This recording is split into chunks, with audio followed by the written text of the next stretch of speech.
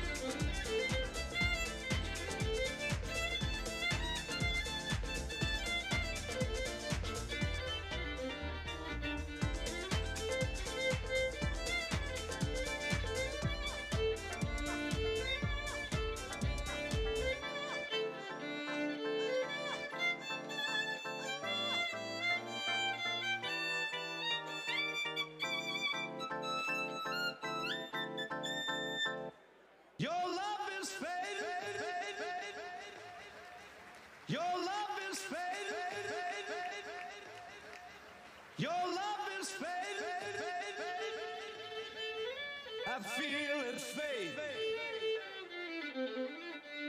I feel it fade. I feel it fade. I feel it fade. I feel it.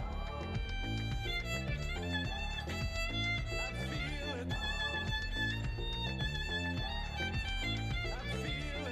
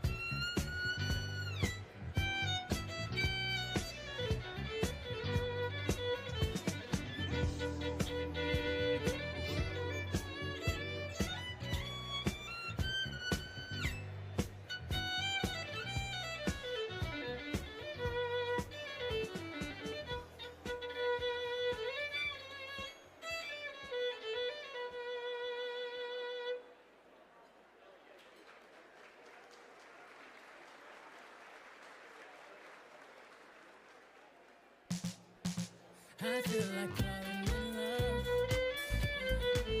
I'm in the mood to hold something up. Tonight I want something, I need someone can make up. I'm in the mood to put something up. I need a medicine, I need a prescription. I wanna go higher, and I sit on top of you. I wanna go where nobody's been. Have you ever had fun like this?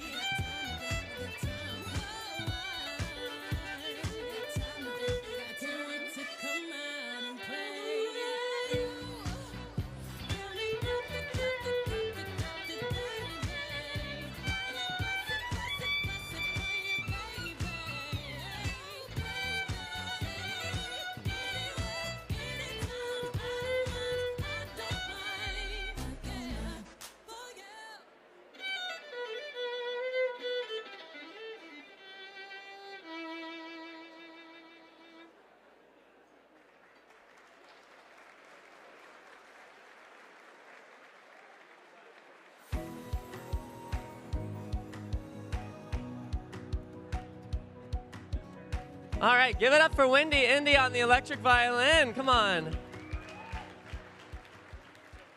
Thank you to her for getting the mood up this morning, and thank all of you for being here so bright and early. We really appreciate it. We have a really great morning program for you.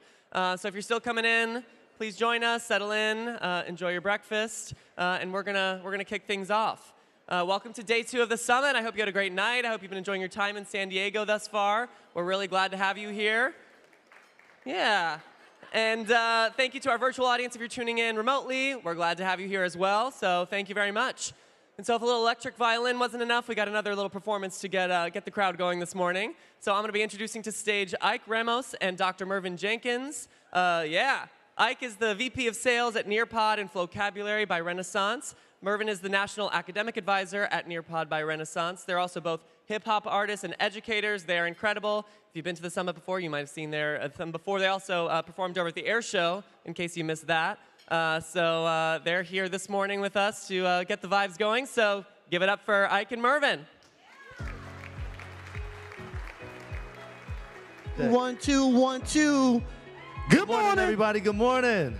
See some familiar faces out there. Again, to echo Chris, my name is Ike Ramos, VP of Sales at Nearpod and Vocabulary by Renaissance. Got my man, Dr. Mervin Jenkins, with me here. Woo-hoo. 2 former principals, 2 turn hip hop artists, turn principals, There we go. turn ed tech execs. So it's an honor to be here with you this morning.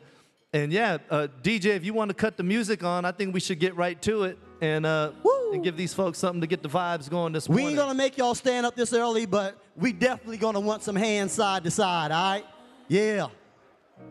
All right, so we're all here to impact student outcomes, right? So this song is gonna paint a picture for you. I'm gonna be the student. Dr. Jenkins is gonna be the teacher. I wish you could see me, the real me, the whole me, truly know me. Do you know at home and at school I feel lonely? Nobody to hold me or console me, but I don't need no sympathy. I need empathy and remedy. Tutoring for math and for literacy. They're trying to ban books in my history. I thought you had data in my mystery.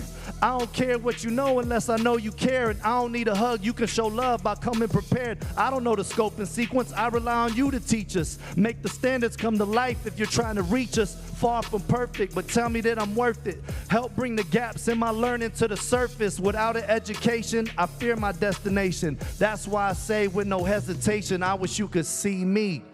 Woo! Did y'all hear the lyrics I wish on you that? could see me. That's how our students be feeling sometimes, y'all. Hands up for everything I am.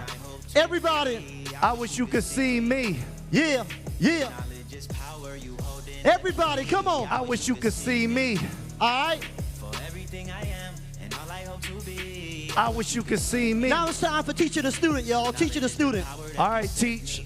What do you got for me? Listen, I see you. I used to be you. Okay. That's why I'm trying to make a change because I can see it in you. All right. World leader, next great mathematician. Mathematician. In order to make it work, both of us have to listen. Okay. Data-driven, Atlantic to the Pacific. Every state have standards. We will finish the mission. Every failure means collision. The pipeline to prison. That's why I got a vision for the things you lack skills in. Okay. Performing education, renaissance in the building. Imagine every child being assessed in the building. Now we know how to make improvements for everyone. I set the bars in the clouds so you could touch the sun. Still taking weekends off, creating lessons. One last suggestion, an open-ended question. How do we approach these challenges you mentioned? I heard you loud and clear, now you got my full attention. I see you. That's all I wanted. That's all I wanted, teach. I see you. All of us are in this room today because somebody saw us in our educational journey, whether it was a teacher, a coach, a principal, and for those of us in the workforce, we have the ability to see our employees so they can reach their pinnacle as well, right? Yeah. So hands up again, let's vibe out on this court. One more time, y'all. I wish you could. All right. Look. Hey, yo, when we say see every, you say student. See every student. See every student. When we say see every, you say student. See every. Thank y'all so much. Let's have a great conference. Let's have a great breakfast. Thank you so much.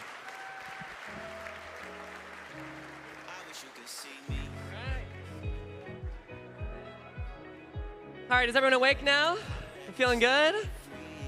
All right, we're going to kick things off with our first conversation of the morning. I'm going to be handing things over to Ann Kirschner, who will be moderating this discussion. Ann is the president of Hunter College of the City University of New York.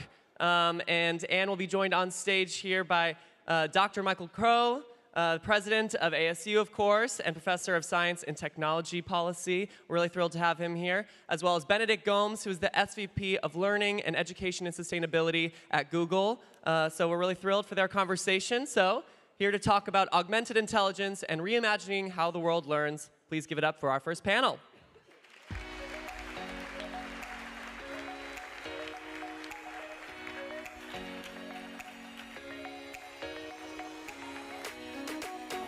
Good morning.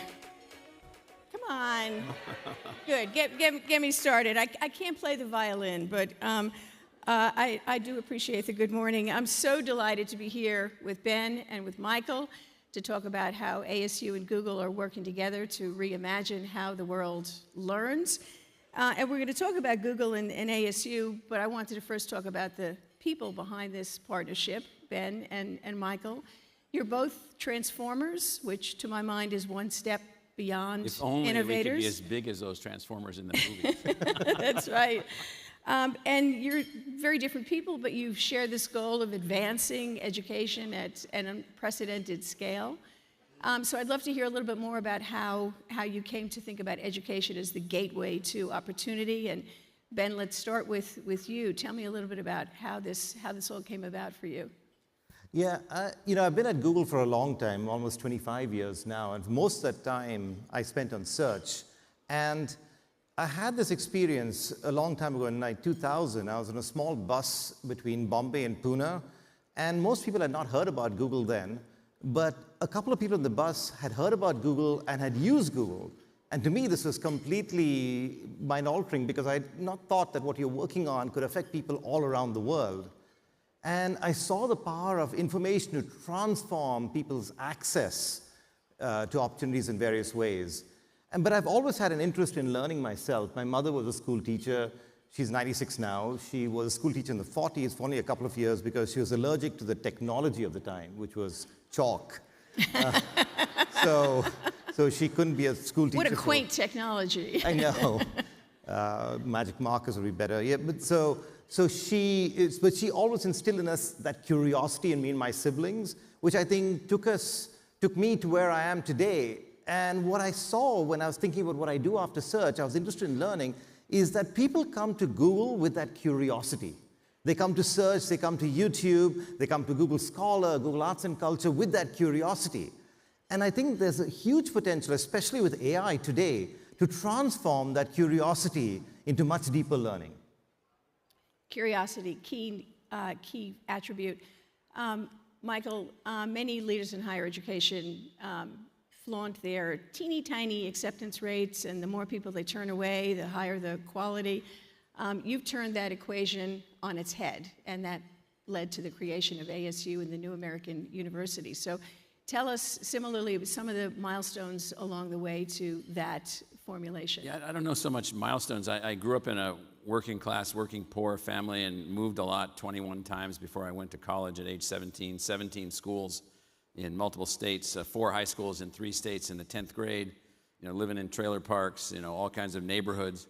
What people don't realize is that in the public housing projects and military housing projects that we lived in and the trailer parks that we lived in, because as an enlisted guy, my dad in the Navy with 5 children was paid at a level below the poverty index for the United States at the time. So what I realized growing up was that I was surrounded by smart kids, surrounded by smart people, surrounded by ambitious people, and then all along the pathway, including siblings, just wiped out, obliterated. And I remember moving from school to school to school to school, and I encountered these I don't know what to call them other than they were like cruel teachers, who would say, well, really, Michael, you just have to catch up. Well, catch up from what? I don't even know what you're talking about. Or you already had that, so why don't we just have you feed the rats this semester because you already took this. And so what I found was this unrelentingly uncreative, completely socially dysfunctional educational system that I experienced myself. And then by the time I got to college and I was this consumer of learning at the highest level that I could possibly put myself through, I found that I was being thwarted by the very people I was going to learn with. They said, well, you can only take 1 major. You can't take 5 majors. You can't do this. You can't do that. You can't learn this. You can't learn that. There's no way to do this. You have to do this. And I'm just like, you guys are like ruining us. And so I became focused, almost obsessed. For the people that know me know this is true. Obsessed with how can we fix this? How can we use science and technology and new tools and new mechanisms and new computers and new ways of doing things? And how can we make a way in which all these kids that I knew that were really smart that ended up with less than optimum outcomes for their lives, by my age now, many of them are dead, along the way. How can we use better tools to overcome a historic system of rigid, factory-oriented learning? And so for me, and I can give you lots of stories on this, for me, has been my driver for a long time.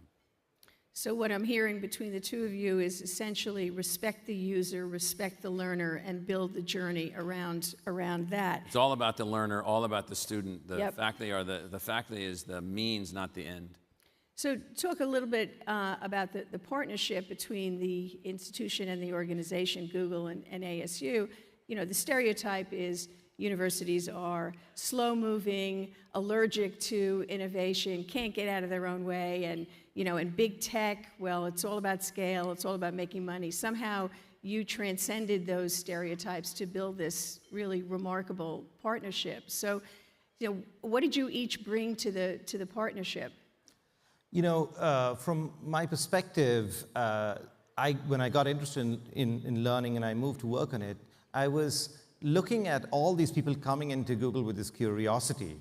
But Google is not really an educational institution, except in narrow areas in places like Grow with Google and cloud certificates and so on. And a lot of these people do want structured learning in some form. And ASU, I found, was at the forefront of adopting educational technology. And they've been partners with us for a really long time. I mean, the first partnership, I believe, was in 2007 when you all was one of the first adopters of Workspace for Education. And ASU has been an early adopter of every technology that is there. And so we visited ASU, Michael has visited Google and with his team. And so a partnership was formed that's, I think, a very natural partnership because for us also, we want broad access. We want inclusive access to information. And I think that's the goal of ASU too. It's not an exclusive access. It's not counting its success by how many people are rejected, but by how many people are accepted into the university and how many people make progress through that university. And I think that, to me, personally resonated a lot, as well as, you know, aligns with the company values. So in the summer of 2001, I got this strange letter delivered to my office when I was working at Columbia University in Morningside Heights in Manhattan. And it was an invitation from a guy named Paul Allen to appear on an island somewhere off the coast of Seattle in the San Juan Islands for a meeting where 12 people would get together and talk about how do you build the final encyclopedia. And the final encyclopedia is a story, a 2-volume science fiction story, so that came with the invitation. And you had to agree that you wanted to read it before you showed up. So I go to this meeting, and one of your buddies, Larry Page, happened to be at this meeting. And he was this, I mean, I had read about him and knew about him, but in 2001, the summer of 2001, August, I mean, Google wasn't what it is now, but I realized in that meeting that the final encyclopedia concept was now not only intellectually dreamable, it was intellectually buildable. And so once you know that such a thing can be built, and while it might take decades to build it and decades to perfect it and AI systems to enhance it and, you know, all the kinds of projects that we're working on to make it real, once that occurs, now you know that no one has to be left out of access to what they need to know. No one. Once you know that, this concept of the final encyclopedia becomes possible, and Google is the closest thing to the final encyclopedia.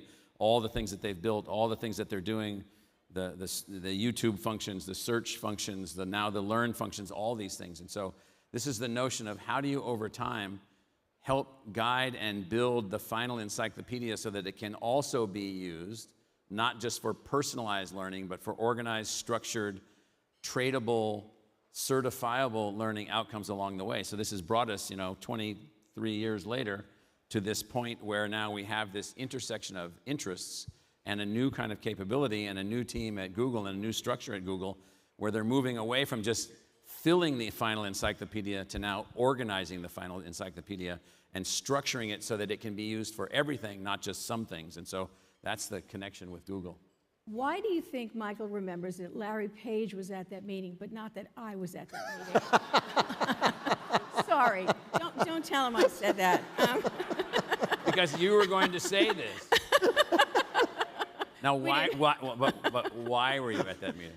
What do you mean, why was I at that meeting? You were running a company. I was running a company, exactly. And what was that company doing? That company was the sort of the original online learning vision for what a university could be called Fathom. So, okay, sorry. Fathom.com. I have to move on.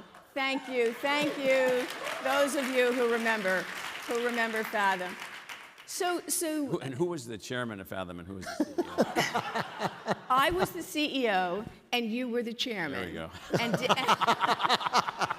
I'm sorry, Ben, I was not involved in you, this company at all.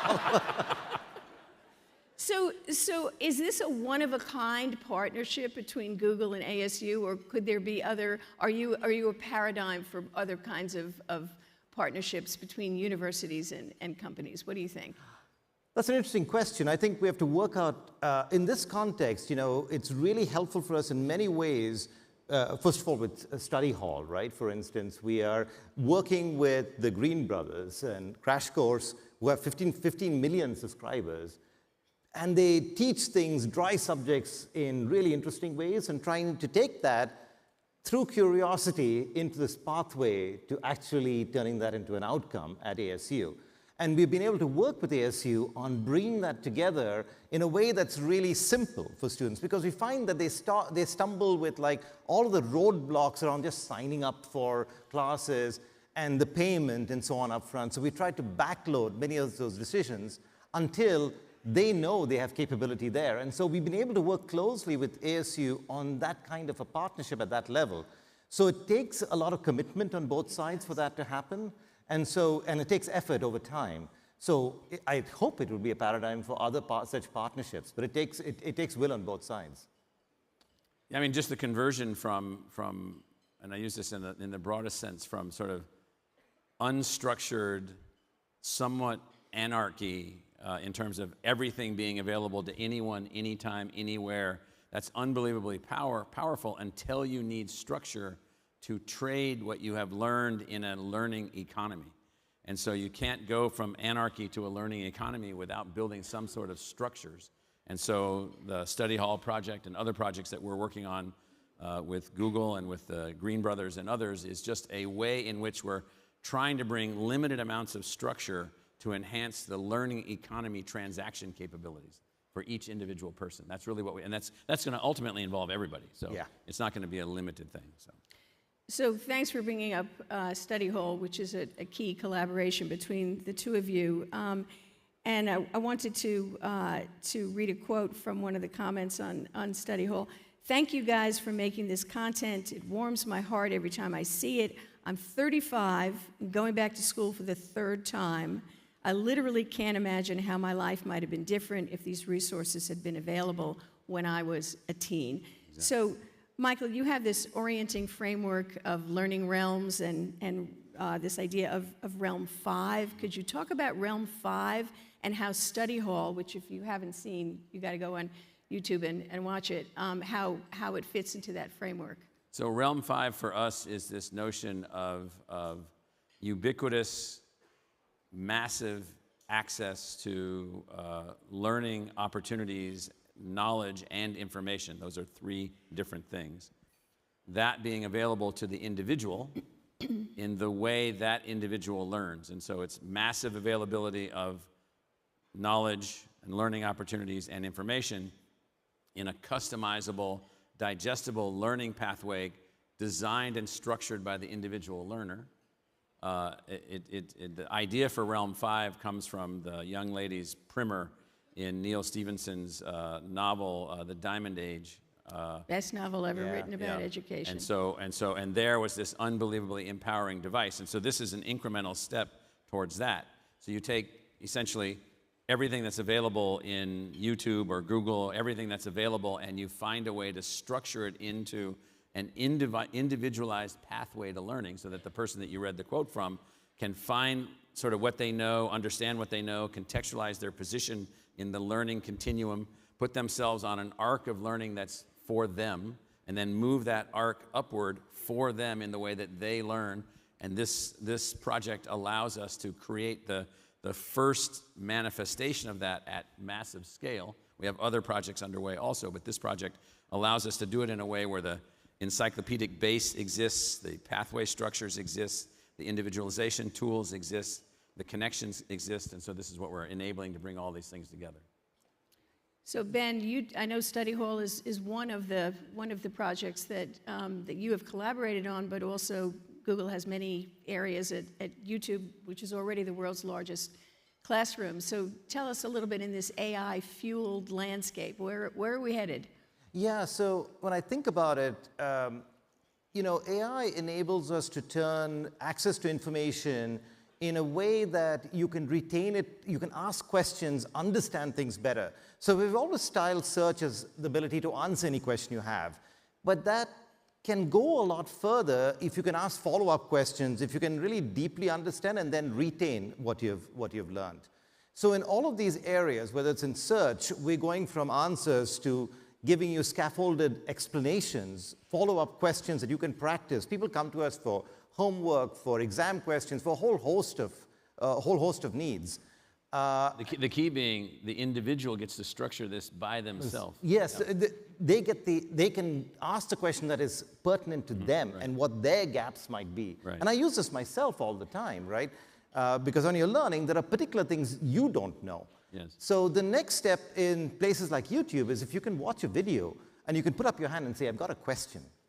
That is an unbelievably powerful thing you can imagine that makes it much more interactive. And we're taking this one step further with something there's a demo out here done with Coding Train, Dan Schiffman, which is called ShiftBot, because he teaches coding, but his idea was, can we take what he is offering, his presence, along with you to the place where you're actually doing coding?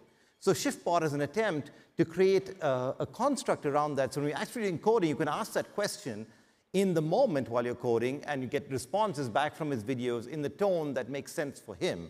So we work carefully with him to create an opportunity of that sort. In classroom, teacher, which is used by millions of teachers around the world, there's a huge, we're seeing this, all of you all know this, there's this huge amount of burnout that we're seeing with teachers, especially after the pandemic.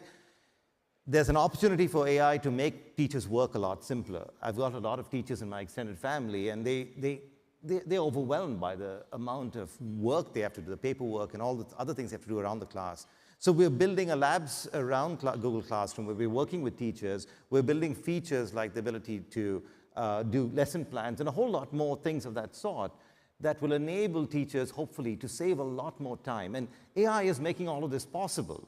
What would have been very hard to do because we didn't actually have the technology for understanding language. And what generative AI unlocks is fundamentally the technology for understanding language. And language is fundamental to not just communication, but learning in particular.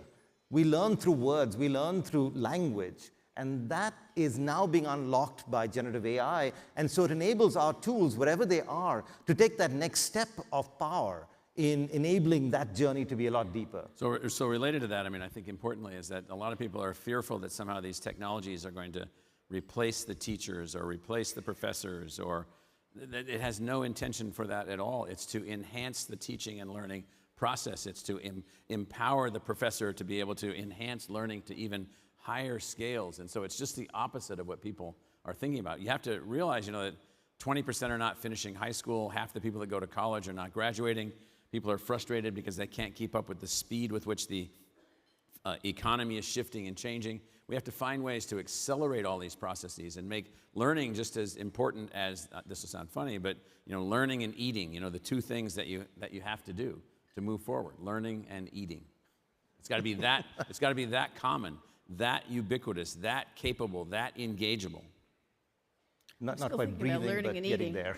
Well, what I mean is that it's everywhere. It's available. It's you eat what you want. You customize it. You do this. You do that. There's thousands or millions of recipes. There's ways to configure things in every possible way. We've just become a little bit slavish to a group of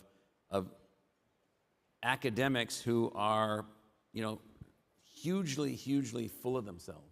And they just think that they've got the answers for everything. They have the methods for everyone to come up with the answers for everything. They just need to structure it in a way where people can learn more individualistically. How do we get that message out to the rest of planet? Well, it's hard because every time I say it, then I get hate mail. I get all these people that are after me. I get these guys that think I should continue to age quickly, and so they chopped off a part of my nose. So that process is underway. They start with the nose. They start with the nose. Ben, what were you going to say? No, I think, for almost everybody here, you'll have one or two teachers who played that, for me it was my mother, but a couple of teachers in my school who played that seminal role in sparking that curiosity, that desire to learn more, right?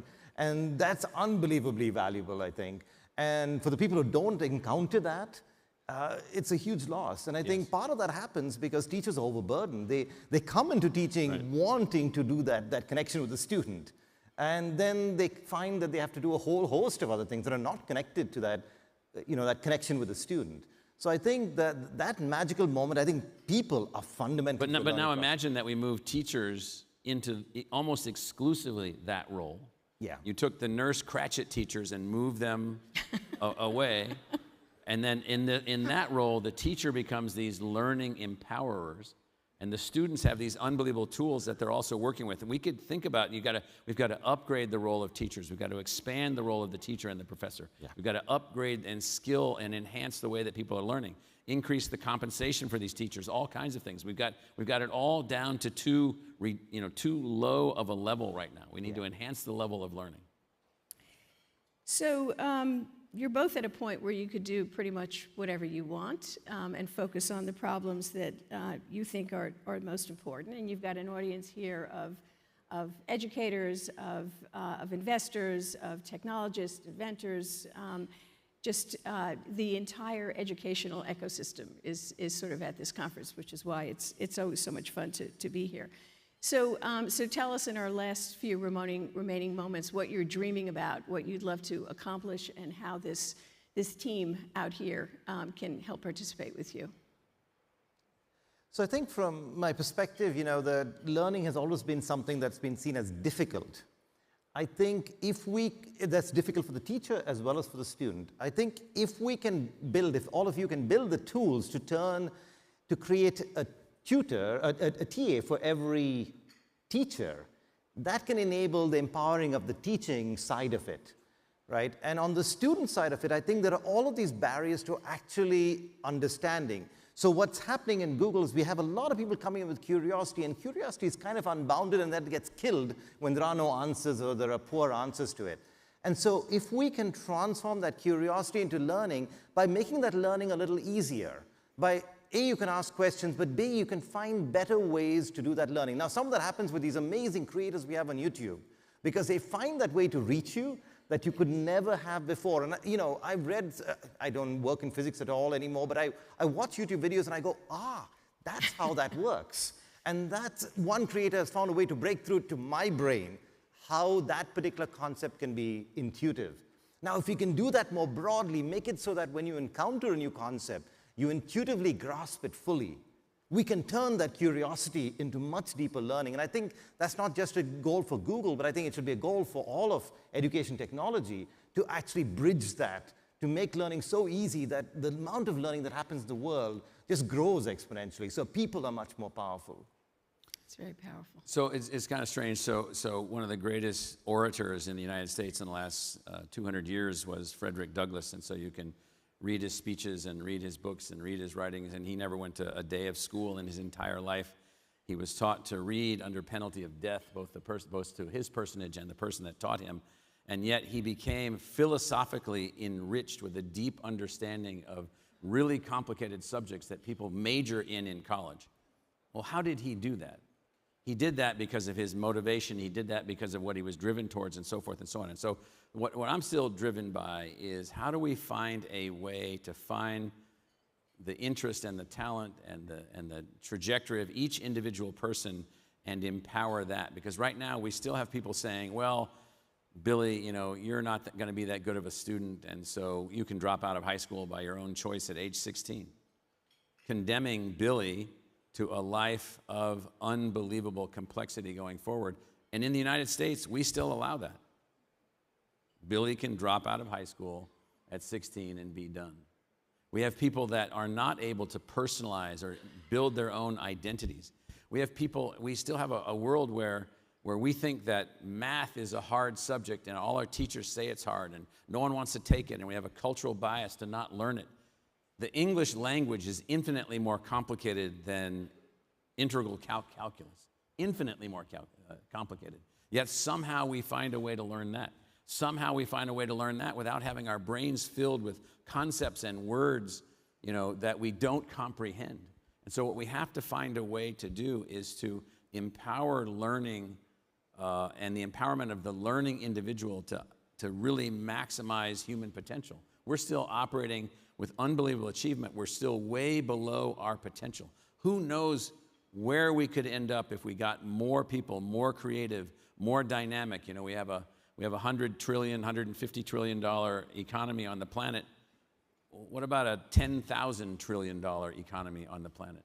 How do we get that? How do we do those things? How do we make these things? How do we literally drive these things forward? And so right now in the United States, you can still predict educational outcomes based on a person's zip code.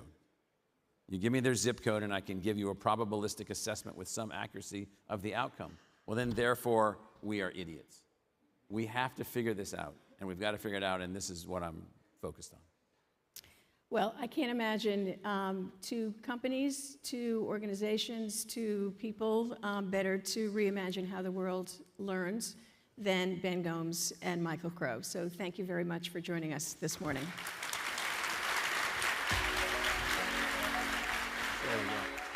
Thank you so much, Anne. Thank you, President Crow. Thank you, Benedict. All right, we are going to keep the program going. We have another keynote coming up. I'm thrilled to bring on stage Ethan Mollick. Ethan is a professor at Wharton at the University of Pennsylvania, where he studies and teaches innovation and entrepreneurship and examines the effects of AI on work and education. His newest book, Co-Intelligence, just came out this month. It's about AI. He'll also be doing a book signing for it right after this at 11 downstairs. So if you enjoy the talk, definitely go meet him down there for that. But in the meantime, here to give us a talk about AI in the classroom, please welcome Ethan Mollick. Hello. Hi, everybody. It's so good to see you.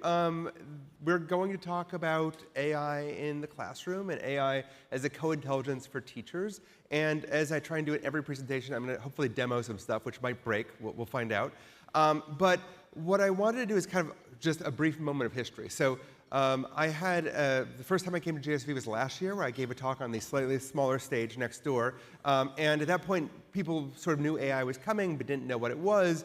And I first kind of went viral for my AI work with my syllabus, which I've been using, having people use GPT before. In my classes, I had an assignment where students had to cheat by creating an essay that would fake me and turn it in.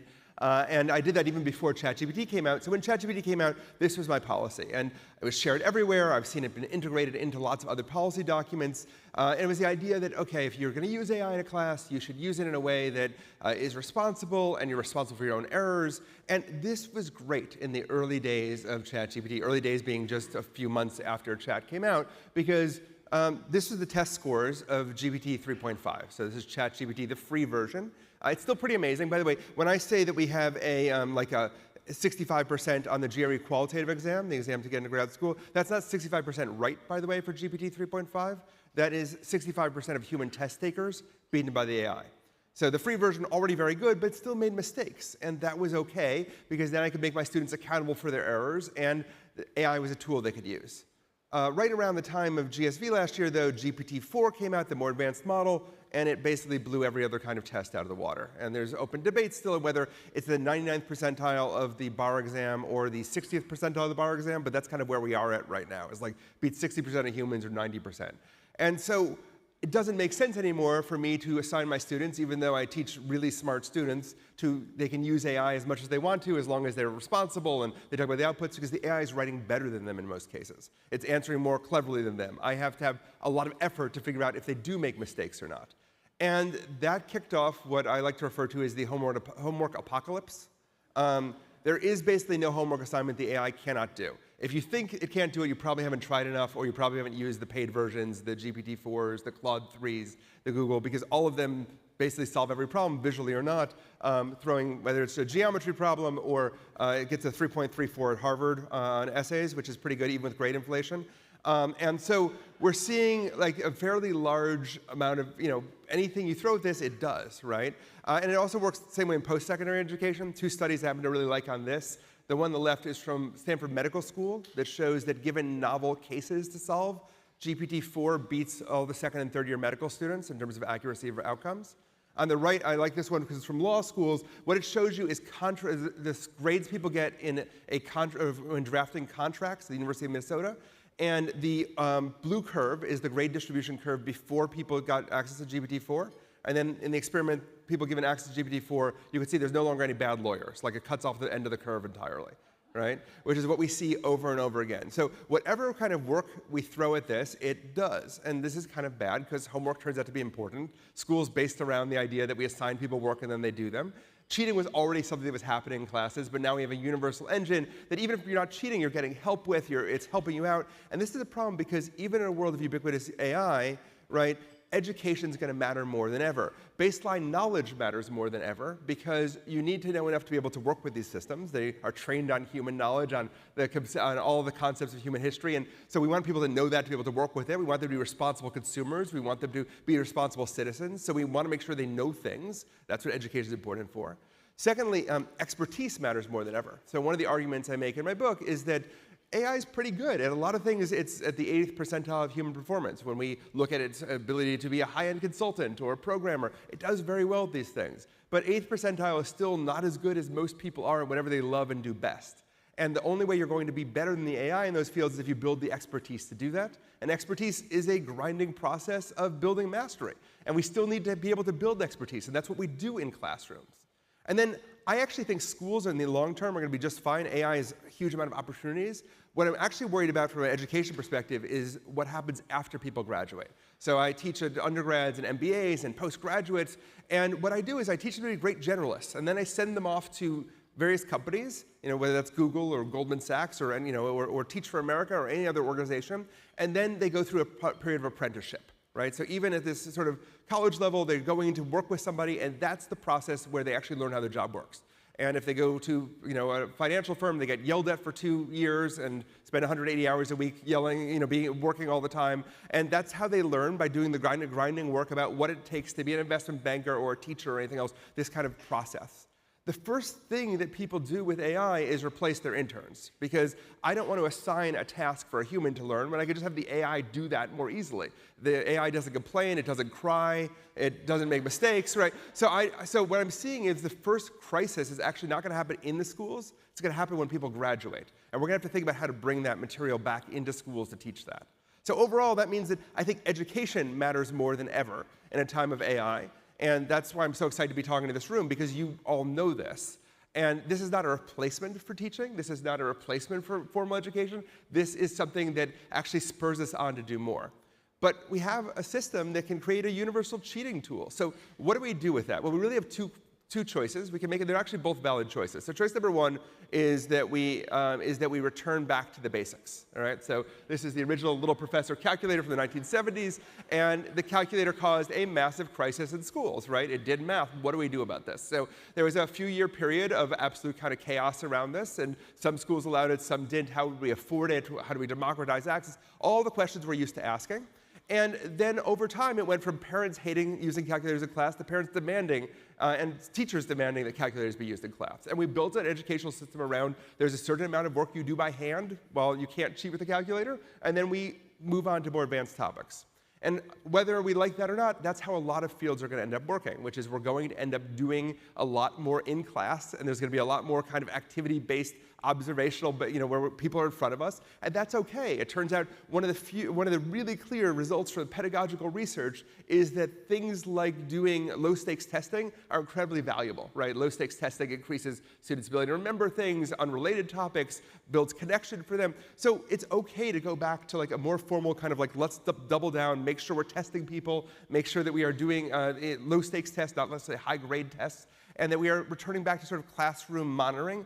That's a valid response if that's what you want to do. And I think that there's going to be a lot of that happening. A lot of basic writing might be done in class instead of outside of class with essays.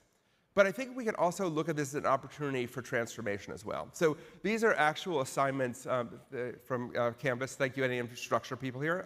That I put for my class this year, right? So when I was teaching my undergrads and MBAs, AI was required and was deeply integrated into the class in every possible way. So they had to work with AI to create things. One of the assignments actually was that they had to invalidate their own job they were applying for. So they had to create a GPT to replace themselves for a job interview. So when they went to that interview, they would hand that to their interviewer, and they would say to them, my job's done, can I get a raise now? And what was fascinating is I had 300 students in the classroom. And I had hip-hop promoters, I had Navy pilots, I had, because I was teaching at Wharton, lots and lots of private equity people. And all of them came up with ways of invalidating parts of their job, of doing their job for them. I never would have realized you could file Navy flight plans, or that this would actually do really good hip-hop promotional tweets or private equity deal memos. My students were able to figure that out and do it. So I was able to push out to them and give them the tools to help transform what they were doing. And I think that lesson applies more broadly as well. So who should be doing this transformation? I'm in a room where a lot of you work for, a lot of you are teachers, instructors, administrators, some of you work for ed tech companies, and I think we have to think about who should be doing this transformational work. Because I think there's a lot of abstract conversation, but let's be really specific about what makes AI interesting or different in this way. So there are 3 things I think about with AI that I think people don't often realize. The first of those is that there is no secret instruction manual. I mean, I talk to OpenAI, I talk to Google, I talk to Microsoft, Anthropic, all of these organizations on a regular basis. And I think people have this model that they know what these models do and what they're capable of doing in your field, and they don't. Nobody knows anything, right? That's either comforting or upsetting, it's up to you. But it's not like when ChatGPT was released, they thought homework would be destroyed as a result of this. They didn't even think about that. They don't know how good it is in 5th grade social studies or in teaching negotiation classes or any other topic. Nobody has the answers. And there's no instruction manual out there that you could hire somebody who knows the secrets. There is no secrets. Everybody's figuring this out together. The AI companies are basically releasing these products almost as soon as they're out and trained, and we're all discovering this together. So if you're kind of waiting for instructions from above, they're not forthcoming, right? Nobody knows anything, right? The second thing is that I think because AI is viewed as a technology product, when I talk to non-tech people, they have a little bit of an aversion to getting their hands dirty with it because they're not coders. There is some early evidence I've seen that suggests that coders are actually the worst at working with AI because AI doesn't work like code. Like, code shouldn't argue with you. It shouldn't make moral objections to your points. It should give you different answers every time. AI does all of those things. What AI is best at, actually, is working like a human being. It's not a human being. Don't make a mistake, but it works like working with a human being. And I find, and in our research, we're starting to see some indications of this early on, that teachers are actually among the best workers with AI. Because what you need to do is understand the AI's mindset. It doesn't have a mind, but it works like a person. If you understand how to give clear instructions, you understand where someone's going off course, you understand how to give corrections, you're actually going to be really good at prompting AI. And one of the things I want to see is more hands-on by less technologists and more teachers, instructors, educators, who I think will actually find they're very good at working with these systems. Because you work with many other minds on a regular basis. You're used to giving instruction. You're used to see where someone goes wrong. All of those skills you'll find are very valuable in this case. And the final thing is, I've been running an internal ed tech company at Wharton for like the last 10 years, and I'm very proud of what we've done. But one of the things you learn very quickly is like teaching environments are different everywhere. Every school is different, every classroom is different, every teacher is different, and they know their own environment. And one of the failings of ed tech overall has been that we have to build sort of large-scale solutions that are not customized to your needs and have to trickle down from above. What's really exciting about AI is that instructors who know their own environment have the ability to build their own sets of tools or modify tools that are responsive to their environment. Instead of taking away authority and making it more to do, it's about giving yourself authority and control in a way that we've never had before, democratizing access to education technology. We're already seeing a little bit of this. When I talk to people, a lot of people in classrooms, this is one of our prompts. All the prompts I'm showing you, by the way, I work with my wife, Dr. Mollick, on all of this, and we co-author all the papers together. She's mostly our amazing prompt engineer. And by the way, no programming experience at all before. Teaching, understanding how teaching works, understanding mindsets, building ed tech tools, that's where this comes in. But here's a simple one that creates quizzes, right? And if you give this any document, you will end up getting a pretty good quiz as a result. Teachers are doing this already everywhere, right? I'm seeing a lot of this kind of tool creation of like helping you prep for classrooms. It's not showing up in every survey yet, but some more surveys are finding teachers are adopting it for this reason. Less commonly, I'm seeing people use this to build activities and explainers that are actually deployed to students. So I find it kind of miraculous that I can say, literally this paragraph to an AI, create an interactive simulator that explains the central limit theorem, and I get a working website, like a zip file or like a full-on website that I can just show to my students. It's like, here's a simulator that shows you how this works. It would take me a long time to code that myself if I even remembered how to do it and to deploy that, but AI can do this entirely. So it changes the frontiers of what we could do. And I want to make the argument we can go even further, and that instructors are becoming coders now. Okay, so I want to make that argument for you and show you a little about this. This is an example of one of our prompts. It turns out you could put a 4-page prompt that's basically like a assignment, instruction rule set into AI, and it will execute that pretty well most of the time. So I'm going to try and show you some of this here. There's nothing better than live demoing, and especially live demoing ChatGPT, because it breaks on a regular basis. But we'll find out whether it works here for us. So I want to show you an example of this. And all of this, by the way, we share all of these prompts, so if you want to play with any of these, you should.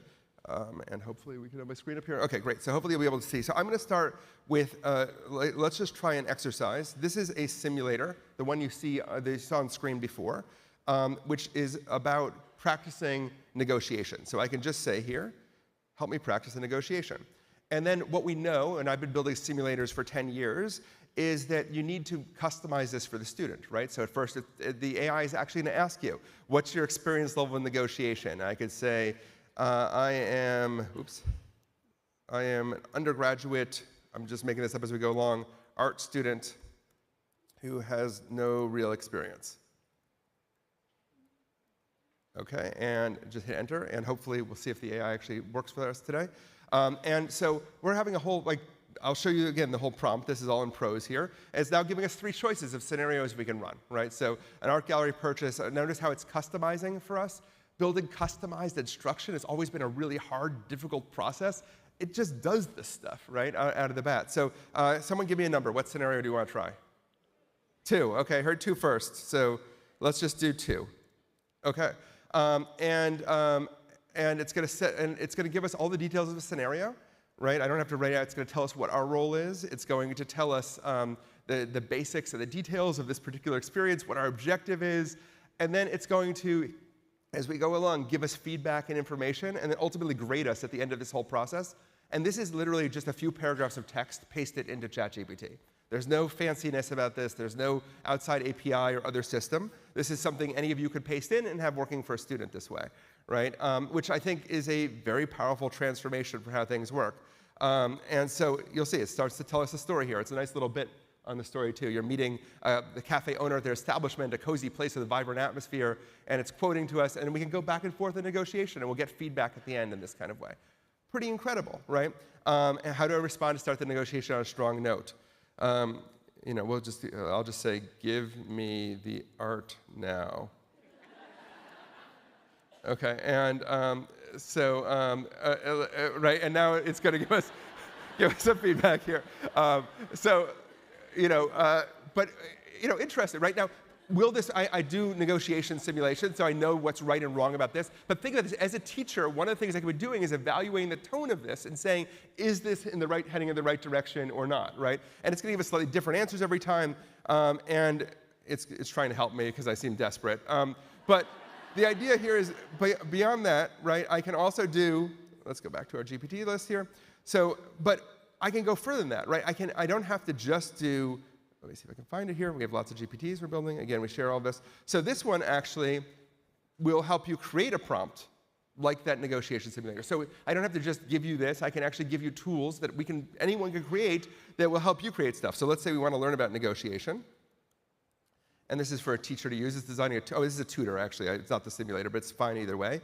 And there's 2 concepts in negotiation we'll cover. We'll cover BATNA, and we'll cover ZOPA. So BATNA is your best alternative to a negotiated agreement. ZOPA is your zone of possible agreement.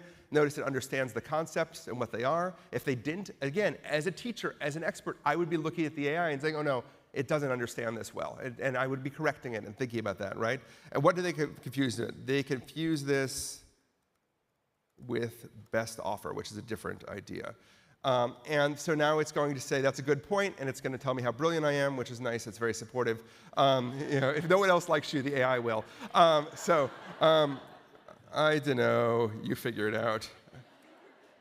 It will take us through a bunch of questions, but you can see, I just want to show you how this works here. And now what it's going to do is it's going to actually create a prompt for us that I can then paste in and anyone can use, right? So it's not about showing you, demoing an ed tech product to you. It's demoing the idea that you can now roll your own ed tech and you can create a tool that you could share with other people. You create a tool that creates tools and share that with other people. And there's all sorts of exercises, and I could just copy this code and paste it in, and that would turn the AI, oops, if I can remember how to do this, and that would turn the AI into an AI tutor. Is it the tutor you want to use? I don't know. You'll have to experiment with it and figure out what it's good or bad at. I can't answer that question for you. You are the subject matter experts. And the more we democratize out the use of these tools, the better off we are. And there's many other kinds of tools we could do. For example, let's just pull up one more in the couple minutes I have, just to show you. And again, all of these are publicly available. But here's another nice example. This is this coaching that teaches you to interleave topics together. Let us find a good one here. OK, here's a nice one. Teach the AI exercise. Hopefully it'll run. And this one has these, as every teacher knows, teaching others is one of the best ways to learn, because it forces you to organize your thoughts and put stuff together. This has the AI act as a student, and your students can then teach them a topic. And the AI will respond one way or another. Do we want to be chatty and inquisitive or skeptical and bemused? Which one? So, I'm hearing too many actual teachers in the room, right? Skeptical and bemused is the right way to go. And we could say negotiation, and then it will actually give you feedback on how good you are at teaching it one way or another. Could you start by explaining what it is and why it's important, right? So soliciting answers from you. And these are just things we've come up with, right? The whole idea is that you are a room full of people, and everyone watching this remotely, you're an audience full of people, a world full of people who have not had the ability to make tools before. We've always had to take other people's tools and try and adapt them or live with them or adjust to them. And now in your class, in your setting, you can build the tools that work well for you. And to me, that is the most exciting kind of part about this kind of AI moment that we're in right now. And if we can switch back to the slides for a second here. So what I'd like to argue is that this is the time for us all to build. And what worries me the most is people viewing this as something happening to them, that AI is like a thing that's going to impact education. That's true, but we finally have agency over this, right? This is not something that we have to wait for it to roll down through 25 layers of administration and be turned into products and sold. This is something we can start building on ourselves, that we can all experiment and learn from, because there are no outside experts. There isn't anyone who can tell you how AI is best deployed in education. Right? It's kind of amazing to me in some ways that I'm still here a year later as one of the leading people talking about this. There should be many, many leading people discussing it. There already are. It's bubbling up on all kinds of districts. We're just not sharing enough. We're not talking enough. We're not building our own communities of practice and sharing how we can make this better. We're not taking ideas from ed tech and from pedagogy and building pedagogy instructor-first approaches to how education should work. So here's my advice on what I think we should do. So first of all, as educators, I think we should be experimenting legally and ethically with AI, right? And there are lots of caveats here, but the truth is things like privacy are mostly solvable concerns at this point. Every AI company knows that they want their systems to be used by companies and educational institutions, and they are figuring out privacy solutions. That is not a long-term problem. So I recommend inviting it to everything you do. The only way you can learn what's good or bad at, and by the way, it's going to be terrible at some things, and that's okay, right? You need to learn what it's good or bad at. The way you do that is you use it for everything. Give it every one of your assignments before you turn them in. Use it for every, trying to email a parent, trying to develop a lesson plan, come up with ideas. Try it for everything, right? And you will find what it's good at and what it's bad at as a result, and that's how you learn. The second thing is to dive in. I have a series of videos, other materials you can look at, but really the only way to figure this out is just to use it. And the way to use it is just to talk to it like a person. So if it's not a person, but if it's built that way, if you're good at working with people, you'll find that you're good at working with AI. Interact with it, tell it things, correct it when it's wrong, learn what it knows and doesn't know. You'll learn all kinds of interesting things. Like, for example, one flaw in all the major large language models right now is they all believe that learning styles are real because it's been repeated so many times in the literature that that's what it thinks is real. So we actually have in all of our prompts, we have to correct it, say, remember, learning styles aren't really a thing, and then it knows better. We have to learn that set of stuff, and you have to figure out how to teach it. You can't be waiting for someone to tell you. And then, most importantly, you have to share what you learn. We have to start building more communities that are discussing this. Like, one of the things you can do is you can give this information out, you can share it with people, and that lets them build on it. Because what we really need to do is democratize in this moment and take charge of where AI is leading us to be positive for education, to be positive for instructors, to result in more security in the classroom, not less, to make it feel less precarious. And we're only going to do that if we, as instructors and as builders and as educators, start to think about that kind of stuff in a serious way. And then finally, like, this is the beginning. If you're not on this curve right now, the other concern I have is that, like, this is just the start. I only have a few months of foresight, nobody else does, but like, we're not done yet with this curve. If you think like, okay, AI is ready, we'll adjust to it in the next coming 3 or 4 years, that's not what's gonna happen, right? I don't know how long this curve will go on. Nobody knows how long this curve is gonna go on, including the people who make it. When I talk to people training AI systems, they're divided on how long this goes and how good these systems get, but they are getting better. And if you sit this one out, it's not going to result in this going away somehow or getting put back in a box or disappearing. So we either decide we're going to do something with this that's positive, we're going to build on what's positive, we're going to role model the positive behavior that comes from AI, we're going to show people how it can be used to make the world a better place, or other people will make that decision for us. So I hope that you think about this and that we figure out ways to join together as a community of educators, administrators, education technology experts, and think about how to build kind of a better future that way. So thank you very much. I have all of the prompts that I showed you are in moreusefulthings.com. We share them all. We have a bunch of academic papers and videos there too, and there's a bunch of practical guides too. And I really want to start the norm of like sharing even stuff that doesn't work, the stuff that breaks. We need to be innovating as a group. I don't think we should be waiting for someone else to do it for us. So thank you very much. I'm excited to be part of this journey with all of you. Thanks. Thank you very much, Ethan. As I mentioned before, if you enjoyed that talk, check out his book, Co-Intelligence. He'll be doing a book signing at 11 a.m. downstairs, so if you want to learn more, go check that out.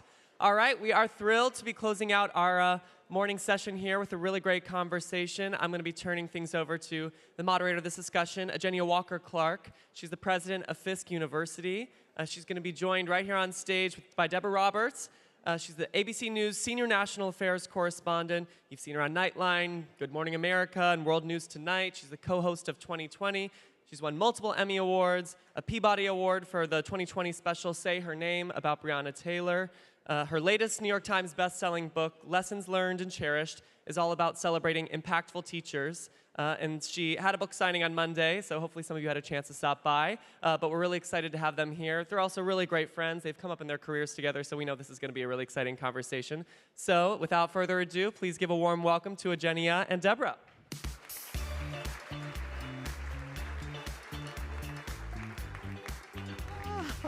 Well, that was awfully tepid. Come on, come on.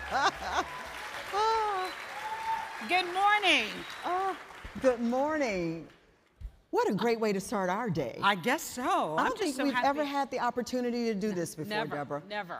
And the two of us have known each other years. But all of that to say, I think one of the most exciting days I've had in my friendship with Deborah was the day that she called and she said, I'm doing a book. I'm like, you know, you've been talking about doing a book, but what is this book going to be about? And you said, teachers.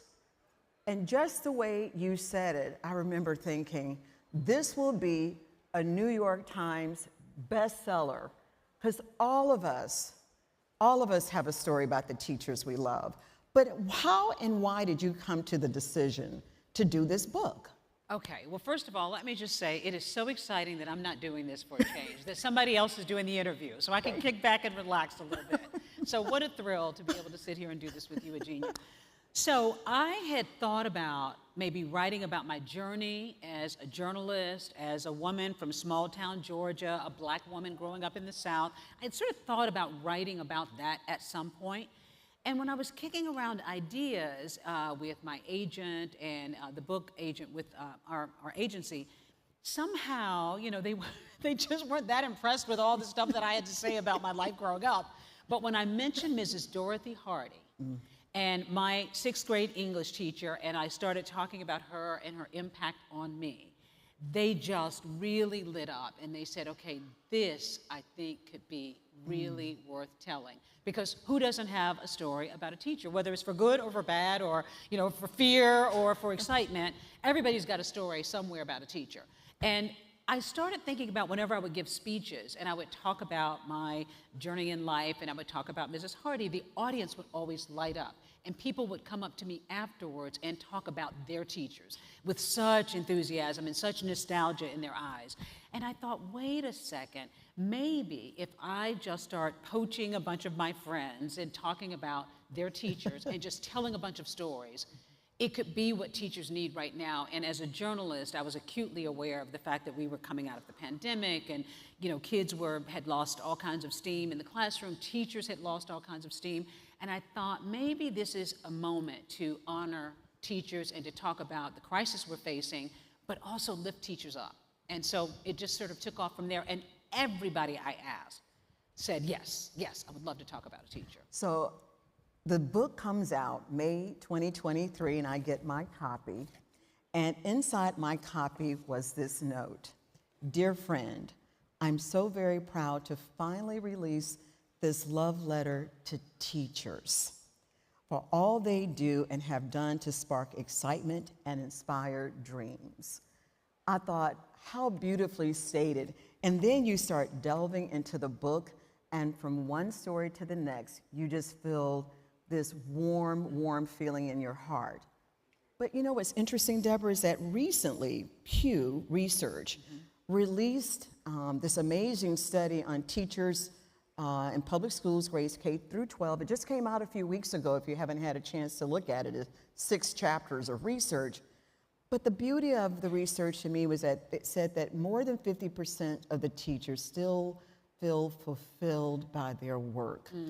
When you started talking to the different people in this book, did you have a hard time to get them to talk about the teachers that not at all. made a difference? And I love that you're looking at the glass half full instead of half empty, because the fact of it is we are in a real crisis, and the majority of teachers, while they do have some fulfillment, are expressing great dissatisfaction with the profession that they've chosen. They feel disregarded, disrespected, all of those things. So we are really in a crisis right now in this country. I'm sure many of you know this. But what I loved about talking to people, and I've had a chance to know a lot of these people over the years in passing, but I reached out to Oprah, and Oprah said, all that I am and all that I will be is because of teachers. And in that Oprah way. And she said, I can't wait to talk to you about this. Anybody I just met, I ran into in Good Morning America, behind the scenes, I would run into, somebody, Christy Turlington, the model, and I said, I'm doing this book, I would love to talk about a teacher. What people love talking about, I think, well, first of all, particularly when it came to celebrities, not talking about themselves or revealing anything that they were worried about being put on the spot, they love talking about a teacher. And in some cases, Melody Hobson, the financial wizard and genius, talked about a teacher who was very tough on her. And she said, this may come off wrong to a lot of people, but this teacher, and she told this story about a teacher who really, really gave her a hard time and kind of almost embarrassed her in class because she missed a spelling word. But she said, it taught me grit. And so everybody was excited to share something that happened for them. In fact, some people said, a teacher saved my life. Saved my life. And I thought that was it sounded kind of hyperbolic, but they said, no, believe it or not, I was in this failing situation, or I never thought I could amount to this or that. And when I had a teacher who believed in me and saw something in me that I didn't see in myself, or went that extra mile to help me, it saved me. And that is so intriguing, because I was talking when I was signing books yesterday, one of the folks here said to me, as much as you all are talking about technology, AI, and all of that, the human element is still so, so important when you think about the connection and the opportunity to connect with students. So, no, everybody just seemed to love talking about their teachers. In fact, some people I couldn't shut up. I promised everybody they would be on the phone with me or Zoom with me, 25, 30 minutes. That's how I got them in the tent, because some people are just very, very busy. Spike Lee, Octavia Spencer, Brooke Shields, and everybody said, yeah, and they liked the idea that they didn't have to make an appointment to go and find me someplace. But some people just kept talking and talking and talking and talking, and I couldn't shut them up because they loved talking about that point in their lives. And I will say that the fun I had reading the book was not only, reading about teachers and the impact that they had on the individuals' lives, But it was really interesting to get a little taste of their personal life and how these teachers sort of gave them that moment to pivot. But one story that I thought was fascinating was the story of Michael Strahan, one of your co-anchors. Football Hall of Famer. Yes, but what was fascinating was that he was one of 2 kids to graduate from his high school in Germany at the same time. But how that one teacher made him learn that he was teachable, coachable. And I think that was one of the stories that I thought, this is the art of being a teacher. Yeah. But that story, while it was Michael's, was kind of a thread throughout the book. Did you find that after doing several of the interviews, there seemed to have been a thread from the many, in all different walks of life? Right. But it seemed like there was a thread of a story there. Well, your story, talking about growing up in Mobile, Alabama, and the teacher who saw something, you were chatty Cathy in the classroom, and, and I was probably guilty of that myself. And, the teacher sort of pulled you aside and actually pulled you up front and said, I'm going to sit you here, just to sort of get you away from the crowd. But you talked about how the teacher saw something in you that maybe you weren't even aware of. And I had a number of people say that, whether it was, a teacher in a very bright, happy, cheery kind of environment that made them feel good or seen. And a lot of people said they felt seen. Even people, Jenna Bush Hager talked about, growing up, her father wasn't president at the time, but growing up in this family, this political family, her mother was this librarian. Clearly, her family was all about, reaching and education and all of that. She wasn't as good of a student as her twin sister was. And she knew it. So she was a little bit of the class clown, she said. But she had a teacher who pulled her aside and sort of encouraged her about reading and said to her, you really have the potential to. And she said that was the first time somebody said to me, you have the potential to. Now, she grew up in a family of people who were achieving, but she personally didn't feel empowered herself. And she had a teacher who actually saw something in her. And I had a number of people say that somebody saw something in them that they just had not seen, whether they came from a home that was challenged or a home that was very loving. There is something about an outsider, a stranger, and also a person of authority. And that's one of the things I think that is so sad today, because teachers don't feel they have that position of authority that teachers did when so many of us were growing up. But they really did have this position of authority. And for a child to feel that that person sees something. In my case, Mrs. Hardy said to me, and I talk about it in the book, in that syrupy Southern way, Deborah, you're a smart girl. You've got a lot going on. You're going to do well in life. And something just happened for me when she said that. And I know you have a similar story. And I had a number of people who told stories like that one teacher, or maybe multiple teachers, saw something in them and led them to believe that they were capable in ways that nobody else had before. And you touch on something really interesting there, because in the Pew Research study that was just released a few weeks ago, it's fascinating that teachers say that there are all these distractions that they're encountering in the classroom. 33%, I believe, said something to the tune of the cell phones in the classroom are a huge distraction. Especially in high school. Especially in high schools. But when you read the stories in this book, I think of Christy Turlington's story, Mrs. D. She talked about how she had such poise and control, and just watching her, she saw an empowered woman standing before her in the classroom. An empowered black woman, too, because she had never encountered that before. Exactly. She had moved from California to Florida.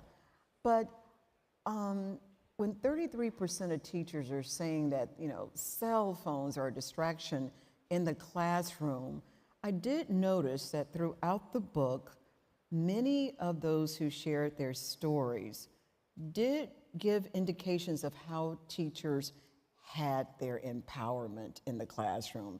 A couple made a reference of it was the way they looked at you. A couple said that when they would walk by their desk, they knew. Do you find that the experiences of the individuals that you interviewed for this book truly had those unique experiences that teachers everywhere, every day are having, but it empowered them to be responsive to those experiences. Wow, Agenia, you are good at this. Whoa, all right, come on now, asking all these tough questions. Well, I think that one of the things that I learned from people, and I think that so many of you in your capacities, and whether you're in education or you're in a field that is related to it, or whatever field you're in, I think we all know that there are people in our midst sometimes who carry something about them, right? Some kind of an aura, or whether you're a woman looking toward maybe another woman who might be impressive and empowering, or just anybody who might be looking toward somebody who may give you an inspiration. I think that, and particularly at this time of 15, 20, maybe even more years ago, teachers, and that's one of the things I think that we all need to, think about and try to address. We celebrated teachers. I mean, people wanted to, people sought to have that profession. They wanted to be teachers because they saw it as a profession that was worthy of respect. And that's one of the complaints teachers have today. And I think to see teachers be able to carry themselves, and also too, they weren't so burdened by the curriculum in the same way teachers are today. So they could sway and come in the classroom and sort of bring something to that classroom, whether it was a man or a woman, and how they approached education. It wasn't just about the academics. It was also about who they were as people. And kids take that in. They really do take that in. And in this case, she said that her teacher she just had this sort of sense of empowerment. And that particular teacher now today, I think, leads some women's organization down in Florida where she's like a big force and a big influence. And Christy said she'd never seen anybody like that before. So the idea that this woman who was so accomplished and so unapologetic in the way she carried herself taught her something too. And of course, Christy went on to become this model and now this philanthropist and this woman who's an activist in the world. So seeing somebody in a position too that just seemed to really inspire her stayed with her. So you shared several stories about your teachers in the book. Is it Mr. Man? Mm-hmm. Mr. Man, the science teacher. Science teacher. Yes. Okay, so he had a sense of empowerment in his style as far as relating to the students in the classroom. Yeah. When he would talk to us about the bones in the body, and I remember he would talk about metatarpal, phalanges, this, that, whatever. He had a little sing-songy approach about talking about the bones. And I would come home and do this sing-songy thing with the bones, and my sisters thought I was so nutty. Like, what is going on? But I got so excited by his class. And he had a way of making the kids excited about learning about the skeletal system. And I just remember just being so, and I wanted to please him. I wanted to do well in his class. And that's what a great teacher can do, or educator, can just really empower kids to aspire. And that's what he did. I got so amused with his particular story because the way you described him, he didn't sound like the kind of fellow that will be running around singing songs to his students. Very straight But he laced. did. Yeah. But I think that what we're seeing now is that sort of the art and beauty of being an educator. You are the leader at the front of the classroom with students who are sitting there just sort of taking it all in. So this Pew Research says that as of April of 2024, that while things are complicated and complex for teachers, the majority of them say they still would recommend this as a future career for their students. I think when we read stories like these, there's no reason why all of us would want to be a teacher in a classroom. I would like to think that's true, but unfortunately it's not. I mean, last year we had 60,000 teachers just left their positions in the States. Schools are struggling to recruit and bring in qualified teachers. A lot of teachers are starting to feel the morale is like at a 50-year low. I mean, the fact of it is the report card is pretty bad right now when it comes to teachers and education. And many of them are not feeling valued. And within 5 years, so many of them leave their positions. So I think you're right. There's no reason why we shouldn't. But we're facing a real crisis right now where people do not see this as a profession that is worthy of goals for kids to want to aspire to.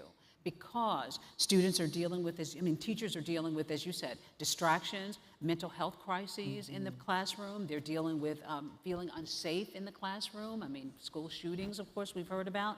So there are a lot of reasons why teachers are finding it very difficult to stay in the classroom right now. And I thought that if nothing else, it's very, very true. And it's unfortunate too, because I feel like we've been here before. And I remember in the 70s and 80s, I was a child, of course, but I remember when there was this big study, government study about the classroom and the crisis and teachers and so forth. And a lot of it was about pay and disrespect and so forth in a very different way. And there was a big, big effort on the part of the government and also states to address this. And for the most part, they did. And salaries went up, and there was a lot of attention paid to teachers and education and what was happening for them. And we sort of reversed course. We need that again, because right now, people are leaving this profession in droves. Schools this next year, as we're about to see the end of the school year this year, schools are going to struggle to try to recruit qualified teachers. It's really, really a bad situation. And my hope is that this book, while it is a walk down memory lane and there's a lot of nostalgia in there, and of course it doesn't address all the issues we're dealing with right now, but I hope it's a reminder to us that we need to prioritize not only education for our kids who so desperately need right now to be caught up, and they're behind because of the pandemic and so forth, but also to value teachers and to remind them that they matter, to remind them that we think that they have the smarts and the authority to be able to do what they need to do in the classroom, that maybe some of the polarization that is in our country, that we need to address that and to give teachers really the autonomy and the opportunity to soar in ways that they used to be able to soar for us in those times and that I celebrate in the book. So that's what I'm hoping, if nothing else, conversations will get started so that we can create an environment so people see this as a noble profession again. And I'm so hoping we get there. Honestly, and we have to. We have to get there, because when you go through and you read these stories and you sort of feel the impact of what teachers have done for the many chapters in this book, one of the stories that also stood out to me was the story of Laisha Ward. Laisha is an executive at Target, and she talked about her teacher, Miss Booker. And Miss Booker was one who realized that while Laisha was chatty, she had a speech impediment. But the teacher also said, you need a speech therapist. Just that one moment of intervention changed the direction of her life. I just feel that this book talks about how teachers have been that one moment of intervention that allowed all of us to arrive to the place that we are today. Are there more stories like this that you haven't written about yet? Oh gosh, yeah, I'm sure. I had to stop at a certain point because I had to make my deadline, but I wanted to just keep going. And I have to tell you, as a journalist, I love delving into stories, whether it's true crime stories for 2020, which is what I do regularly, or whether they're stories that are just interesting stories. I loved hearing these stories from just various people. I mean, Lucy Liu, the actress, I just DM'd Lucy. I just sort of slugged, online. I was just looking at all kinds of folks. I DM'd Lucy and said, would you do this? And she said, oh, I'd love to.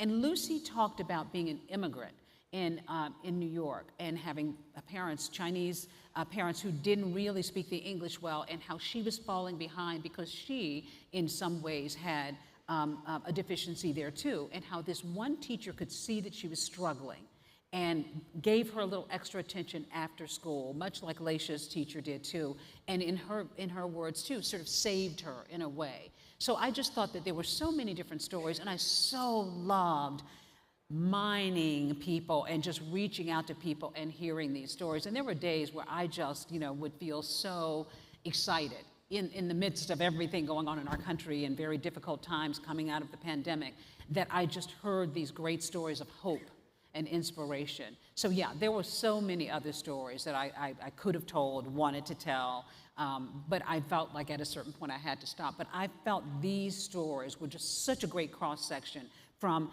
celebrities, people who weren't necessarily well known, fashion designers, people from all walks of life, you, who's now president of a university, just so many different stories that just highlighted what it meant to them to have somebody in those very early years, or sometimes even in later years. Bobby Brown, the makeup artist, talked about after high school, somebody who believed in them and saw something in them and actually gave them the courage and the inspiration to move forward. Well, this book was a fun read for me. It was enjoyable, it was special. And it's sold in the bookstore down here too, by the way, And- so there's time to get a copy. I signed a few copies yesterday. And it's a fun read to enjoy. There was one person you interviewed that I'd be curious to know about. How did this particular interview go? And how did the story unfold in your book? And that was an interview you did with a gentleman by the name of Al Roker. I knew you were going to do that. I knew you were going to do that. So tell me about talking to Al Roker about his teacher. So my husband heard me talking to all of these folks about teachers, and of course I knew over the years that he had this one teacher, Mrs. Fryer, he had talked about. So I mostly interviewed everybody for the book, but because I was up against a hard deadline, I had a co-writer who worked with me, a ghostwriter on this, and I gave a few people for her to phone up and do their interviews, including Al, because she had worked with Al before. Well, Al was quite insulted that I sent his story off to be told to the co-writer of the book. I'm not worthy of having you interview me for the book. He was quite annoyed by it. And he said, I don't think I gave my best interview with her anyway, so how come everybody else gets to be interviewed by the author of the book and I don't? So I wound up interviewing him again for the book to make sure his story was told in the way that he wanted. I was shocked he pitched such a fit about it. But anyway, it was really interesting to hear him tell his story about his teacher and include him in the book as well. Include him as well. The stories that you bring together in this book are stories that we can live with forever.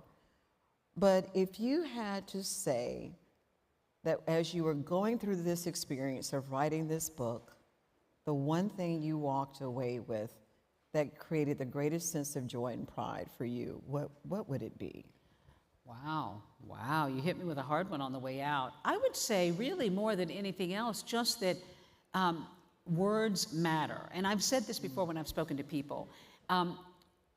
There are so many people, whether they're young people in the way of kids or adults, who are waiting for somebody to sort of just make them feel that they matter. And I always say, be mindful of what you say and how you behave toward people, whether it's good or for bad, because they may just take you at your word about what you think about them. So be mindful, words and actions matter, and they have an influence far beyond what you might imagine. Oh, I knew. Lessons Learned and Cherished. The author is Deborah Roberts. Can I just tell you, it's the greatest gift to share with the teachers in your life, to share with those of us who are teachers, whether we are formally or not, but more importantly, to really honor those who have really made all of our lives unique and special. Deborah, thank you for doing this book. Happy to do it. Yeah. And there's time to pick up copies between now and the end of the school year, so I hope you will, and I hope you enjoy. Thank you all. Thank you so much, both of you. Also, if you enjoyed that talk, be sure to grab Deborah's book. As she mentioned, it is downstairs available to grab, so please do it. And thank you all so much for joining us this morning.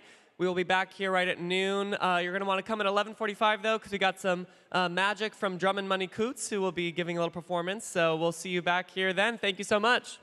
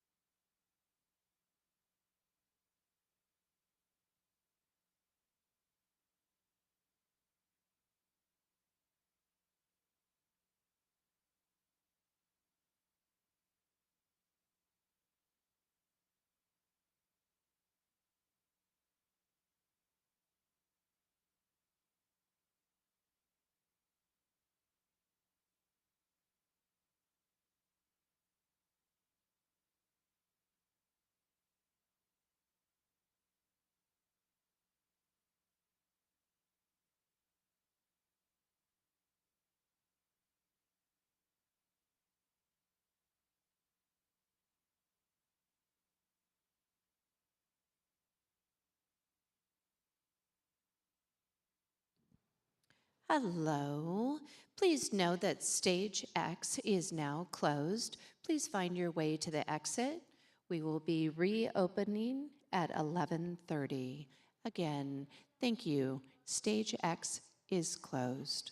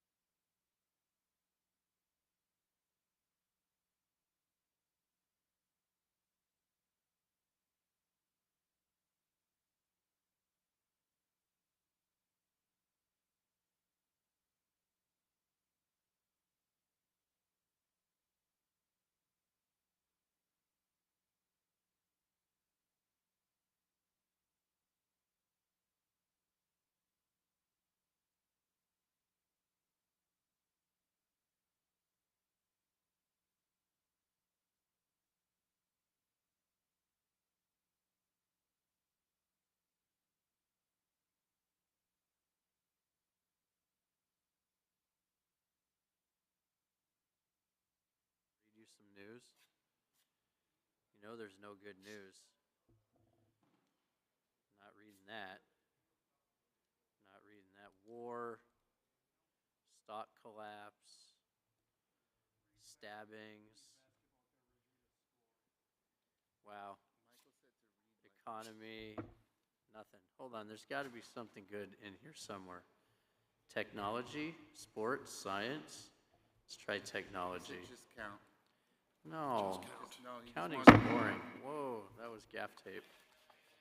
I'm also standing pretty far back because I'm guessing everybody will. AMD introduces AI chips for business laptops and desktops. Judge dismisses some claims against Meta's Zuckerberg over social media harm. Microsoft-backed Rubrik targets up to $5.4 billion valuation in U.S. IPO. Technology's pretty boring, but at least it's not all grim and dismal. Let's try science, Enrique. Space. Ariel Zuckerberg firm invests in French space tech company DART. NASA seeks cheaper ideas for Mars sample return mission amid budget crunch. Let's see what they have to say. Oh, Reuters wants me to pay to read you this story. Sorry about that. Not gonna happen. How about Yahoo News? They're free. Top stories, world, health. See what's bad in. The awardees already know that they. Is there such a thing as a healthy soda? I bet there isn't. Many people have traditionally viewed soda as their guilty pleasure, but newer items on the market, like Olipop and Poppy drinks, are being branded as healthier alternatives to products like Coca-Cola. Some of these products contain a type of fiber called prebiotics. I didn't know fiber. That sounds like two different things. Not reading you that. It's right. It's fake. You could come over here and count. Why don't you stand next to me? What if there's two people at the podium? I called it a podium, Michael. You got a VOG over there to correct me? No? He said you're dismissed. Should you drink alcohol if you have high blood pressure? Yes. 1, 2, 3, 4, 5, 6, 7, 8, 9, 10, 11, 12, 13, 14, 15, 16, 17, 18, 19, 20, 21, 22, 23, 24, 25, 26, 27, 28, 29, 30. He's good. And we're done. Is this staying on or?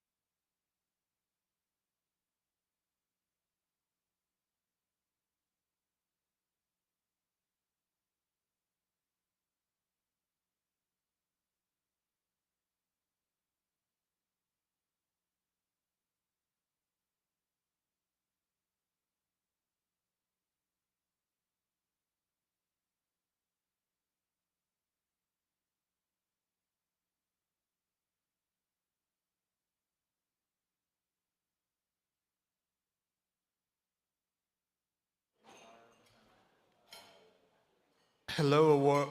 If you're here for awards rehearsal, you're in the correct place. Just consolidate over in this area and we'll talk you through stage moves. Hello, hello.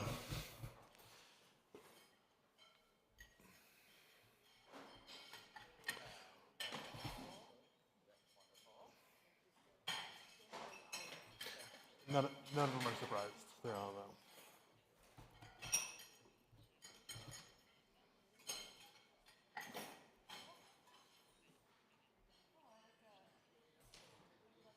Innovations. Oh, okay. It's just rubber? What? That's, oh. I thought it was like a really thick rubber. Everybody talks from this microphone.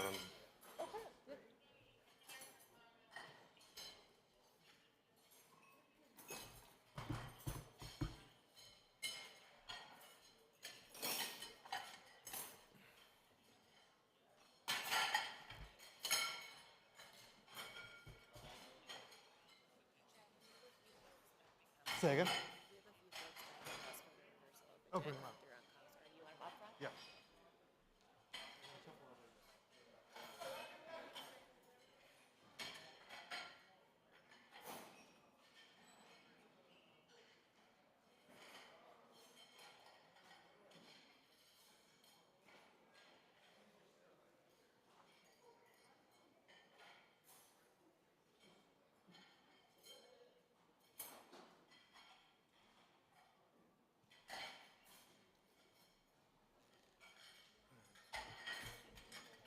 If you are here for the rehearsal, I'll have you leave drinks down there, but I'll have you come up on stage, please.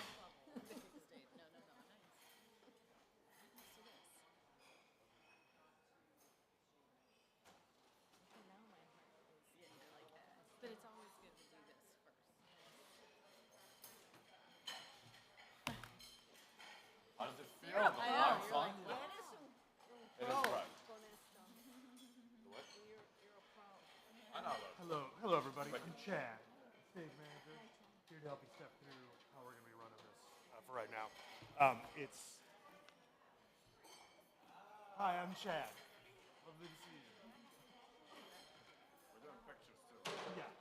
So first we're going to step through the stage moves, which are pretty easy, and then we'll get some pictures taken. We're waiting on. We'll start in. Oh, cool. Give 1 second. If you are here for rehearsal, you're in the right place. Hello, Bethlam.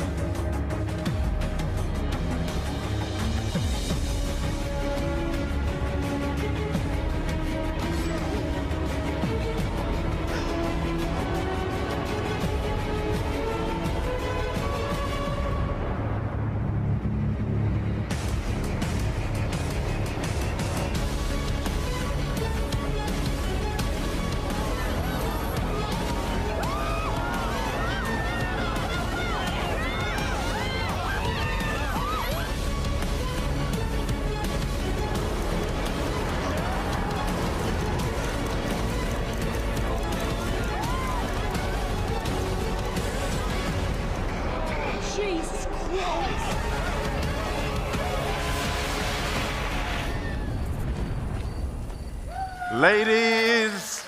Ladies and gentlemen, good morning, bonjour à tous.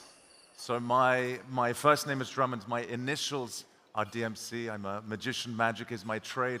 I had the very, very good fortune about 2 years ago.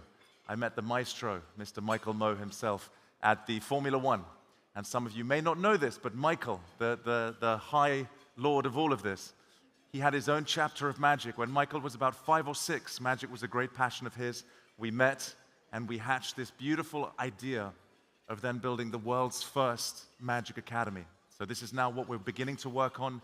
God willing, 12 months from now, we will be here. We will be launching the Magic Academy and, of course, presenting that to all of you. Those of you with charitable status, we will gift you access for all the children you work with. We want to have children all around the world having access to magic, not only to learn the tricks, but also all the beautiful soft skills that come with magic.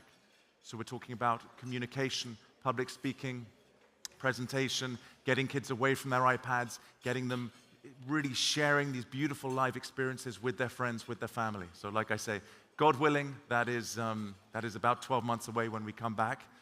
But I would now like to share with you a little bit of this, a little bit of my life, a little bit of what I do. And for this, I require a wonderful assistant. If anybody would like to self-nominate, if not, I will come and drag somebody up. If do we have somebody lovely? So madam, what is your first name? Yes. No, but here. Yes. Lulu, please a big hand for Lulu. Lulu, would you please join? And we're going to jump straight in. Lulu, lovely Lulu, how is life? Life is awesome. All is well. Where are you from? I'm from Sunnyvale, California. Sunnyvale, we love the California. Let's bring this down maybe a little bit. There's absolutely no judgment, but let's just get that friend. There we go. All right, lovely stuff. So what we're going to do, ladies and gents, I have a live magic show in Abu Dhabi. Some of you may know Abu Dhabi. I have my own show at the Emirates Palace. They built me a theater, and as part of that, we have this beautiful coin. Lulu, would you please make sure it's a real coin? There's nothing unusual about that. If you can show that to the camera, please. God bless you. God bless. Would you have a look? Make sure there's nothing unusual. If you show that to the camera, can we get a zoom in on that? You can see on my side, if you just tweak it in the light a little bit, you can see on one side we have my shiny head. You can see that's, you can see that. And then on the back side we have, let's do this. I'm going to leave this right here. This is a little prediction. I'm going to leave on the middle chair. You can see, like I say, my shiny head on one side, and on the back side we have Emirates Palace, right? We have the palace itself. Can we see this here? We're all good. We're there. My shiny head. Can you see that little billiard ball head?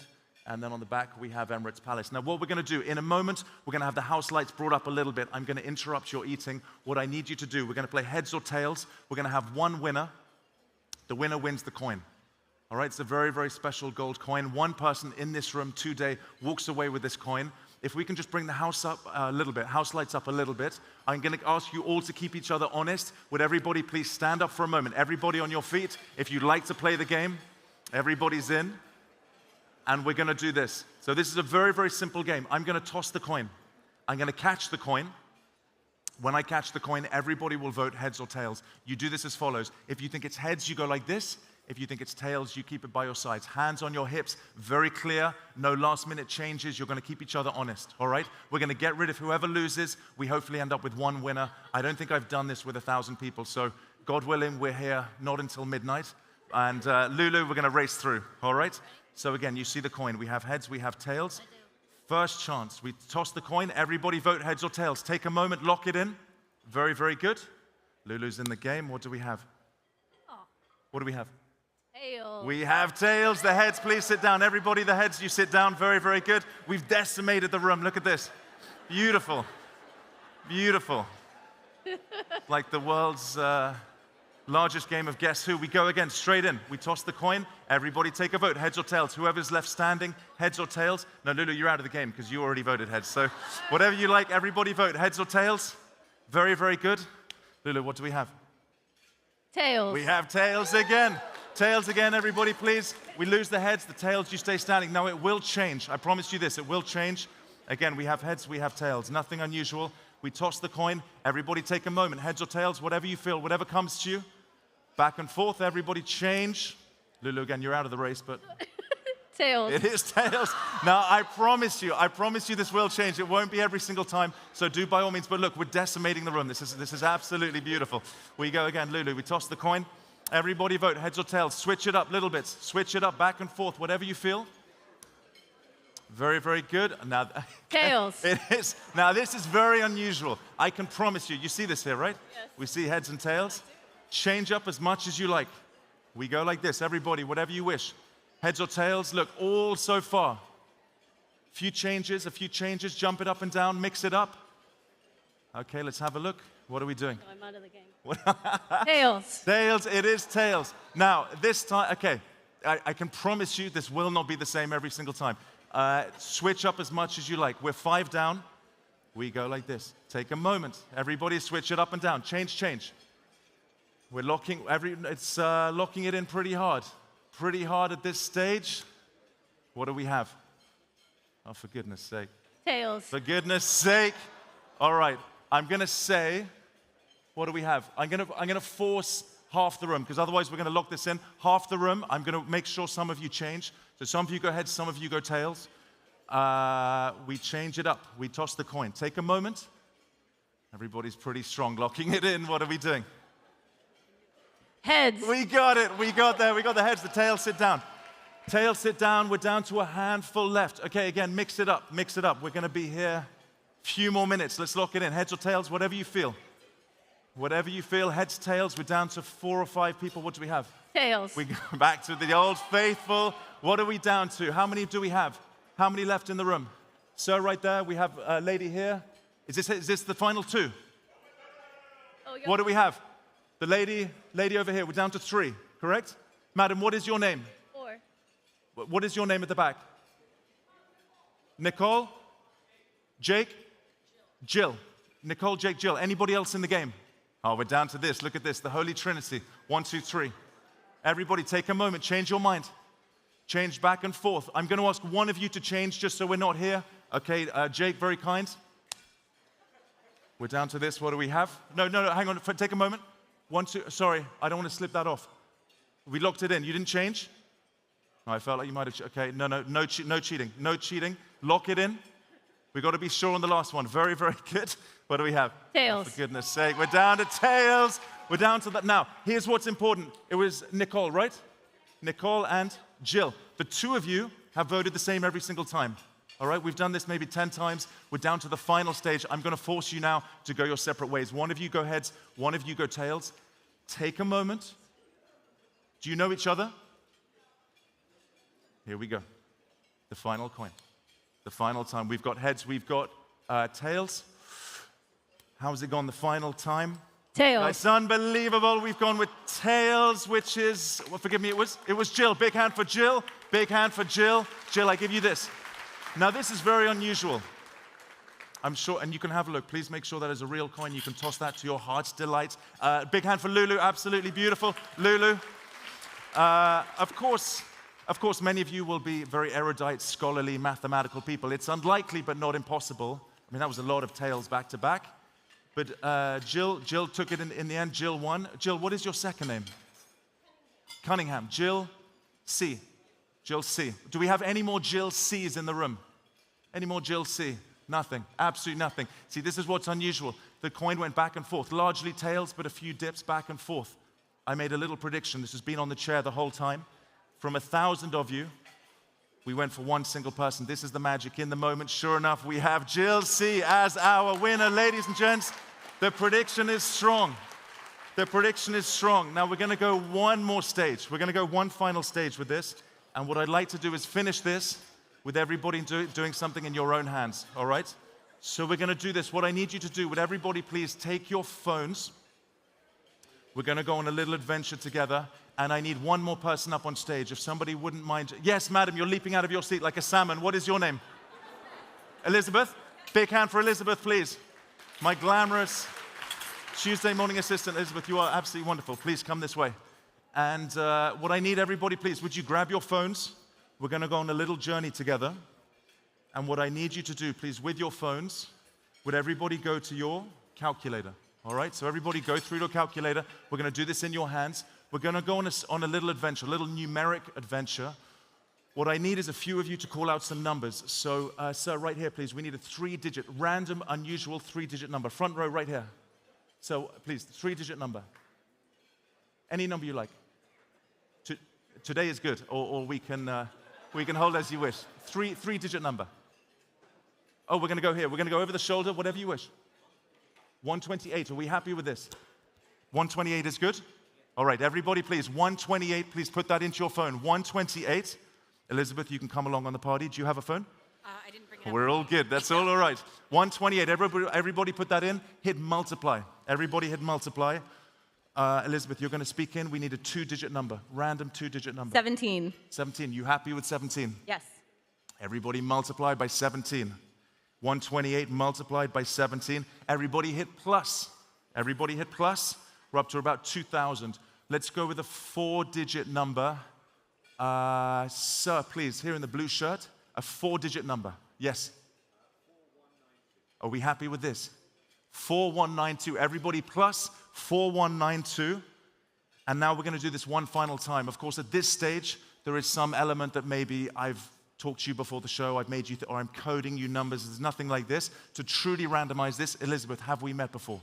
No. Never once. Definitely not. Ladies and gents, we're going to hit plus one last time, and I need you to hit a bunch of numbers without looking. So just with your finger underneath, without looking too, few more. Let's do one more. Okay, we've got a good chunky number. We've got a big chunky number to finish. Everybody put this into your phone. Add Elizabeth's number to whatever you have. We have 16,034,835. So add that to whatever number you had. 16,034,835. Add that to whatever you have. This is Elizabeth's final contribution. Random little contribution. Everybody hit equals. And we're up to a good, chunky, sizable number. Elizabeth, you please hold that for a moment. And I'm going to write this down. So this is Elizabeth's little contribution with the few of you here. I hope everybody is pretty much at the same number. 16,034,12. Okay, we're up to this. Has everybody more or less got this number? Right? This is a number that we've all collectively come together to. We've all created in tandem. And here's what's beautiful. As we think of this, is that right? 16 million? Yeah. And we know if anybody had changed your mind, we'd be in a very different place, right? If you'd hit one different button, sir, if your number had been different, what I need is everybody to take a screenshot. Everybody take a screenshot of your phone, because you will remember this for quite some time. Look at these numbers.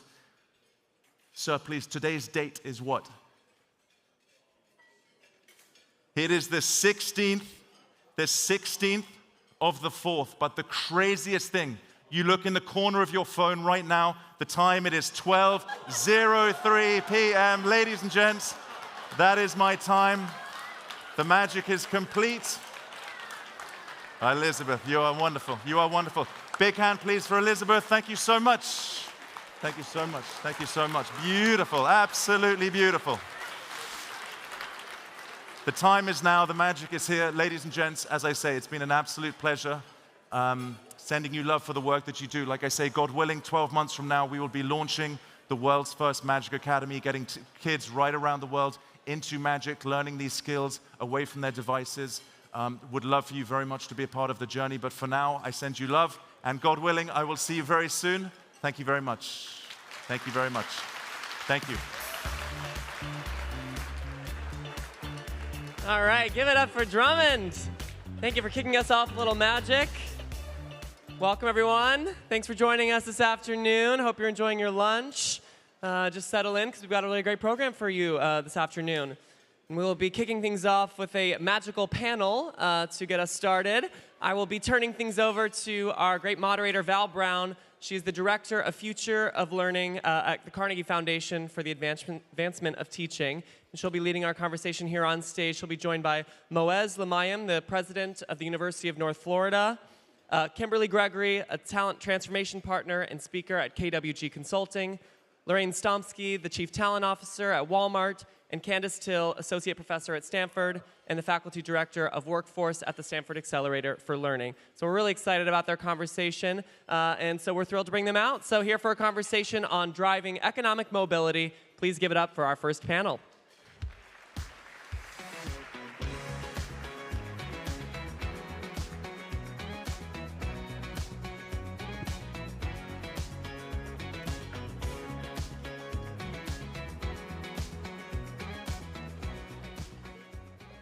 Good afternoon, everyone. My name is Dr. Val Brown, and I'm very excited to serve as the moderator for this incredible panel today. A shout out to any first-time attendees. Please make some noise. We also have some on the panel. I'm also a first-time attendee, and I can tell you I've been saying this word. This is a lot. So thank you all for being here. At the Carnegie Foundation, our mission is to catalyze transformative change in education so that every young person has the opportunity to live a healthy, dignified, and fulfilling life. And so for us, that also means economic mobility, right? Because if as a country we believe that college, education, school is a pathway out of poverty, we have to get serious about what that means.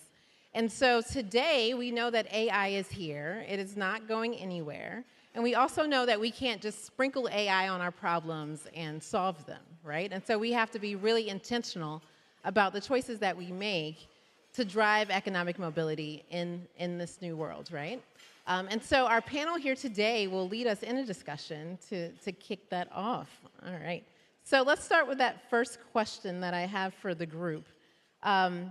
Researchers, including Raj Chetty, have found that children who grow up in communities with more cross-class interaction are much more likely to rise out of poverty, right? So we know, again, it's not just you can make it on your own. So my first question for the group, given that correlation between economic connectedness in communities and upward mobility for individuals, how can AI technologies be harnessed to facilitate greater cross-class interaction and social cohesion? So Lorraine, I'm looking at you because we're going to start with you. Love to hear your thoughts. All right, I get to warm us up. So let me just start maybe with the community piece of it. And for those of you who don't know or not familiar with Walmart, although I would say there are how many attendees? 7,000 attendees here? I think it's 7,000. Yeah. So we have 6,300 of those 7,000 live within 10 miles of a Walmart. So if you can imagine, many of us in this room, the majority of us in this room, Walmart is really a representation of our beautiful, diverse communities that we all live in. So I would also say that at Walmart, if you go into any Walmart store, our associates will tell you they feel that they are members of that community, that they engage with them, they have great relationships. So that's the community piece. So how does Walmart take distinct advantage of that fact, and where does AI play a role? So maybe just a couple things to talk about there. Number one, for many in the community, Walmart is their first job. So we have a lot of high school students that, this is their first job, many adults. We've got a range of all ages. And the one thing that we do with AI is we actually really strive to simplify their jobs. Why is that important? As you can imagine, there's so many mundane tasks that can happen in a store. And for AI to be able to simplify that so that it takes time out of doing something extremely manual, and then it gives you a lot more time actually to interact with our customers and community. That creates that personalization. It puts the humanity, if you will, back into those jobs. The second thing that I feel really, really proud of is that AI is helping us identify access to opportunity and career pathways for our associates. Many people think of Walmart as like, your hourly job, that it's, like I said, it's the first job, but we actually have cybersecurity analysts, we have pilots, we have engineers. I mean, you can name any kind of job, we've got it there. So the ability for us to use AI to say, what is this associate's profile? What are their skills, their aspirations? What do they dream about? And for us to be able to take that data and say, hey, guess what? Based on your experiences, your skills that you have, we actually think you should think about being an operator or a merchant. And that gives us the opportunity to then, really create those pathways, accelerate it through learning, and, create a path for everyone. So to me, AI is like an incredible unlock for our associates to actually create that economic mobility so that they can get into higher paid jobs. Kim. They reminded us we had to actually speak into the microphone, and I started the opposite way. So agree with everything you said, and I think this will be a good ad. The first thing I want to do, though, is how many people in here have been to an AI session before this one? Right, there's been so many, and I want to just say, wow, thank you to ASU GSV for bringing this topic here in so many different venues, because this is what we should be doing. We should be talking about it. And I say that because when Val first spoke to all of us, I went to a friend of mine and said, I'm going to be on this panel for AI. I'm not an expert on AI. And she looked at me and said, no one is. And I think that's the point. It's so fast, it's moving, the pace. And so none of us are the expert, but we need to have conversations together, debate together, bring the conversation forward and really talk about it. So I think that this is an amazing way to do it here at ASU GSV. The next thing I would say is, like you, my glass is half full when it comes to AI. I am over the moon with what this can do in the talent space. And the reasoning for that is when we think about the workforce and our frontline workers, we have so much hidden talent, misplaced talent, and when we start to think about what AI can do. So in the future, if you could have something that would tell you, Kim has the following abilities, that may not be on that job description, but Kim can do these things. Kim is good at these things, and that aligns with what you need. And when you can take that down to local levels so that you can help people within local markets be able to match themselves to roles very effectively. We're trying today, but we don't do it really, really, really well. The other thing I would say is when people have gaps, AI is going to provide them with those personalized learning paths in the context of how they want to learn and can help them get to where they want to go. And then lastly, it can help us to break down those language barriers. But the thing I really want to talk about here too is sort of a real life experience you and I talked about. So I have, because we're sitting here talking about where people should go and where talent should be and how do you get them in the right places. And I have a nephew who actually graduated from the Marine Corps base right over here 2 years ago in San Diego. He did not know what to do with his life, could not afford to go to college. How many of us know someone who cannot afford to go to college? Yes? I would think there'd be more people, but anyway. There are, right, like we know of people, he couldn't afford it, and he chose to go into the Marines. He's gonna come out of the military if he chooses to do that, and he's gonna have all these skills he developed. But is he gonna know what to do with them? I assure you he is not. And we need to, as a society, use AI to help someone like my nephew be able to come out of serving in our military and be able to come into the civilian workforce and have a viable career that gives him economic prosperity. So it's just, it's a reality, right? And I just think we all need to embrace it. Thank you for making that personal. Moez, I know you.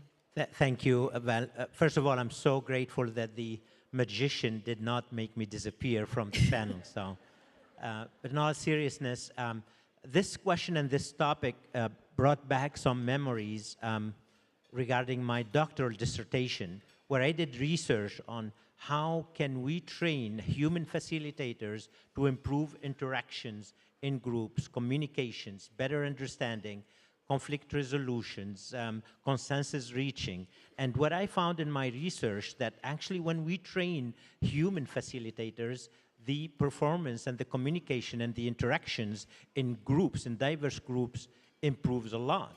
And the performance of these facilitators improve further, even with some basic technologies for group decision-making, group interactions.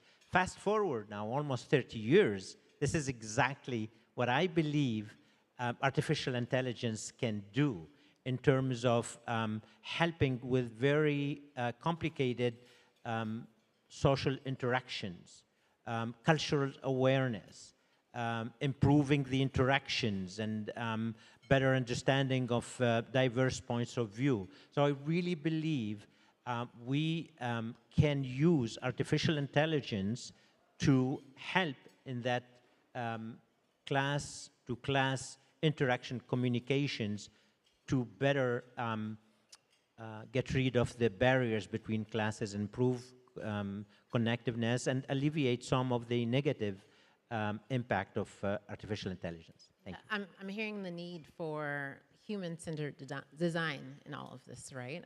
Candace. Yeah, so I'm going to build on what all three of you have said, because this notion that you can start with someone who has a certain set of knowledge and skills and then support them to develop another set or refine their knowledge and skills so that they can move to a different position, that's kind of what you're all talking about. But everyone always says, and then this personalization and magic path will happen that will magically help that person move from their current state to their desired state. And that's where the science needs to be brought in. There are multiple strategies that one could use to support someone from where they are to get them to where they get to next. And the science isn't really there yet to say what the best next thing is for that person to do. And one of the values of the AI is as we collect more and more of these data, which we'll be talking about in a moment, we can start to model those data to think about, for this learner, trying to build this knowledge or capability, in this context, what would be the next best strategy to support them?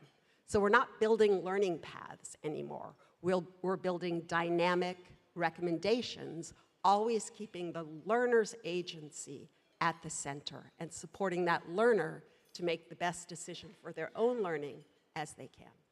Thank you. Oh, I hear some applause. You can do that. Yeah. You can do that. Learner agency. Thank you. Human learner agency. That's right. Okay, and so we recognize, though, that there is some fear and apprehension around AI. Pew Research Center shows that 61% of Americans are concerned about AI's impact on job automation and inequality. And then a survey by the World Economic Forum found 84% of respondents believe that ethical issues surrounding AI are significant and need to be addressed. My own previous AI experience was all related to Terminator 2, so I'm nervous. So how do these apprehensions influence public attitudes and behaviors toward AI adoption? And what are some strategies, as you talked about, that can be employed to address or alleviate some of these concerns? We have several people who want to weigh in on this one. Moez, do you want to start? Sure. Thank you, Val. I think the first step for us is to really better understand these apprehensions, these concerns.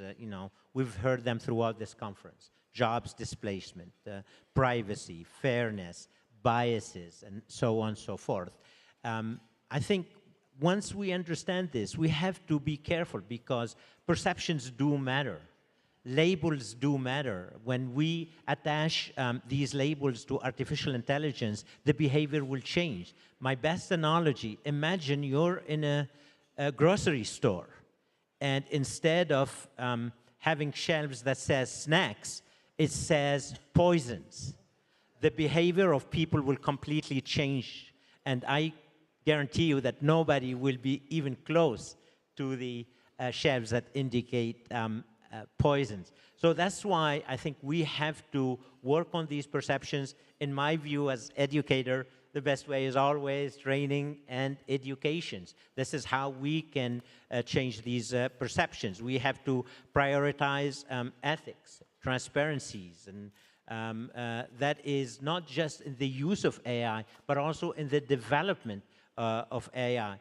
I think we have to put in place very rigorous audit processes in businesses, in universities, for data, for models, to make sure we assure security and data privacy. And I think we have to develop very well-articulated governance structure that emphasize accountability. People are worried about AI because you don't know at the end of the day who is accountable where disasters hit. So a clear governance structure with clear accountability roles and lines are necessary to try to fight these labels, if you want, and make sure that the AI is used in the most ethical, effective, and efficient way. Lorraine, you want to jump in there? Yeah, happy to. So maybe I'll take it with the lens of a psychology, and I'm a psychologist by training, and one of the things I would say is when you're fearful of something, face it. And so a couple things that we've thought about at Walmart and are doing, which is, to your point, Moez, training is super important. So one of the first things we did was we created boot camps around AI, just to really teach our associates about how to use it responsibly, how to practice. We, had a very much what I would call a playground, a safe sort of cordoned off playground called My Assistant, in which people could go in and put prompts in and start just using AI. And what we discovered was we got so much great feedback at Walmart. We have a really deep culture of listening. So you could go in, you could play around with it in a safe and governed way and get the feedback. And so what we've done with that feedback is we've said, okay, it's performance management time. We all love performance management, right? We said, wouldn't it be cool if we could use AI to help us sort of augment and give us a first pass at how we set goals and how we write those goals, how we eventually will be able to use that as an augmentation to maybe writing our first, performance review draft. So all these opportunities around sort of the scariness around it, we just went head in and said, we're going to equip you with the capabilities. And then secondly, we're going to listen and we're going to try some of this stuff out, but again, in a cordoned off, safe space. So that's where we are in our journey. Me? All right.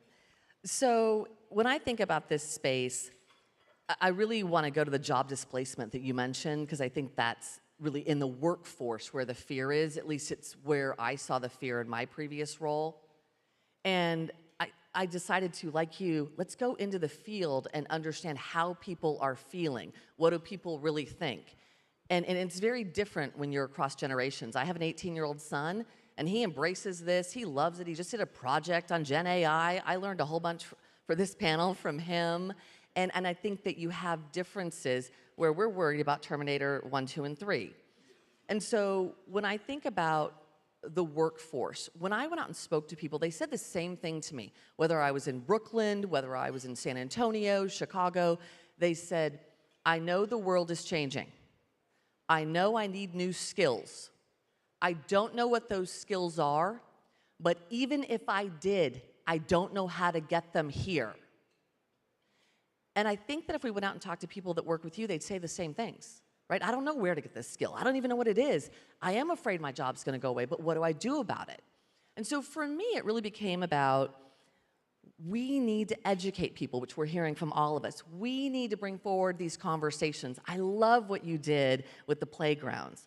And so when we start to think about that, people are worried about their job going away. Would we all agree with that? They're worried about my job is going to go away. I read something recently from a Harvard professor that said AI will not take a job from a human. A human who knows how AI works will take a job from a human. And I think that if we could just think of it that way, AI isn't going to take away any jobs. So we all need to get educated. But on that note, this isn't any different than any of the other revolutions we've been through, agricultural, industrial. Jobs change. So does everybody in this room, let's do it this way, who doesn't have a cell phone? Anybody not have a cell phone?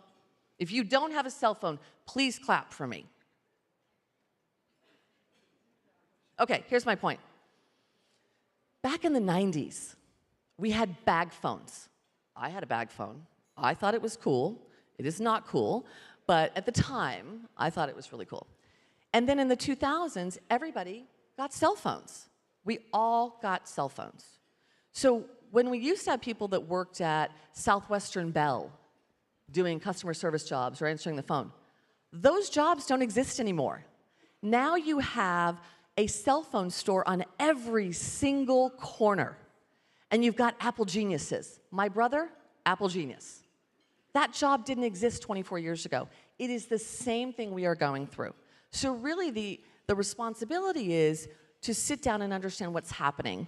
And I really think that I want to share, Burning Glass and SHRM did a recent white paper, and I would encourage you all to read it. And they really talked about 4 things, and I won't get into the detail, I'll just give you a little teaser of it. But they talked about recommending to business leaders and CHROs to evaluate their organization's composition, evaluate the roles within the organizations, consider your talent pipeline, and develop a game plan. So when you start to think about that, roles, some will go away, some will get augmented, some will just stay the same, but you need to understand that as a business. And so my hope for the future is that instead of us looking at and worrying about what jobs go away, we really begin to think about how we can skill people to be ready for what's coming. And so we're not removing them from roles, we're creating new career paths like an Apple Genius. Thank you. Thank you. Candace, I know you're passionate about this next kind of question that we're going to ask when it comes to transparency and accountability and how to be really thoughtful. So what questions or what should we be thoughtful about during this age of innovation? How do businesses and educational institutions ensure transparency and accountability in their practices? Yes, so accountability in AI practices right now really boils down mostly to data. Where are the data collected from? How are they modeled? What purpose are they put to once they are modeled? And I have actually 2 things I'd like to say on that. One of them is in between my being at Stanford earlier and my being at Stanford again now, I spent 5 years as the director of learning science at Amazon. So innovating and scaling workplace learning for Amazon. And we got really good. We built an infrastructure that was able to take the learner's actions and from those actions model them and make really good estimates about what you were saying, about what that learner's skill set was relative to their desired skill set. And I spent a lot of time there protecting those data because when we said we're at performance management time, you could see that if all of these data that I have collected are able to make a really accurate prediction about that employee's performance, the only reason I was collecting those data was to give that employee feedback on where their skill set was relative to their desired skill set, and also so my system could make good recommendations to them about how to upskill and improve their skill set, but totally with the employee's agency. But there was a lot of pressure because a manager would like to know, oh, I need to hire a product manager or a software engineer for this project, and so tell me data, who are the good people I should hire? And fortunately, at least while I was there, Amazon agreed to not use those data in that way. So I could make the assurance to all of the employees that yes, we're collecting and modeling these data, but they will only be used for this purpose. Because you need that for people to authentically play and practice. I'm sure in your play space, if you had said to people, go ahead and play, but we're going to watch how you play, and based on how you're playing, that'll feed into your performance evaluation. How much playing do you think people would do? None. So this notion of what data are we collecting? How are we collecting it? How is it being modeled? And then what are the insights that are the result of those models? How are those being used? That's where we need real transparency and guidelines so that people can trust actually authentically learning and trying to build skills. Moez, I saw you were ready. Yeah. Thank you, Val. Keeping with the magic tricks, can I play magic trick with the audience? Are you ready? Please take your cell phones. Yes, look at the time. Remember the time. Then put your cell phones on the table or right next to you. Then raise your right hand. Raise your right hand, please. Yeah, raise your right hand. Good. Try to clap with one hand. Do everything you can. It doesn't work. Try to clap with 2 hands. Thank you. That was my magic trick. What I want to illustrate here is it is really hard, if not impossible, to clap with one hand. Dealing with AI in our society, making sure that we assure ethical, transparent, just use of AI cannot be done by businesses alone, by government alone, or by educational institutions alone. Like clapping, we need everybody to collaborate to make sure that we assure that ethical, responsible use of AI. And this is, for example, at the University of North Florida, this is exactly what we are doing. We go to businesses and work with their experts. Our faculty works with their experts to say, what are the skills that you are needing now so that our students, your future employees, will be responsible, ethical users of AI. That will influence our curriculum, and also we're developing micro-credentials that every student has to take. We even open it to the community so that we can assure that ethical, transparent, and responsible usage of AI. Thank you for playing with Thank you for your magic trick. Kim. I'm not that creative. On a little bit of a different twist, we were at a ladies' luncheon yesterday, and one of the things that one of the panelists who spoke to us about AI said really resonated with me, and I think it's important. So as we're moving forward, we need to educate people, we need to have curriculum begin to bring AI into it, but we also are going to need to help learners to really ask questions and learn how. And that was one of the panelists' points was, like, I started to think about, her point was right. My 18-year-old, he needs to get more curious. He needs to ask a lot more questions. And we need to build that skill, because to truly take advantage of what AI can do for you, you need to have that piece where you are really able to ask the questions. The only other thing I would say is, when we begin to think about it, critical thinking is going to be really important as we move forward to your points. When we begin to think about the answer to some questions, maybe we have to say, is the AI right? Is the AI wrong? And we need to be able to teach people how to distinguish where it's right and where it's wrong, so we can stop it before it does anything that it shouldn't be doing when it's wrong. Can I just add one thing? Please. I'm just listening to this conversation and bringing it back to the learnability, which, you know, learning how critical thinking, et cetera. And what my big question is how digital social media is really impacting the brains of all of us that really engage with it.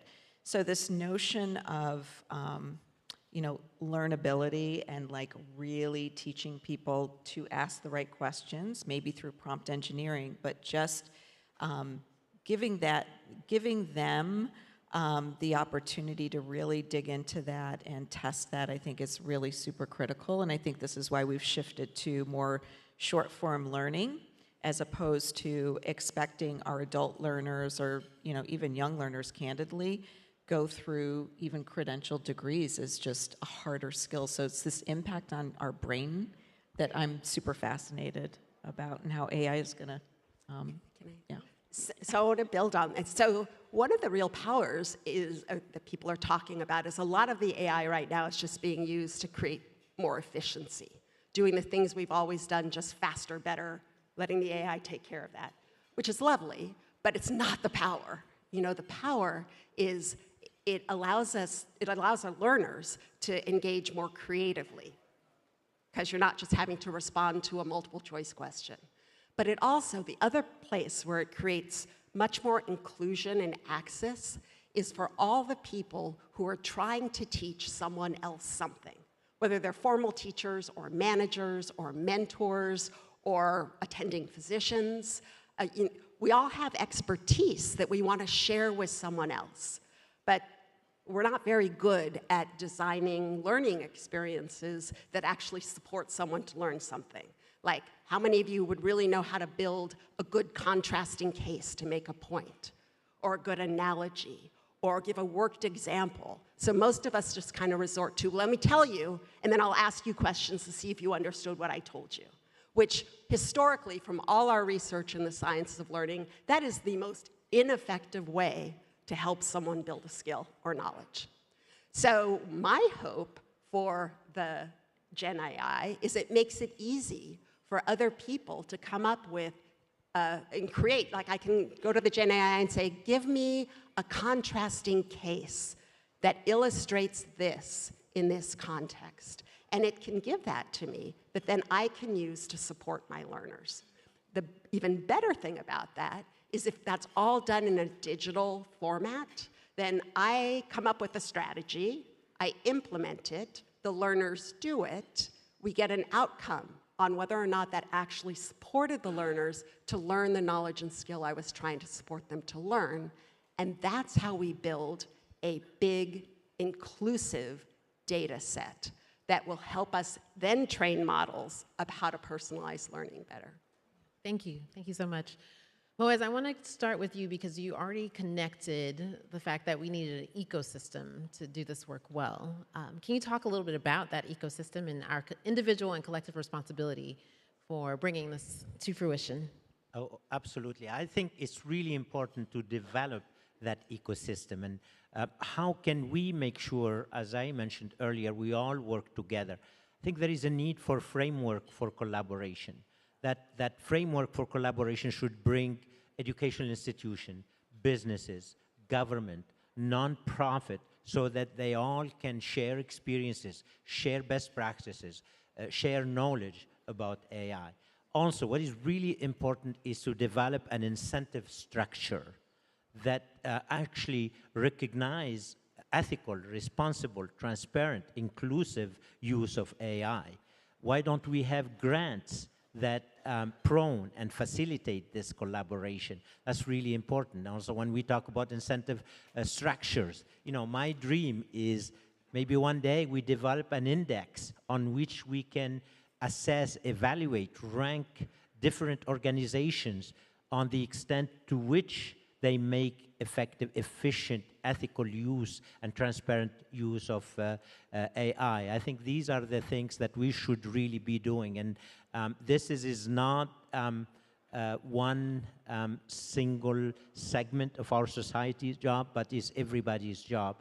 But also, I really, if I may, just very quickly, because we talk a lot about AI, but sometimes we forget about the foundations of human communication, human interactions. Unfortunately, we live in a more than ever divided society where people listen to attack, they listen to reply, they don't listen to understand, where hate is taking over. I think we can bring AI, but as long as we don't solve these problems and teach, going back to the basics on teaching people how to disagree, it is okay. If I don't see the same things the same way, I still respect you. And I'm a better person if I just take the time to listen to you. Once we cover these foundations, the use of AI on how to help us bridge these differences in our society will be amazing. You know what, Moez, on that, you don't want Right? that to happen to you. So the shared values, right? Sharing the same values. But I was reading about this professor who said, we're going to need a whole lot more vitamin C as AI comes along. And I was like, what? What's he talking about, vitamin C? And the vitamin C he was talking about was connection, human connection. And I would add their communication, because having a healthy debate is what we should be doing about this if we're going to do everything that we've all been talking about. And if we just agree or ignore and go the opposite direction, we're going to be in a very bad place in the next few years. Lorraine. Yeah, I think maybe lift up a little bit on this conversation to say that everyone in this room, I can safely say, we have a collective purpose. And the purpose is we want to ensure that our American workforce has access to opportunity and pathways that lead them to meaningful work, higher paid jobs, et cetera. So the one thing I would say is we definitely, Moez, to your great point, we cannot do this alone. We have to collectively be aligned to that purpose and work towards that. And I would say one interesting thing that we are doing next week, which is honestly pretty much an experiment, which is Walmart is hosting what we're calling the Opportunity Summit, and we've brought 15 companies together, government officials, educators, and we're really digging in deep as a working session to talk about how do we create opportunity for the workforce, how do we use and really lean into skills plus, skills first hiring, because we've talked a lot about it, you hear a lot of buzz around it, but how do we actually operationalize it? Meaning, for us, we announced, several months ago that we're removing degree requirements for the majority of our roles. Well, that's great, and we're very much behind it, and we've had a history of doing that for many, many years since the inception of the company. But now, as we say, look, it's for the majority of roles, how do we actually do this? And that's going to require all of us to be thinking about it from an ecosystem perspective, not just from a technical perspective, but how do we get that ecosystem like hiring managers who think that you have to have a credentialed degree in order to do XYZ job. We're going to bring everybody together and really workshop that out next week. So I'm super excited about that and looking forward to the collaboration. Awesome. Candace. Yeah, so I'm going to build on what you said too. We should talk. So part of what we need is kind of a broadly accepted job skills ontology, so that any given role, you could say these are the knowledge and capabilities that someone would need to have to be successful in that role. And then we need this other big data set I was talking about, which talks about, given this set of features about this learner, this set of features about the skill or knowledge they're trying to build, and this context in which the knowledge will be applied or where it's going to be developed, what's the next best intervention? What's the next best move for that learner to support them to move from their current state to their desired state? And then how do we communicate that to the learner or to whoever's trying to support the learner in a way that is actionable and doable and responsive? We have time for one final question, and I will start by answering it. So the question is, what shouldn't we forget? And as I'm listening to you all and looking in the room, we can't forget that there are many people, because we are privileged to be a part of this conversation, to be in San Diego, to be at this conference. We all have cell phones. Absolutely. That's a manifestation Absolutely. We have of privilege. access and opportunity that many people who are going to be impacted by all of these changes do not. And so I implore you all to not forget those people when you are engaging in conversation, to make sure you make a way to include them and have meaningful public engagement so that we can continue to build trust and make sure that we are not forgetting people. What are some other things that we shouldn't forget as we close this conversation? I like that one. I second that one. And I think as we're building technical infrastructures that collects these data, we need to be aware of from whose data are we collecting and how are we using it and how are we collecting it and who's getting to create the feature sets that we think are important to collect for the data. Thank you. I think I would say let's not forget that we are in our society, our country, I think the world is an inflection point. Mm-hmm. We can emphasize AI so that the jobs are displaced, that biases are focused on, that we forget the people from unfavorable socioeconomic status, or we can all work together so that we live in a society and in a world where no one is left behind. I think AI can help us do that. I'm going to take a different twist. Yeah. You knew that. So I agree with everything, by the way. Yes, yes, yes, yes. The one thing we have not had a chance to talk about today that I think we cannot forget is the opportunity in education that AI brings, and the opportunity to be able to turn education on its head, help a teacher to utilize AI for their lesson planning so that they can spend more time with their students, to create learning in context for students and break down some language barriers, and help students who otherwise wouldn't get the attention they need get it from AI. And I know I watched Saul Khan do a TED Talk that was incredible. And I just think that we can't forget the opportunity here to really get people from the day they walk into our schools and change that experience. I guess I'll end in 9 seconds to say that we cannot forget why we're doing this. And for me personally, every store or club that I walk into from Walmart, I ask our associates, what do you want to be when you grow up, you know? And I feel personal responsibility, as does Walmart, to make that happen. And that's why we're here. That's what we need to do. Thank you all. Thank you, panelists, for your time today and your brilliance. Enjoy the rest of the conference.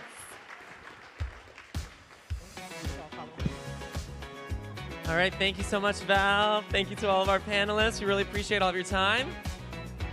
All right, we're going to do a little setup for the Innovator of Color Awards. So while I'm here, I just want to make a quick reminder about when you first registered, you got a gift card from Donors Choose for $25 to donate to a project of your choosing. It's really easy to do it if you haven't done it yet. All you have to do is go to donorschoose.org/redeem. You enter the code that's on your card, and you can donate to any project. I did it this morning. It was really easy, and if everybody does it, we can make a really big difference. So if you haven't done it yet, please do. All right, so we're going to be moving into our Innovator of Color Awards and presenting it to our recipients. We have 4 honorees to hear from. We'll be having a few guests on here to make some intros. And so for now, I'm going to turn it over to our presenters. And so first up, we have Cecil Hobbs. Cecil is the CEO advisor and coach at Russell Reynolds Associates, and he will be giving our first introduction. So please give it up for Cecil.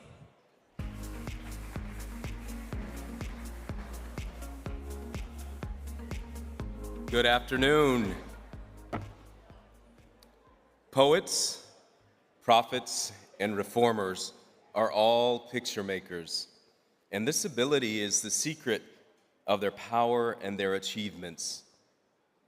They see what ought to be by the reflection of what is and endeavor to remove that contradiction. This quote from Frederick Douglass, in my mind, represents the essence of innovation for progressive social change. We're here to recognize and celebrate a few of such individuals who, through their work, represent this restive spirit of the poet, prophet, and reformer. I'm Cecil Hobbs with Russell Reynolds Associates. We are honored to have been sponsors of the Innovator of Color Awards for a decade. This is important work, central to our firm's mission to improve the way the world is led. I now have the pleasure of introducing our co-chairs of the IOC committee, Adrian Ritter, CEO and co-founder of Study.com, and Phyllis Lockett, founder and senior advisor at Leap Innovations. With that, I'd like to welcome Adrian to the stage.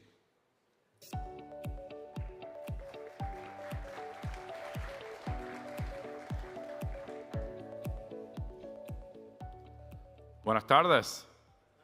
Buenas tardes. It is my honor to introduce the first 2 honorees this afternoon. I'm inspired not just by their accomplishments, but the immigrant journey that shaped them, their passion, and their belief that education is the ultimate equalizer that can change lives and create a better world, especially for students of color, no matter where you're from, what you sound like, or what you look like. As a proud Latino, it is an honor to present this award to the first ever Latina to be named Innovator of Color here at SUGSB. Yes. Amanda Fernandez, founder and CEO of Latinos for Education. Some people talk, some people take action. A rare handful use their life experience to will an idea into reality and forge a better future for generations to come. And that's exactly what Amanda is doing and has done. She's intimately familiar with the grit and dedication it requires to grow the seed of an idea into an organization that now has national presence. Having moved to the US as Cuban exiles, her parents made it a priority to ensure their children had an education and opportunities as they grew. But as she grew up, she recognized that the education system in the United States was full of vast disparities in terms of access and opportunity for Latino students and all students of color. Inspired by her family's experiences and her own, this innovator founded Latinos for Education in 2017. Now a leading voice on issues of educational equity, policy, and advocacy for the Latino community, Latinos for Education is dedicated to increasing representation at all levels of our education system. I personally love their core values that bring us together as a Latino community: agitate when necessary y work con ganas, which loosely translated means work with fervor and passion. It doesn't sound so good in English, but it's okay. She lives in honor of these values every day, and when I talked to her, I realized her personal superpower has always been to refusing to stay in the boxes other people try to put her in. Without further ado, es un gran placer para mí entregar este premio a la innovadora y visionaria, fundadora y CEO de Latinos for Education, Amanda Fernandez.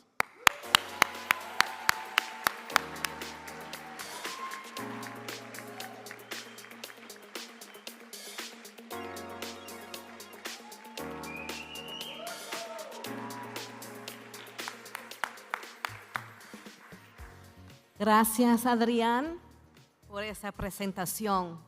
Buenas tardes a todos. Thank you well, let me say one more thing.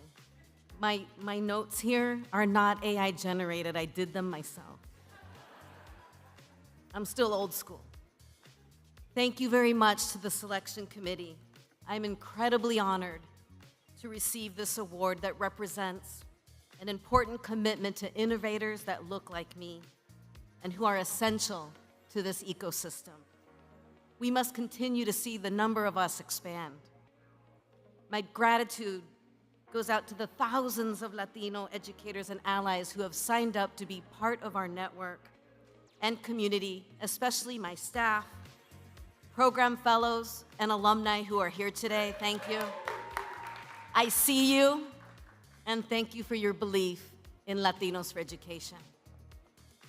To my fellow innovators out there, whose products and services are designed to support the learning and engagement of students, consider this, that soon 1/3 of all of our public school students in the US will be Latino. Latinos account for over 50% of the US population growth in the last 10 years. I invite you, my fellow innovators, in partnership and collaboration with Latinos for Education and with leaders like me. I believe that our experiences, our networks, our relationships will be key to ensuring that opportunity is equally distributed, and while at the same time, we can help you do well by doing good. Join me, because when Latinos succeed, we will succeed as a nation. Thank you.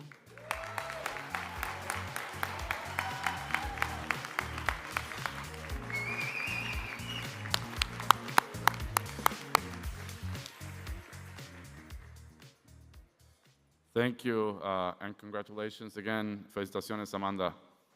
Our next honoree, Bethlam Forsa, CEO of Savage Learning, deeply understands that education has the potential to transform lives. Within a few minutes of meeting her, you'll quickly realize the impact that her upbringing had on her and the work she does today. Being raised by her mother and moving to many different developing countries throughout her life, in her journey from Ethiopia to the US, she experienced firsthand just how big an impact education can make in determining one's future.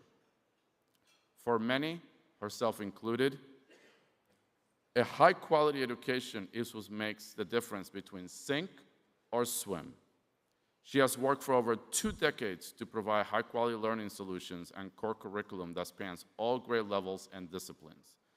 This innovator is the CEO of Savage Learning Company, a global next-generation learning solutions leader in K-12 education, used by more than 40 million students in over 90% of the nation's school district.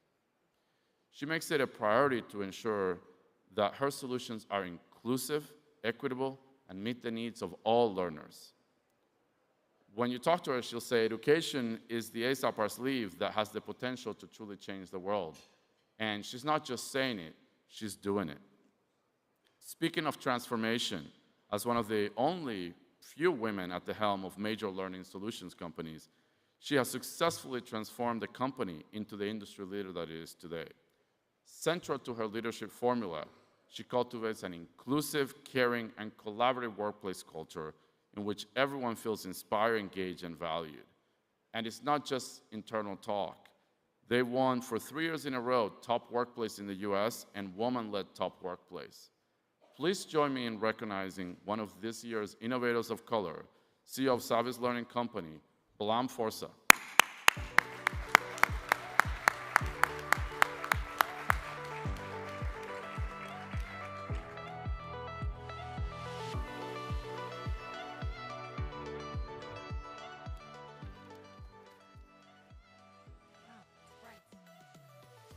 Adrian, thank you for that wonderful introduction. To the members of the ASU GSV Innovators of Color Committee, I am humbled and grateful that you have chosen me for this honor. Thank you. It means a lot to me. To my fellow honorees, congratulations. I am proud to be included as one of you.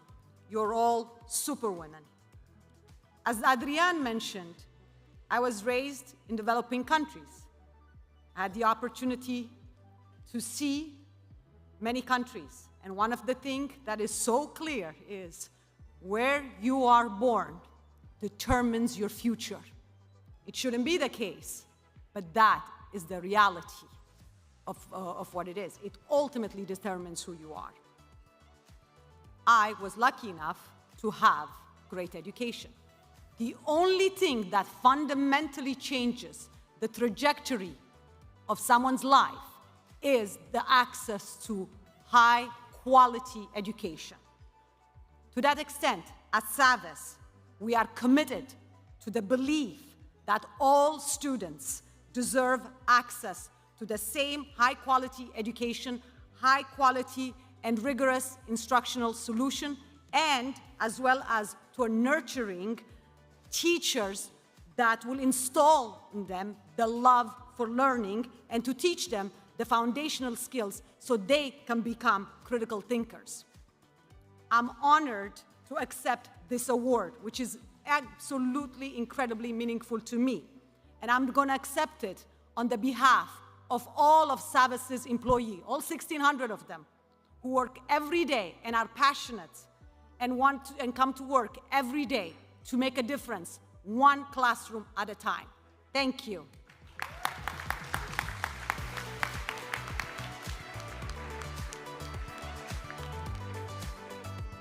Thank you again and congratulations. And now to present our next two honorees, I want to introduce Phyllis Lockett, and she's my co-chair in the IOC committee. Phyllis?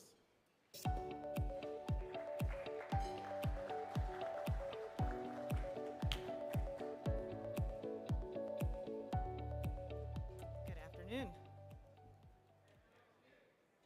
Our next awardee has led work in over 100 countries worldwide, spanning the fields of education, economic inclusion, and global engagements. As the CEO and Executive Director of World Education Services, Esther Benjamin leads a social enterprise that supports the educational, economic, and social inclusion of immigrants, refugees, and international students. Esther exemplifies World Education's vision that everyone is able to put their education, experience, and skills to work anywhere in the world. And Esther and her team are making that happen at scale. WES has provided academic evaluations to over 3 million individuals from over 200 countries and territories in 60,000 educational institutions worldwide, enabling talent across the globe to continue their education, obtain licensing in regulated professions, and secure employment in specialized fields.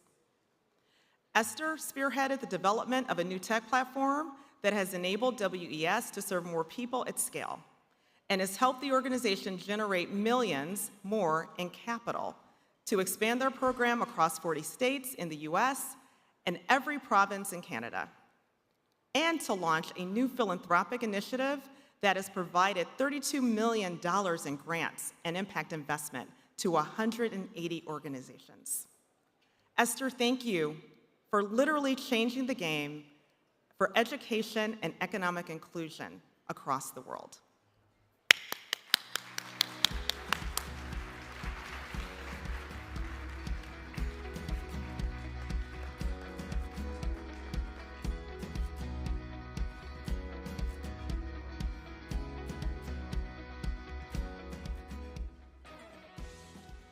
Congrats to my fellow honorees.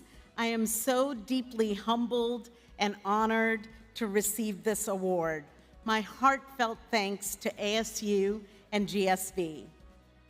I thank my incredible family, who are the most amazing source of unconditional love and support. I thank my phenomenal global circle of friends who bring constant joy and support. And I thank my board of directors and my team at World Education Services. This award is dedicated to my colleagues who are brilliant, creative, passionate, and hardworking.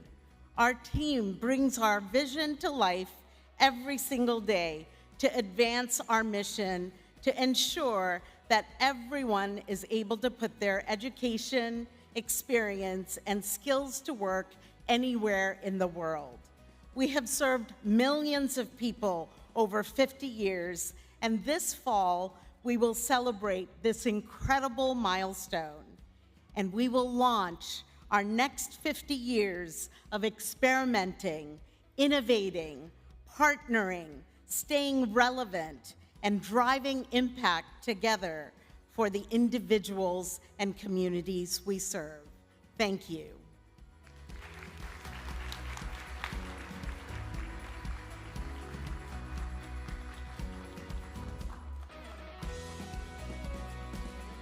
Awesome. Thank you, Esther. Our next honoree is breaking the doors literally wide open for economic opportunity and wealth mobility for underrepresented students of color to access their piece of the American dream. As a teacher, Aimee Eubanks Davis saw firsthand how so many of her students worked hard, did all the right things, but ended up unemployed or underemployed after college. After serving as Executive Vice President of Public Affairs and Engagement and Chief People Officer at Teach for America, she set out to build a unique model that is changing the paradigm for thousands of young people to get their seat at the table. Today, Braven has partnerships with 9 higher ed institutions, including the likes of Spelman College, City College of New York, and Northern Illinois University, and is impacting over 10,000 students across the country and growing. Braven Fellows are outpacing their peers on college graduation rates, internship access, job attainment, and earnings. One of the unique aspects of this model that Aimee and her team have built are the strategic corporate partnerships with employers like Deloitte and Amazon, who are working with Braven to build more diversity in their recruitment pipelines and to develop their internal bench of more inclusive leaders. On a personal note, I am so grateful that my godson, who happens to be Aimee's little cousin, just completed community college and will be enrolled as a Braven Fellow at San Jose this fall. That's right. It doesn't get any better than that. Thank you, Aimee, for your transformative vision, unrelenting courage, and unstoppable faith to literally change the paradigm for economic access and opportunity for our children.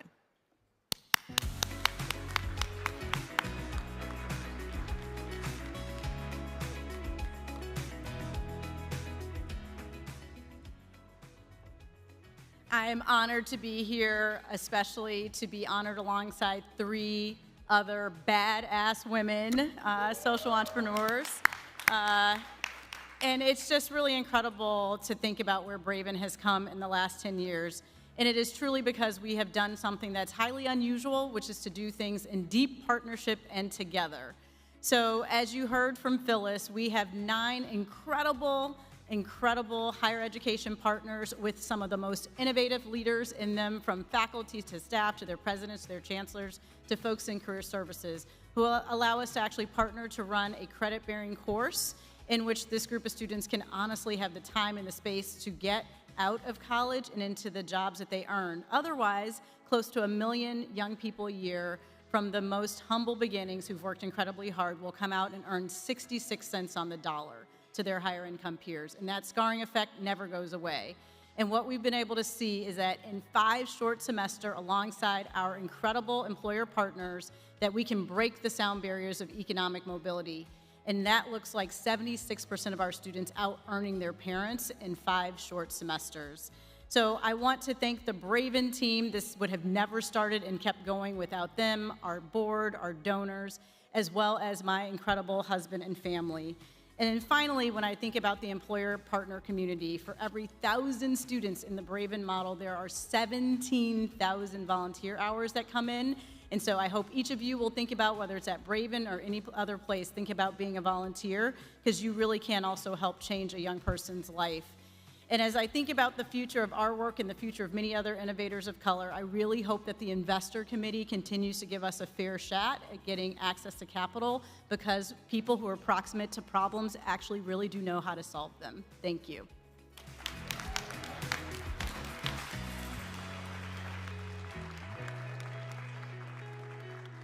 Congratulations. All right, let's hear a round of applause for all 4 of our recipients. Thank you very much to Phyllis and Cecil and Adrienne.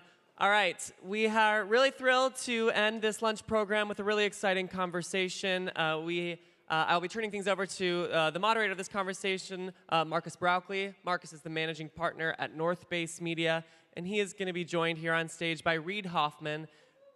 Yeah. Reid is the co-founder of LinkedIn, co-founder of Inflection AI, and a partner at Greylock. He serves on boards like Aurora, Coda, Entrepreneur First, and Microsoft. He's written 5 best-selling books. He's also the host of the Masters of Scale podcast, as well as the Possible podcast. And in fact, right after this, he's actually going to be doing a live podcast recording of Possible here at the Summit. It'll be at 12:45 in Harbor H. So if you enjoy this conversation, you want to hear more, definitely check that out. But without further ado, we're really excited to have them here. So give it up for Marcus and Reid.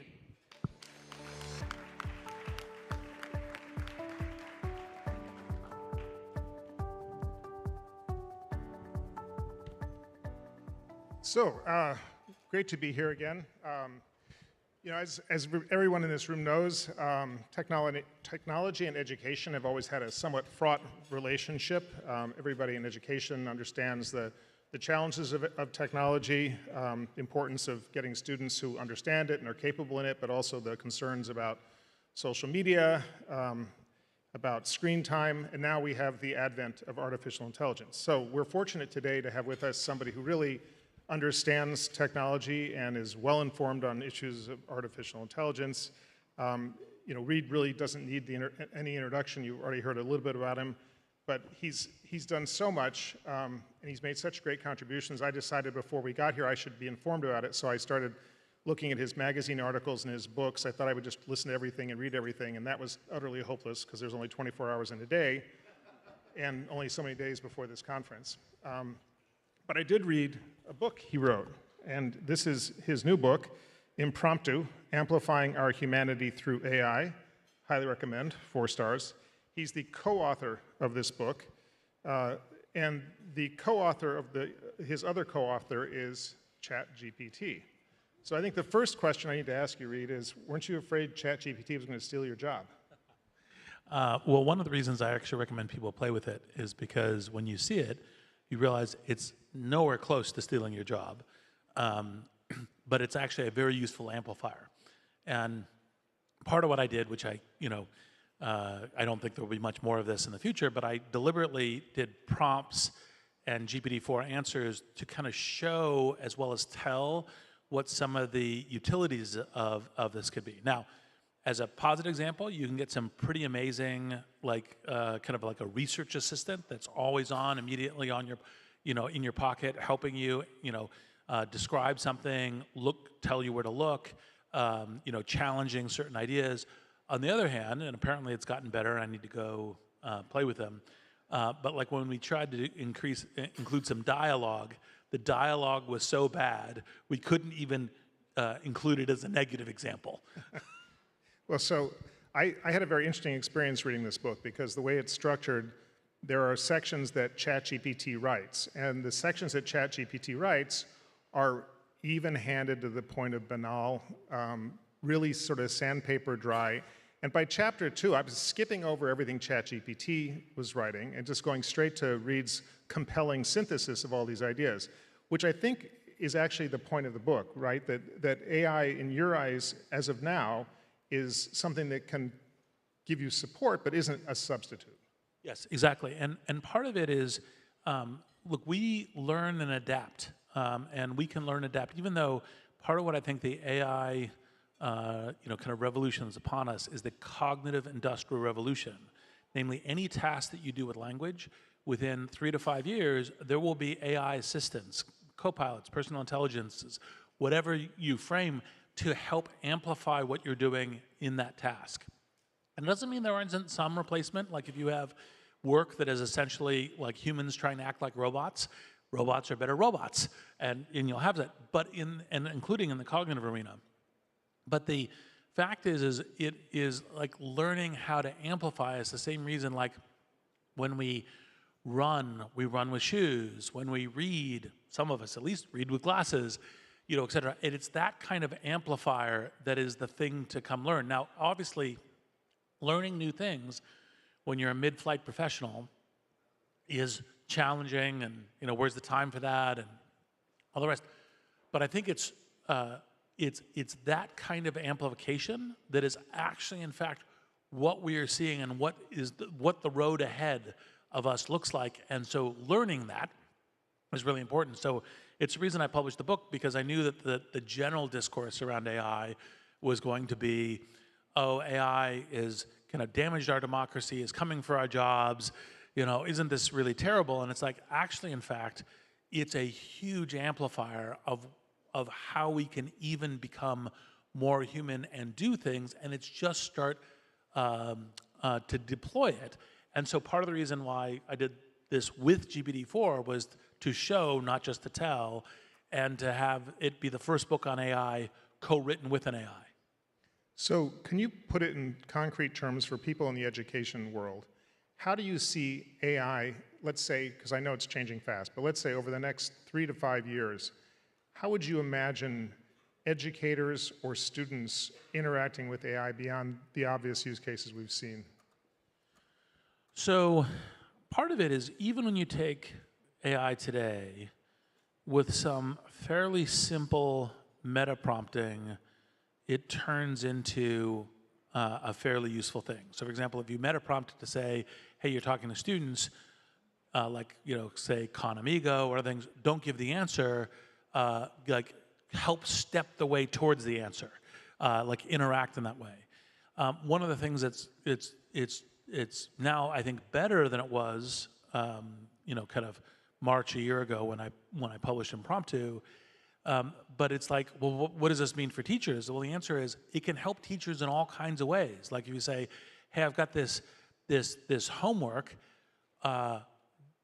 provide some draft commentary on what could be useful commentary to the student on the homework. And then you can look at it and go, okay, that's really good, keep that. That one, modify that one, delete that one, that was not relevant. And it can accelerate the time and the quality of feedback you're giving as a teacher to your students for doing it. So it's an amplifier for students, and an amplifier for teachers. It's an amplifier for, kind of how you can actually even run the kind of like, well, what's the next set of lessons these students or this student needs in order to be grasping these concepts. And so all of that is, yes, you have to up your game for doing it, but it's a very straightforward amplification of the entire process.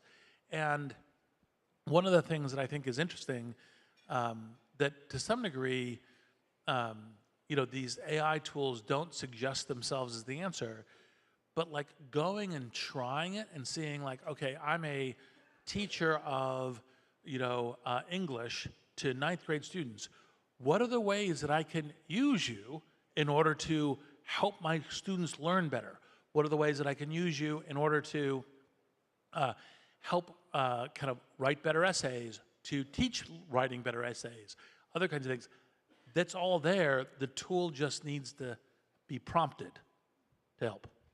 So in full disclosure, I'm a member of the board of something called AI-EDU, which is a nonprofit that helps people in schools around the country to teach AI to kids. One of the questions that comes up, though, is what are some of the hazards beyond, again, the obvious ones of people submitting work that's not theirs, or where do you see the risks for education right now in AI? So, part of course, what we try to do with education is both learn and teach a bunch of skills, but then also, kind of provide grading and feedback. And so that's part of the thing that leads to, kind of incentives to, plagiarize, cheat, et cetera. The thing that I think that set of tools as we go through it, I think we will learn our way around and through those in pretty good ways. My two worries are different. One is, do we get to an over-reliance on, look, the AI is giving us pretty good, credible answers. We'll just yep, as opposed to continually asking the question of like, well, what could be better in this answer? What could be better in this suggestion? Keeping the human in the loop, whether it's human in the loop as a student, human in the loop as a teacher, human in the loop as an evaluator, all of that is, I think, pretty key. And then the other thing I think is this kind of the notion of, well, what should we be teaching is going to be evolving. So, for example, right now, a lot of teaching essay writing is, as it were, the tactics of, how do you pull, a thesis together, a paragraph together, a set of paragraphs defending a thesis, a pattern of doing compare and contrast and so forth. And a lot more of that's going to get amplified by AI. And so you need to go, okay, so what's the, if you presume that all of that writing is going to get a lot easier with doing this, because you have this tool, what's the next level of game that's the really important set of cognitive tools that people will need to be learning? And what's the way that I learn that, learn to teach that, learn to evaluate that, and what's the set of mechanics in it? So it's the how do we shift the game? Because the natural thing is to say, well, no, we've got this perfect way of teaching essays. We should just keep doing that. This is it should be the, where we want to do and analyze Jane Austen from a point of view of colonialism or post-colonialist narratives. Just do that. It's like, no, you're going to actually have to upgrade the way that thinking and presentation is taught around that. And even if you had, for example, just say GPT-4 as it exists today, like well, what happens? It's going to completely change homework. It's like, yeah, look, one way you could do it is say, here is, I'm teaching it today, I don't have any new tools. I go, look, I asked GPT-4 in various prompts to create 8 different essays on, Jane Austen as a colonialist, pre-colonialist, post-colonialist. Here are 8 answers that I got from GPT-4. Those are D-minuses. Now you need to go do better, right? That's just using today and just thinking about it a little bit, because it's like, okay, what do you really want these students to do? You want them to produce good essays, but also to understand what a really good analysis is, what a really good argument, something that is creative, original, etc. And you can get more amplified there with the tools even as they are today for doing that. And so the worry is, don't just try to keep teaching what you've taught before. Figure out what your first principles are, what you're teaching to, and then get there. So I think that's really insightful and a great example of how to use the technology. You've talked before in your possible podcast. You recently did a podcast with Aria Finger and Catherine Marr, who's the new CEO of NPR and formerly of Wikimedia. And you were talking about trust and the risk to trust in the world today. And I wonder whether, I think you said that trust is the critical infrastructure of a liberal lowercase l society. Fiat money doesn't exist without trust, legal system doesn't work without trust, neither does education. And do you see these tools as threats to the trust that's necessary for the institution of education or the institutions in our society to function properly? And you're actually reminding me from the student who did that great intro for us. We already recorded the live session of Possible earlier. It's not after this. So don't go scurrying off looking for it because it already happened. But I think trust is critical, and I think the AI tools can be used to enhance trust, but they can also be used to erode trust. And a lot of it will the question of how do we get back to trusting certain processes, trusting certain institutions, and we have to realize that trust is important even as whatever that process is, whether it's media, whether it's universities, whether it's educational establishments, whether it's corporations, whether it's government, whether it's et cetera. We need to be in a place where we have most trust. Doesn't mean we can't criticize and improve, but the folks who are advocating a complete lack of trust, unless, you're in an authoritarian society and that's an important thing to really buck against, are actually doing more harm than they are good, because we need to be rebuilding that trust. And we can use AI to do it. I mean, one of the things that I would love to have in, browsers and social media platforms and else to say, like having a little AI agent that goes, oh, this thing that you're reading, there's actually this other expert information. And what I define by expert is that a community of people in scholarly discourse, engage in debate and argument and scientific method and everything else on this, and they say, this community of scientists has a consensus point of view or a dominant point of view or a heavily engaged point of view that's contrary to this. Look over here in order to get some more information, in order to get a informed perspective. Because part of trust is understanding. That's one of the reasons why we, broadly trust juries, why we broadly trust science. It's groups of human experts engaged in a fairly dispassionate way to say, this is reliable. This doesn't mean it's by the way, doesn't mean it's always true. Like, for example, there was, once upon a time, scientists thought it was reliable that everything moved through ether, right? And it took Einstein to go, nope, not ether. It's a different form. But it's like we have talked about this intensely as a group of people with a dispassionate aim to being as truthful as we can currently understand it. And that's what we need to rebuild trust in. And I think AI can help with that. But obviously, where its real use is confirmation bias, production of tons of information, flooding the zone with, vaccine denialism or election denialism or other kinds of things, then that does not help us rebuild trust. And I think having trust as an infrastructure for what we can believe media, we can believe education, et cetera, is extremely important. So would it be fair to say in the Silicon Valley conversations of the day today that you are a techno-optimist or an optimist when it comes to AI? So, yes, although some people co-opt the term techno-optimist to what I call blind techno-optimism. Like anything... I know who you may be speaking about. Yes, exactly. And it's just like, oh, just anything you can do with technology is good. It's like, well, that's clearly Bozoville, right? So, no. But you can make technology be great for individuals, for society, for the wide range, to empower all groups in society in really good ways.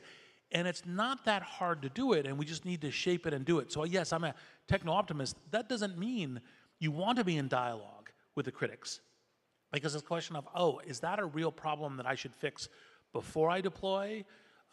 while I'm deploying and iterating in the next version. It's good to have that because that's part of how we make the technology much better.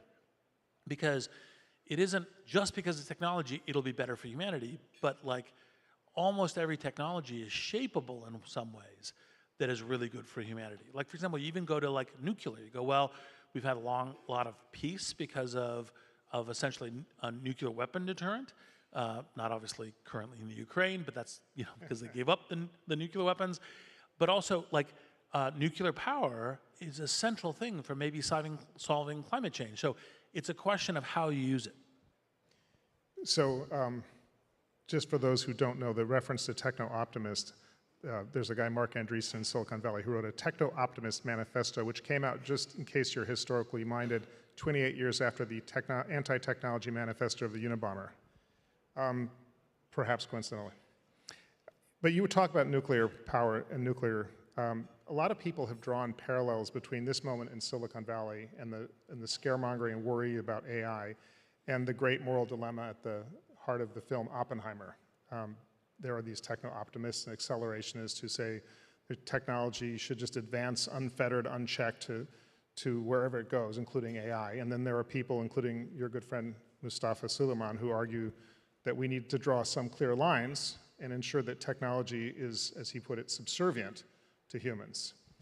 It feels to me almost like the debate right now, because it is so profound in Silicon Valley, is like a religious schism. Like it's a conversation around theoretical outcomes, things that aren't fully known or knowable and maybe even provable until the apocalypse, and yet people are, staking these claims. Some people are saying, AI is going to destroy us all, and if it's unchecked, and other people say, nonsense.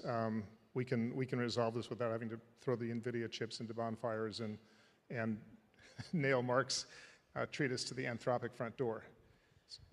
So ultimately, as earlier, I'm a techno-optimist. I don't think it's necessarily really difficult to shape technology in a way that it is elevating of humanity, that it is that we become better as individuals and as societies and groups by the use of it. And by the way, in the very early days of the printing press, the critique was this is going to spread misinformation and it's going to allow anybody to possibly say something and to back then interpret the word of God, and that's a problem. And you're like, and by the way, as we humans encountered it, it did lead to religious war and everything else through the human beings.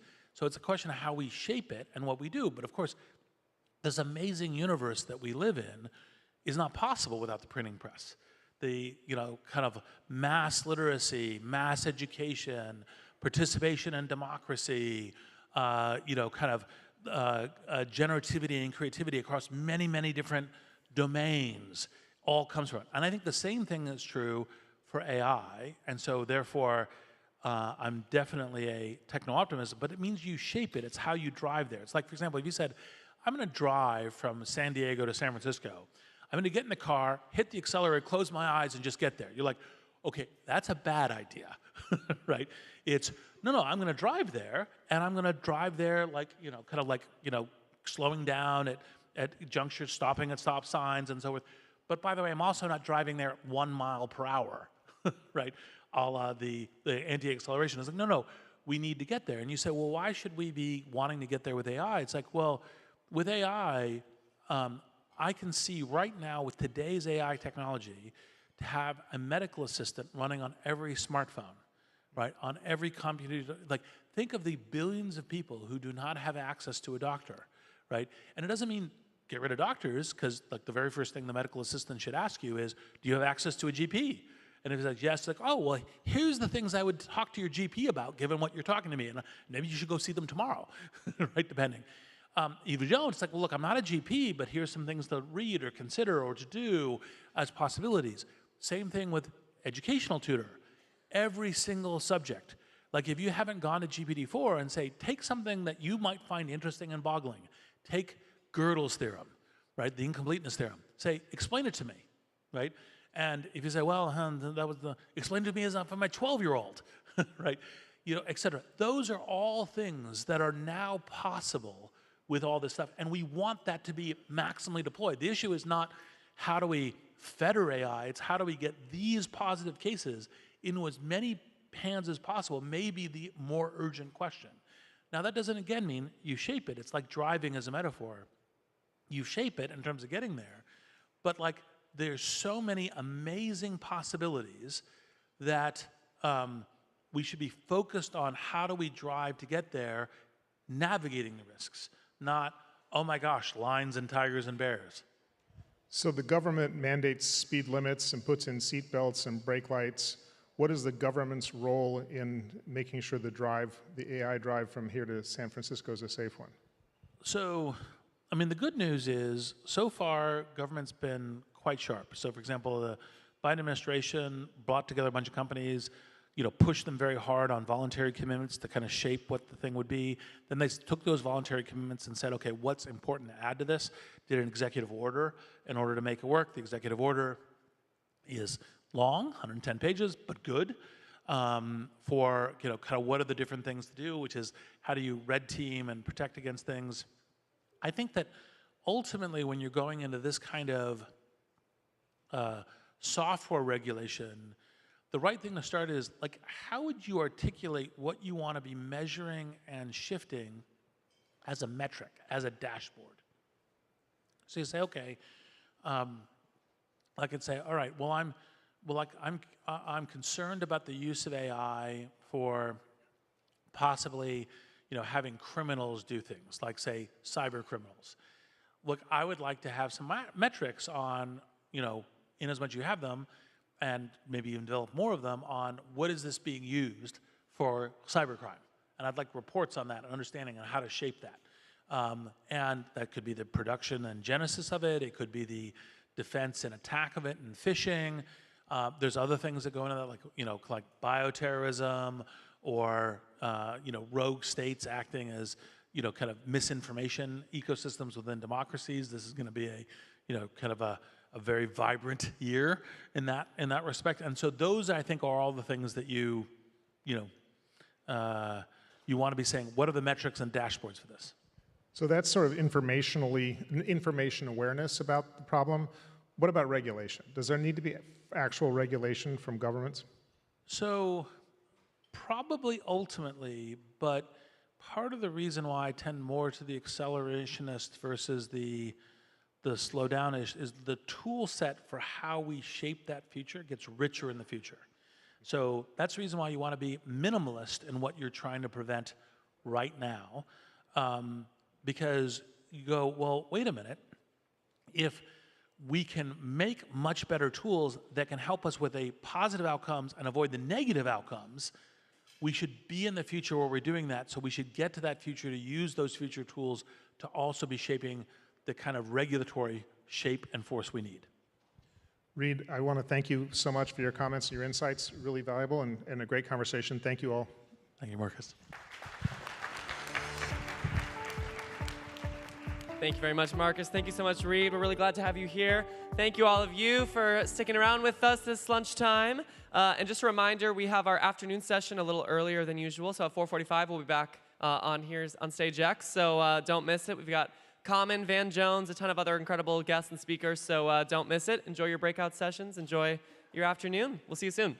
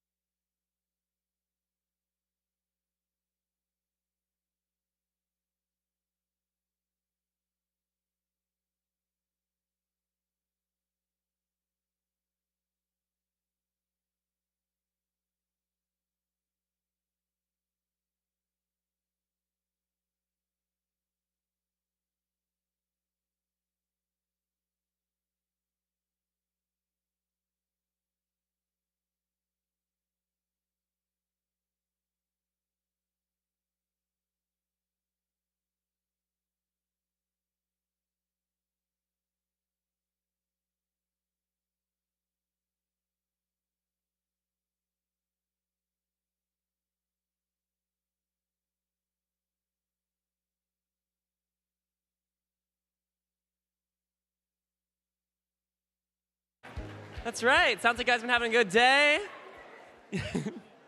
All right, come on in, settle in. If you're still coming in, please join us. We have an incredible afternoon program for you. So get comfortable and get ready to enjoy. All right, first up, do we have any football fans in the room? Yeah, all right.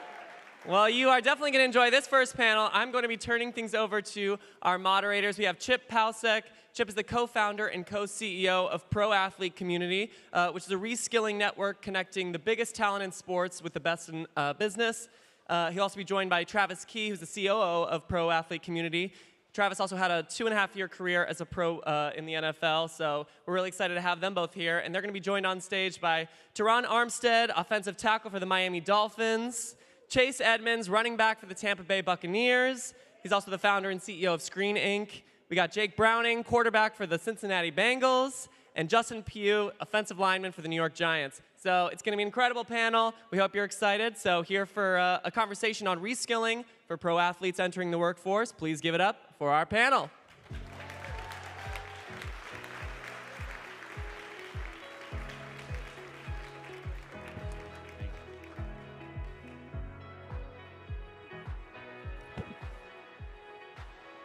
Hello, hello, hello.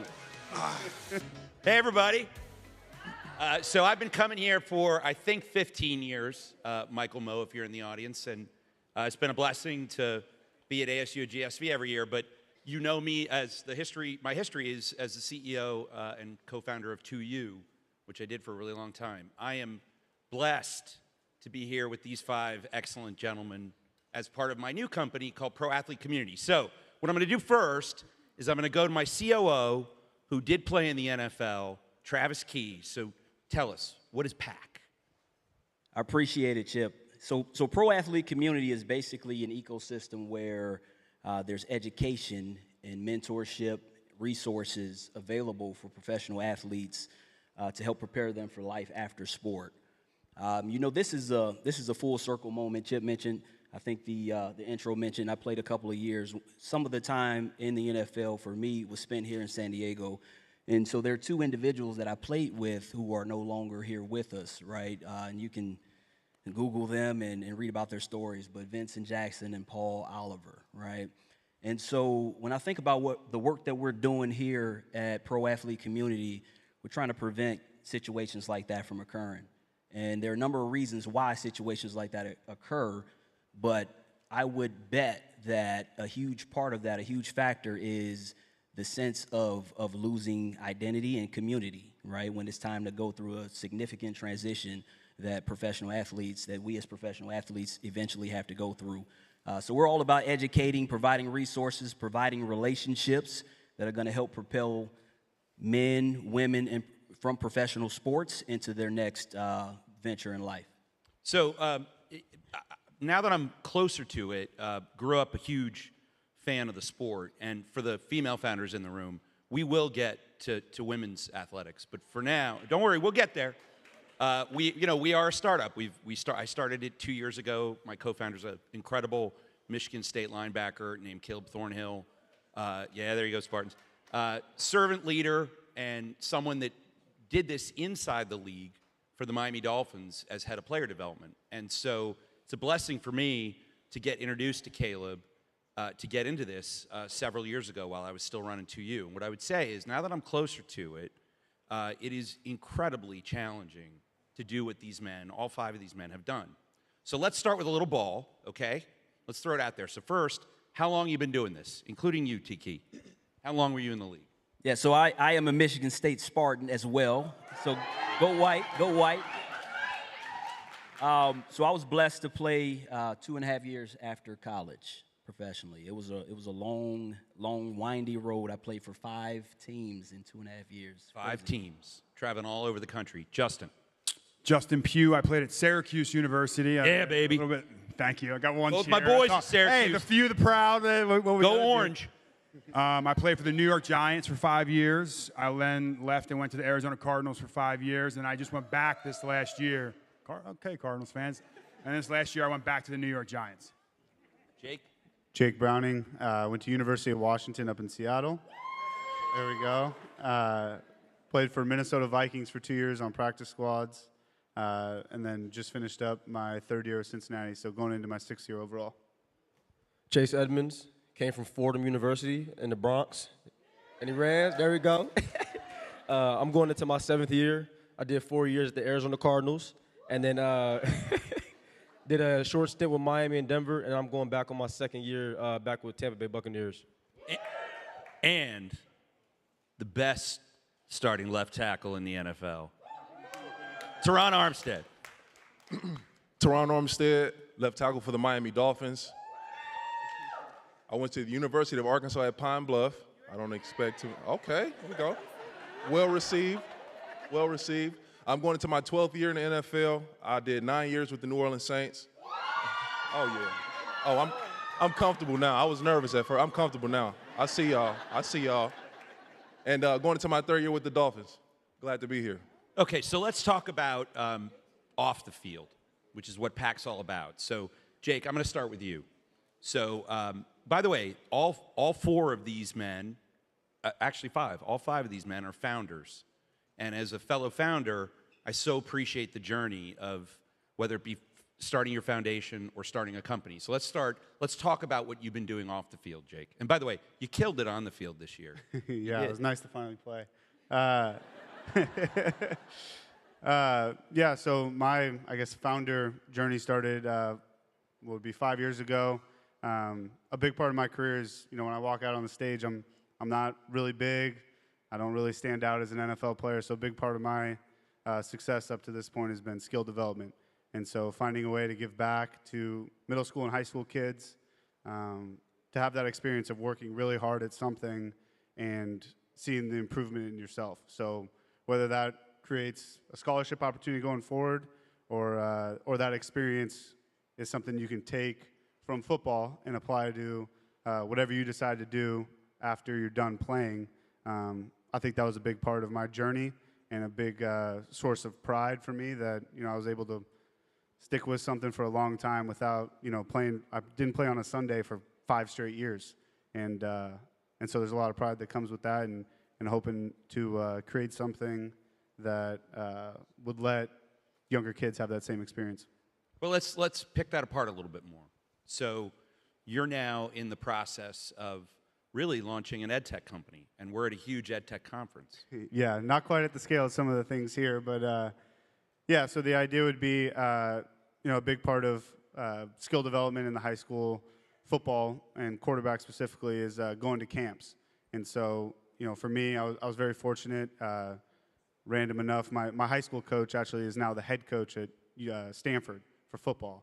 And so one of the best things that happened to me was just randomly being born. My parents decided to move to Folsom, California, and just so happened to get access to really good information, really good feedback at an early age. And so the idea would be removing some geographical barriers to that. So if you're a football player right now, you pretty much train with whoever your local guy is. So if you're a quarterback and you live in Chicago, there's probably 3 or 4 coaches in Chicago, and those are the guys that you work with. And so taking coaches online to where if you're a kid in Chicago and you're a quarterback and there's a coach that, say you need to get a stronger arm. That was always my thing. Say there's a coach that does that in Orange County. Being able to connect those two and get that kid access to information and feedback from the coach that addresses the needs that he needs. Love it. Okay, so let's switch gears. So T-Stead, let's talk about the kids. Let's talk about what you're doing with your foundation. I mean, you're a man of many talents, and you have a lot going on off the field, which is part of why you're such a blessing for PAC. But let's start talking about the Teron Armstead Foundation. So I started the Teron Armstead Foundation my 2nd year in the NFL, so now I'm going into its 11th year of existence. Honestly speaking, and I'm going to be very transparent during my time speaking here, and why PAC is so impactful for me, my foundation has been completely bootstrapped for its lifespan. And it's been a challenge to open doors for the kids and the reason that the foundation is created. So I have a community center that it's a 40,000 square foot center in Cahokia, Illinois, my hometown, East St. Louis, Illinois. Oh my God, got people from all over. I love it, I love it. So in this community center, the mission, the vision is we are trying to create an opportunity for young people to grow in ways that never been afforded, or the opportunities never been presented to the youth. It's an underserved community. So we're teaching a proper handshake, eye contact, from resumes to business plans, financial literacy. And I've been working on my own curriculum. It's called IAB, Aimee Business. And in this curriculum, partnering with Microsoft and other companies close by, we are taking these young, untapped minds and putting them in, introducing them to industries from AI to STEAM and whatever. We had our first program at IAB ended last year where we had 15 participants create business plans, and they all made lemonade stands. And at the end, they had to present, do a full pitch, and we had a Shark Tank type situation for it. But just that small little dynamic and small opportunity was never afforded where I came from. And I didn't have these type of centers and opportunities. So the Toronto Upstate Community Center is a place, a safe haven where people can go and develop and grow and just learn real life skills. God bless. We'll come back to you in a bit. So, yeah, right? Please. Chase. So, Winda, I met you 3 years ago, right, Chase? Is it 3 years ago? 2 years ago. 2 years ago, yeah. All right, so you had a vision for an idea, and at the time it was a vision. Talk about what's happened in that 2 years. Yeah, so about 2 years ago, I first met Chip. We were at PAC Business Combine, and I think, Pew, you were there when we were at the Miami Innovation Center. And at the time, everybody was kind of going through why they were at PAC, and most NFL guys, I myself included, were saying, I want to learn more about real estate. I want to learn more about entrepreneurship. And as these guys are, saying why they're there, I had always had this idea in my head that I had been exploring through friends and families, and, I would write it down and such. And, it was just an idea at the time, kind of a concept. And I remember getting the mic, and I was like, you know what, I'm going to just go for it. So I ended up telling this pitch about this idea that I have where, I wanted to change basically the nightlife market. At the time, it was the nightlife market. And Chip, I remember being done with it, and Chip ends up saying, Chase, that's actually not a bad idea. You have a chicken and an egg where you have kind of two marketplaces where you can actually get revenue off of. And that started a long journey for me to where now I bootstrapped my own app and, the development for it. And I started out with a team of 2, me and a childhood best friend. I'm at a team of 6 now. I plan on doing a soft launch for it in about 2-3 months. I got a product manager that I extensively talk to every single day. And, just to be able to go through that experience of entrepreneurship, I tell Chip all the time, anytime I can, that little bit of confidence or that little bit of feedback that he instilled in me, really pushed me to take a leap of faith. I was still a football player. It's unheard of to be an NFL football player, that being your main profession, and you want to do something on the side, or you want to go after a passion on the side. It's kind of frowned upon when you talk about organizationally speaking of. And Chip installed that confidence in me that just allowed me to bootstrap my own company, my own app, and now to even think that I have a team of 6 where I meet with every single week about how we're going to roll out our phase 1, phase 2, how we want to scale with our financial revenue model. It's been such a blessing. Well, I love having like this community of people around you from the. Go ahead, T-Stead. Yeah, real quick. Me and Chase Edmonds, we signed to the Dolphins in 2021, and we probably were there for 3 weeks. When one day we sat down in the cafeteria at the Dolphins facility, and Chase told us his idea of changing the nightlife and his plan and the whole grand scheme. But it's incredible to see that you actually went in from that conversation in the cafeteria, that you've actually went in and created what you've created with that team. That's incredible. I would echo off that too. I think a big part of PAC is everybody's got ideas, but our day to day is go get better at football, because that's how we pay our bills. And so going to something like PAC, being surrounded by people that are in business and have had success in business, I think that's a big part of seeing these ideas all the way through and getting that confidence to step outside of football in that realm. I mean, I know for myself, it's been a big accelerator to see it all the way through, or even take those steps to see any part of progress, I don't think that would have happened without PAC. Oh, I love it. Well, thank you. But, it's amazing, Jake. For Justin, I can tell you that I have learned a ton from you at PAC. And I would say, as CEO, no matter how big the company, you've always got to be learning. And we're at a conference right now that's all about human development. And I think about the bevy of activity that you've got going on now while you are still playing. And you and T-Stead, you guys, same draft class, right? So how many years? 11 years? 11 going on 12. 11 going on 12. So just give us the rundown. And by the way, I also want you to tell everybody what you did last week. I'll let Justin do that. I guess they let me speak because I'm the old man in the room. I was at the first PAC event we ever did in 2018 in New York City when we had no idea what this was. And one guy from every team got invited.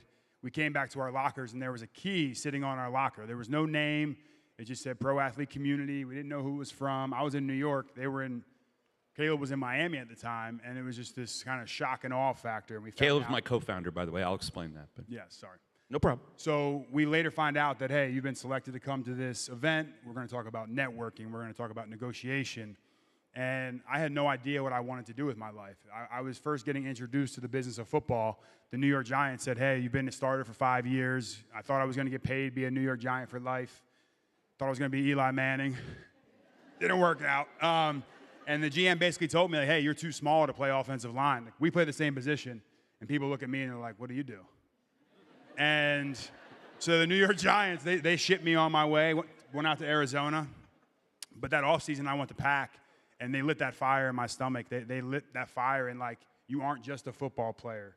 What are you passionate about? What do you want to do? And that started me on this journey. And I thought I wanted to do real estate. Chase, a lot of guys come to PAC for that passive income. How am I going to pay my bills once I'm done playing football? And tax-sheltered income through rent and real estate is something I think everyone in this room, you think about. We never learned the value of the dollar. I was drafted in the first round, and I was given a check for $5 million, and they're like, all of a sudden my lifestyle jumps up to that. So you have cash flow. So I got to use the mic. We didn't get a cat. That's all good. Your cash flow jumps up, and then your lifestyle jumps up, and then we have no skill sets once we're done, but we still have this lifestyle, and that's how all of us go broke. 78%, I think it might be a little bit out there, but 78% of NFL guys go broke. That means 3 of us on stage right now are going broke. That's a stat that I can't live with that stat. By the way, just FYI, they're not going broke. But you go to a place like PAC and you start to learn, you start to bounce ideas off of. When I was in New York with the Giants, you couldn't talk about business. It was football, or you were getting cut. So going to PAC and really having that experience of what life is like, went into the real estate space. Now I started a business called Athlete Podcast Network, where we help athletes grow their brand through social media, podcasting, but also just through building an audience. And I didn't think I was going to do that. This was 4 years of doing real estate to give it all up to go pursue this passion. But I met my partner at PAC in that first event, so I am a representation of what this is all about. Man. And so just, I teased it. So where were you guys last week? So through doing some of this brand building, and if you're the best left tackle in football, you have this ability that people want to hear what you have to say. So we got invited to be, and we got accepted to be in the NFL's broadcast boot camp. So we were very nervous to get on stage. Luckily, we had the ability to go and do some studio analyst work, some play-by-play, calling games live, working through podcasting. A lot harder than sitting here with me, by the way. That's a hard job. They'd be in my ear right now and say, Justin, stop talking. You got 10 seconds. We got to get back to the play. So no one's cutting me off right now. I can talk for another 15 minutes. But that's what we were doing last week, and that's the power of building that brand. Because once that you walk off that field, you don't have that NFL logo. What do you do next? And that's where a lot of guys get in trouble. So, what is everybody in here that loves football, like your day-to-day life when playing really starts? Let's talk about that a little bit and think about it within the context of how challenging it is to launch a company, right? Yeah, I would say the whole month of August, we're pretty much out of commission. I think 6 days a week. They legally have to give us 1 day off a week, and you're pretty much there. I think they have to cap it at 12-hour days. So we're there for 11 hours and 59 minutes. And then once the season starts, you're there at 7 a.m. doing a lift, and you got meetings, walkthrough, meetings, practice, and you're basically there until 6 p.m. So it's pretty tough to really get anything going while playing. So that's where the off seasons come in. Yeah, just to go off what Jake said, I mean, the days are hectic, and sometimes it's not even the actual work hour days. It's kind of like, because this is our profession, this is the way, how we earn a dollar, you got to do stuff outside of the facility. You got to watch film for an extra hour. You got to do body appointments for an extra hour. And then obviously, I don't have a family, but some of these guys might have wives and kids, and you got to give them your attention. So it just becomes a really hard time, especially as a young player coming in, on how to balance that work life with just the expectation of doing this job and the pressure that comes with it. T-Stat, you look like you were jumping in there. Not really, but yeah, just to piggyback off what these guys said, it's a pretty time-consuming schedule on a day-to-day. Everyone routine is different. That's kind of the best thing about the NFL. Me going into year 12, my body maintenance that's the bulk of my week. I'm massages, stretching, Pilates, all those type of things in order to be able to feel young enough to go out there and play. So quarterbacks, his film study might be longer than my process. Chase, he might be doing more cardio or change of direction training. Me and Justin, we're doing more body work stuff, lifting weights. So it just depends, position specific. So Travis, you're an engineer. And so those in the audience that know me know that I'm a bit more of an artist than an engineer. No question about it. So when I met you, we were running these combines with Caleb. How long have you known Caleb, my co-founder? So Caleb and I go way back. We came into Michigan State together back in 2003, and we graduated together in 2007. And played ball together. Played ball together, yes. He, Caleb decided to take the smart route to the NFL. I decided to continue to beat my body up. Caleb decided to go the front office route. He had aspirations to be a GM one day, so he took the front office route. And that really led to player development, player engagement, which was really the foundation of pro athlete community, right?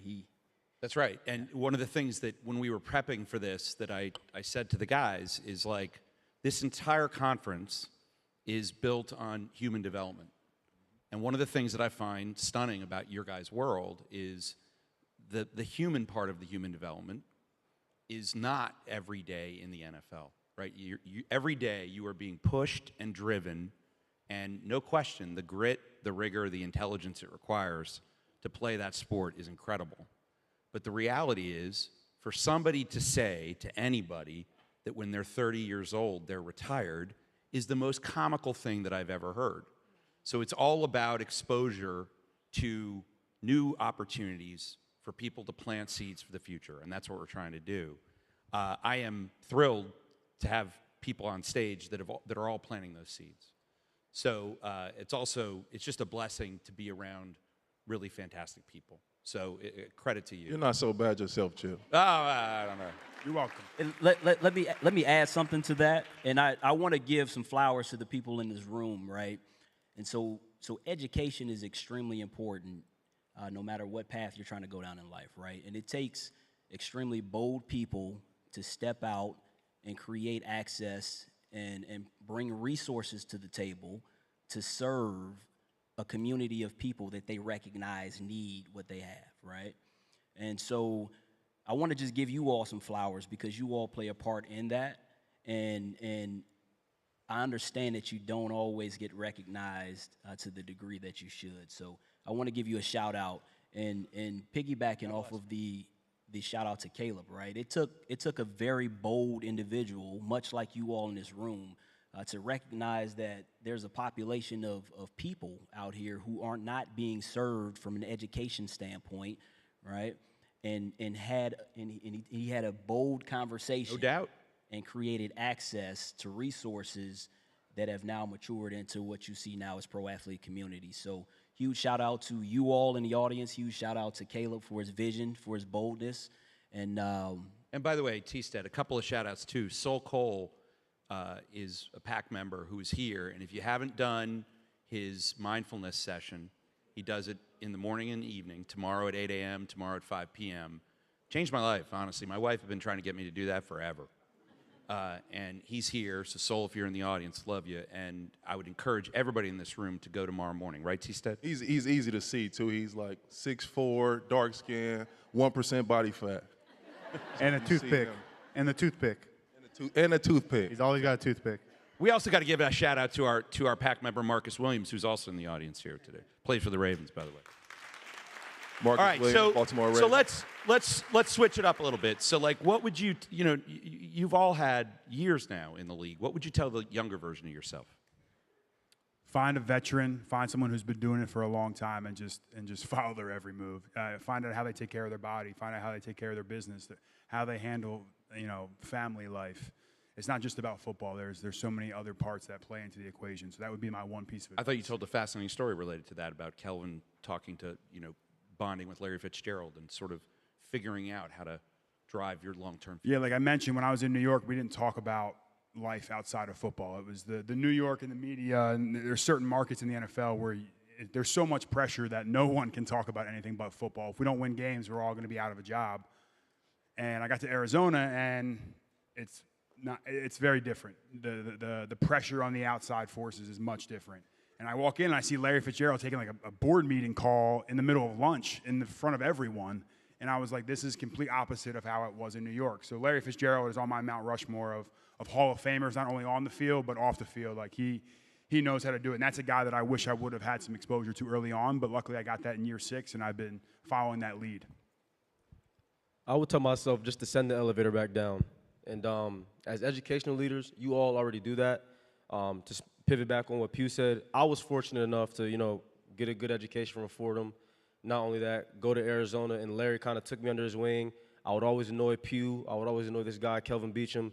So I was one of the fortunate guys. Sitting up here, we're all the tip of the iceberg.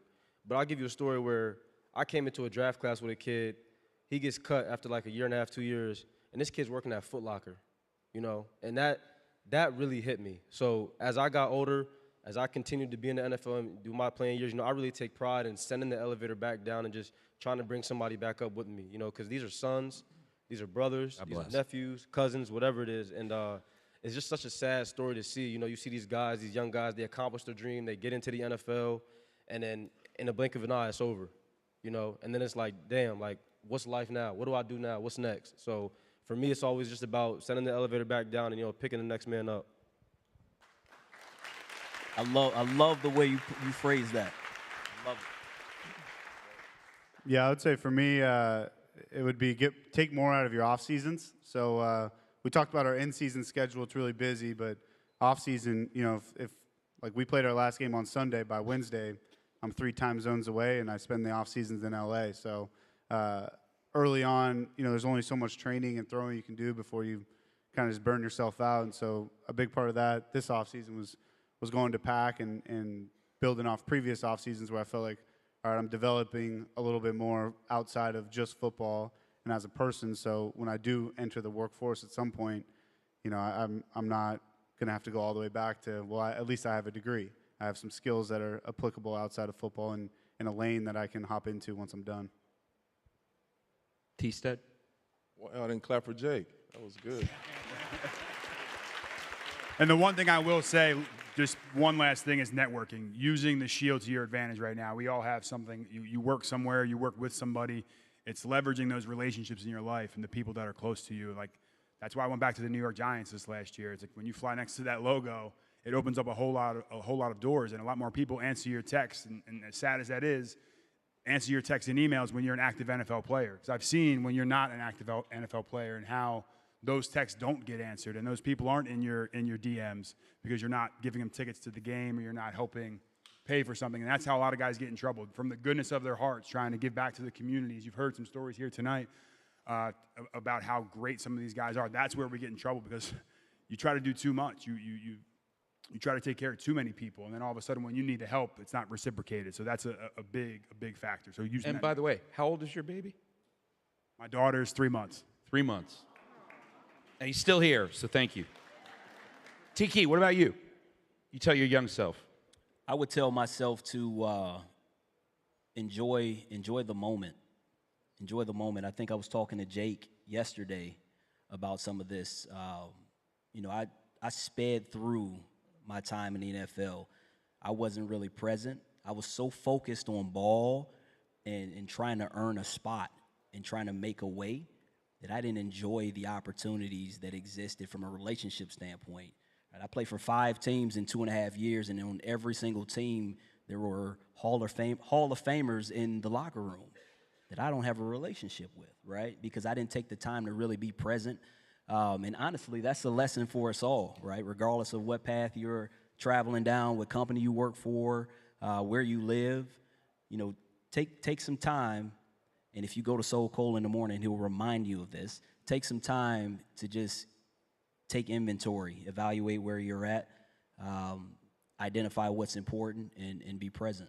Yeah, I mean, we did it this morning, and, you know, Soul asked everybody in the circle to sort of make sounds, but then he also asked everybody, what are you grateful for? And I said my colleagues, because right now it's an absolute joy. I feel like the Japanese term ikigai, I don't know if you know it, but there are 4 concentric circles, and it's what you get paid for, what you're good at, what the world needs, and what you love.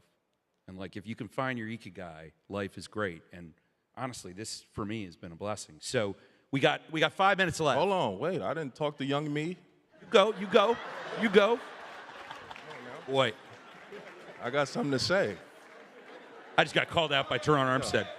What's wrong with He said, right now my kids are going to be like, all right, Dad, so shut the hell up.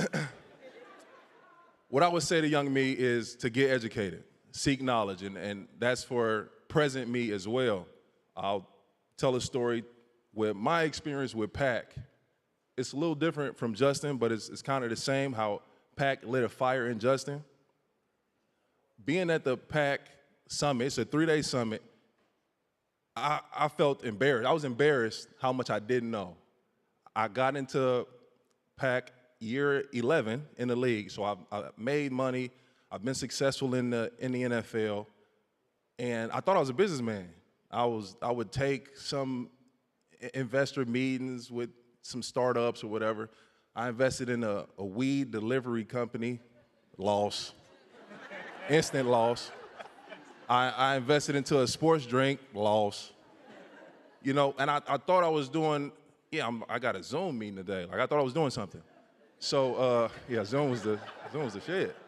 So, but when I got to PAC, and I was exposed, I was really exposed, just the ignorance and just not knowing what I don't know. Being able to really listen to experts in these fields, because we're experts at what we do. So we're a small percentage of the people that do what we do for a living.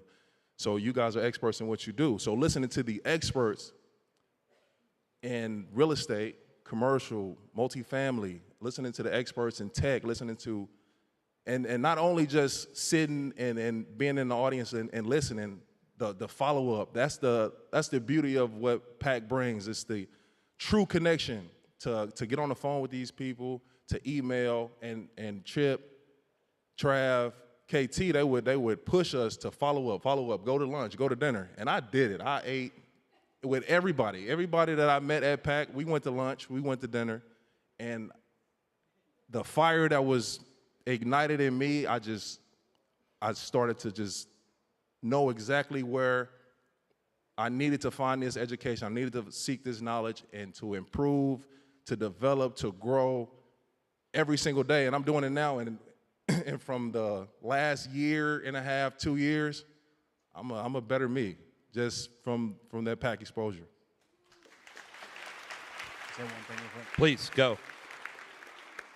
And don't get it twisted, we're competitive. So we have a group chat, and now all of a sudden we start growing and we start getting better. Now we're pushing each other. Hey, I just did this deal. Hey, I'm leading this summit. Hey, like as soon as we post this on our LinkedIn after this, which we never had probably LinkedIn before this, we start letting guys know what we're doing, and that pushes everybody else. So like we're pushing the envelope now. So it's that elevator mentality, and we're pushing each other to be better because all of us now want to be the best businessmen, not just the best football player. I think it's a huge thing, a resource to have too, where, you know, I think we have some PAC member that he wants to own a zoo of exotic animals. And so who's the first person he calls? Chip. And Chip, I don't know how the conversation went, but it was probably something along the lines of, okay, That's not ed tech, but let me see if I know anybody. What the hell does Chip know about that? Yeah, hopefully not a lot. But I think it's a huge resource to know. I can call Chip and say, hey, I'm looking at some real estate deal. You may not know the real estate multifamily, but there's no skin in the game for him. He's going to find a resource for me to get on the phone with, someone that's an expert, and getting access to those experts through Chip, Travis, and through PAC, I think is one thing that prevents NFL players from going broke is I'm looking at some deal, I'm like, yeah, this looks great. I got FOMO. I'm going to miss out on this deal. And, we're all, a little delusional because we're the 1% that did make it to the NFL. And so looking at some deal, it's like, yeah, this is going to be the next Uber. It's like, well, what the hell do I know if this is going to be the next Uber or not? And so sending it to someone who does have that background to say, okay, here's the questions to ask and, some things you want to know before you invest. Well, I think your ability to keep learning, I mean, I can't state it enough, particularly under the circumstances it takes to be a pro athlete. And, as I mentioned, we're starting with the NFL, and God bless, it's doing really well. But we do think this is all professional sports, keep learning. And so why don't we, I'm not going to make you do your rap, by the way, right? I don't rap for free anyway. Business, baby. A better businessman. So why don't we close out the panel with your personal hashtag? What's your personal hashtag? Grateful. Come back to me. He said. Yeah, I didn't prep you for this one. We don't really use hashtags no more, Chip. That is actually how we will end the panel. We got emojis. So once more again, expressive. And I clearly, by the way, am the old guy of PAC. But thank you for calling it out to the entire world, T-Stead. I really appreciate that. Please, everyone, give an incredibly warm round of applause to these men. Now, one shout out. You heard we got multiple founders here. So venture capitalists, people that work with foundations, they're here. So bring it on. Great. Thank you, everybody. Blessing. All right. Thank you to our panel. Thank you, Chip. Really appreciate it. Also, I promise I'm taller than I look. This isn't really fair what I'm up against right now. All right. Next, I will be turning things over to Deborah Quazzo. No relation. Just kidding. She's my mom.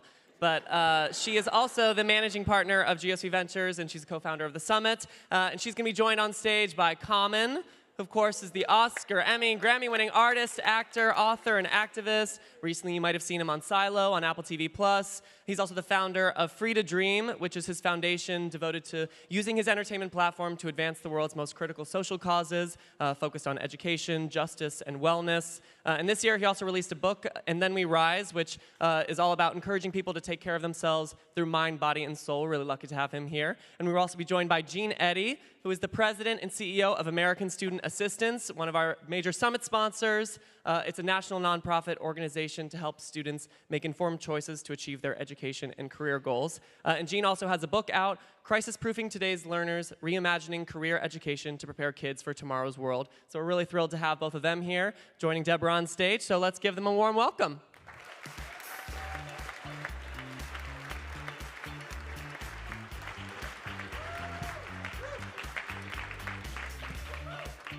All right. It is such a pleasure to be here this early evening with these two amazing human beings. And I have to say, each of them has been a long-time devoted partner of the ASU GSV Summit. And they have been just hugely impactful to the growth of ASU GSV and such great supporters. So it's just so fun to have them actually partnering together, which actually had nothing to do with us. But anyway, it was fantastic. So we are here to talk about I Am Free to Dream, the campaign, the I Am Free to Dream campaign that Common and ASA have launched with Gene. If you haven't gone to the booth in Town Square, it is absolutely exquisite. I was there after hours last night taking secret pictures with Common's mother, Mahalia, but it is wonderful. So I'm just going to do a quick little, Q&A round with the two of them to talk about. So Common, why don't we start with you? What is the campaign? You both are passionate about giving all young people equal access to the future. Tell me, what do you see here? What's the opportunity? What's the possibility?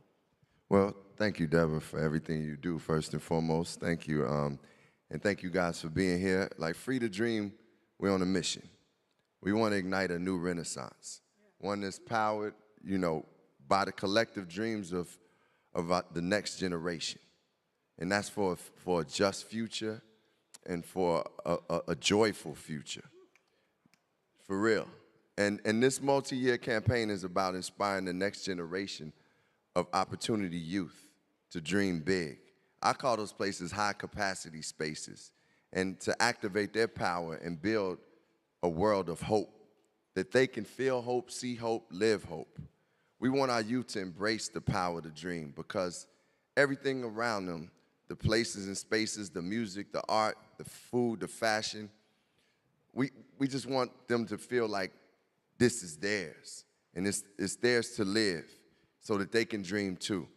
We also want more adults to embrace the power of young people's dreams and help to remove the barriers and systems that deny them or defer their dreams. We want to amplify the dreams by sharing stories that inspire more dreamers and more diverse pathways to opportunity. So we're proud to partner with the American Student Assistance to be able to team up with ASA, because we share a mission that we want to let young people know that they have the power and permission to dream. Now, together with ASA, we will amplify the dreams of the next generation. So I want to thank you, Gene, for real. I really want to say just how grateful we are to partner with you guys. And as Deborah said, we all share the same mission, so thank you. Our pleasure. Gene, can you talk a bit about what this means for ASA? I mean, obviously, we've been following you and your mission to career-connected youth and all the different initiatives you have done here. This is a big one. Yep. So please talk about kind of what it means for ASA, your mission, the goals, et cetera. Sure, thanks, Deborah. So at ASA, we're changing the way kids learn about careers and prepare for their future. And while we care about all kids, this year we have a special focus on underserved youth. Kids from rural areas, kids with disabilities, and kids who are opportunity youth. Do you know there are 5.5 million of those young people who aren't working or in school? And over 700,000 of them are involved in the justice system. How did this happen? There were a number of systematic changes and traumas that led to this. We need to find ways to identify the root causes for this disconnection and change the way we engage with our young people.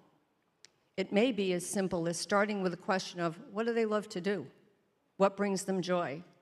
And as Carmen says over and over, what makes their eyes light up? Starting with kids' dreams and their highest aspirations, we can help them map out a successful future. That's why ASA is so excited to launch the I Am Free to Dream campaign with Carmen, illuminating the possibilities for our opportunity youth. That's true, very true. And you can head to our campaign website, IamFreeToDream.org, now to check out our mission statement and learn more about the campaign, which will fully launch this summer. So keep an eye out in the coming months. We're very excited. Is there anything this audience could do? Is there anything this audience should yeah, do? they can go to IamFreeToDream.org and learn more, but this audience can do a whole lot. I mean, that's what we're here for, to learn. I'm here to learn from these guys so that we can commit to doing more. So I'm Free to Dream will lead you to what can be done, and we're just grateful to partner with ASA. Well, thank you both for thinking big, and thank you both for announcing your big thinking here at ASU GSV. We deeply appreciate it. I'm very excited to see what transpires over the summer, and thanks to Gene and Carmen for being here again. And we'll have a part 2 to this session coming up next. Thank you guys both so much. Thank you. Okay. Thank you very much. All right, Carmen, I'm going to keep you on stage. We brought out my mom, so I'm going to bring out your mother as well. Feels like we're in trouble or something right now. All right, so yeah, we're going to keep Carmen here because we have a really exciting conversation. I'm going to be turning things over to April Montgomery Goebel. April is the executive director of KIPP Chicago. Yeah, give it up for April, come on. And now also give it up for Dr. Mahalia Hines. Common's mother, of course. She's also an educator, a retired principal, an author, a speaker. She's the board president of the Common Ground Foundation, and she recently wrote a book called Tomorrow's Children, Raising Children to Stay Human in a High-Tech Society. And she had a talk and a book signing today in Town Square, so hopefully you're able to make it. If not, definitely check out the book. She is incredible. We're really thrilled to have all of them in conversation here. And Common also had a conversation earlier today on Dreamscapes, which is all about fostering a young person's ability to dream big, imagine possible futures, and prepare this next generation to build the world they hope for. So if you got to see that, that's great. Well, and if not, we're glad to have him here again to have this conversation. So without further ado, please welcome April and Dr. Hines to the stage.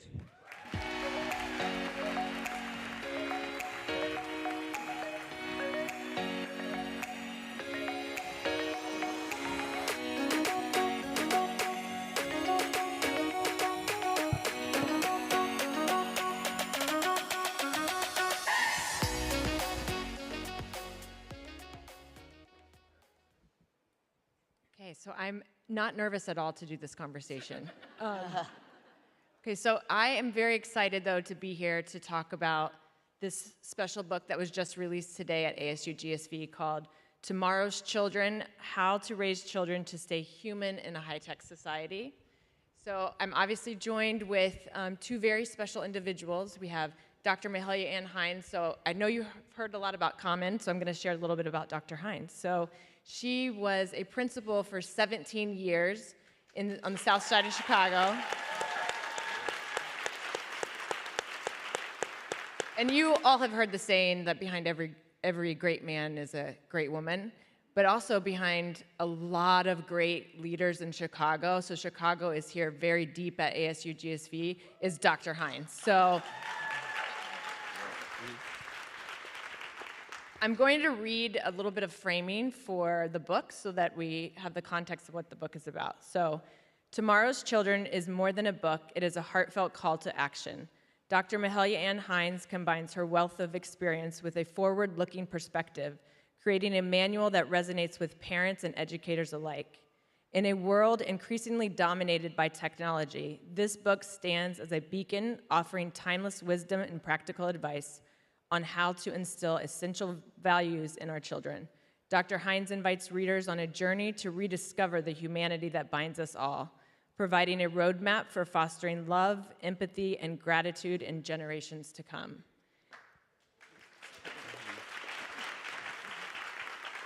So this conversation is really special because about 17 years ago, I got to sit on a bench with Dr. Hines, and I shared my life story. I learned about her being a principal, and as she talked in that conversation, I kept thinking to myself, wow, this woman has so much wisdom. What would it be like if she could reach more people?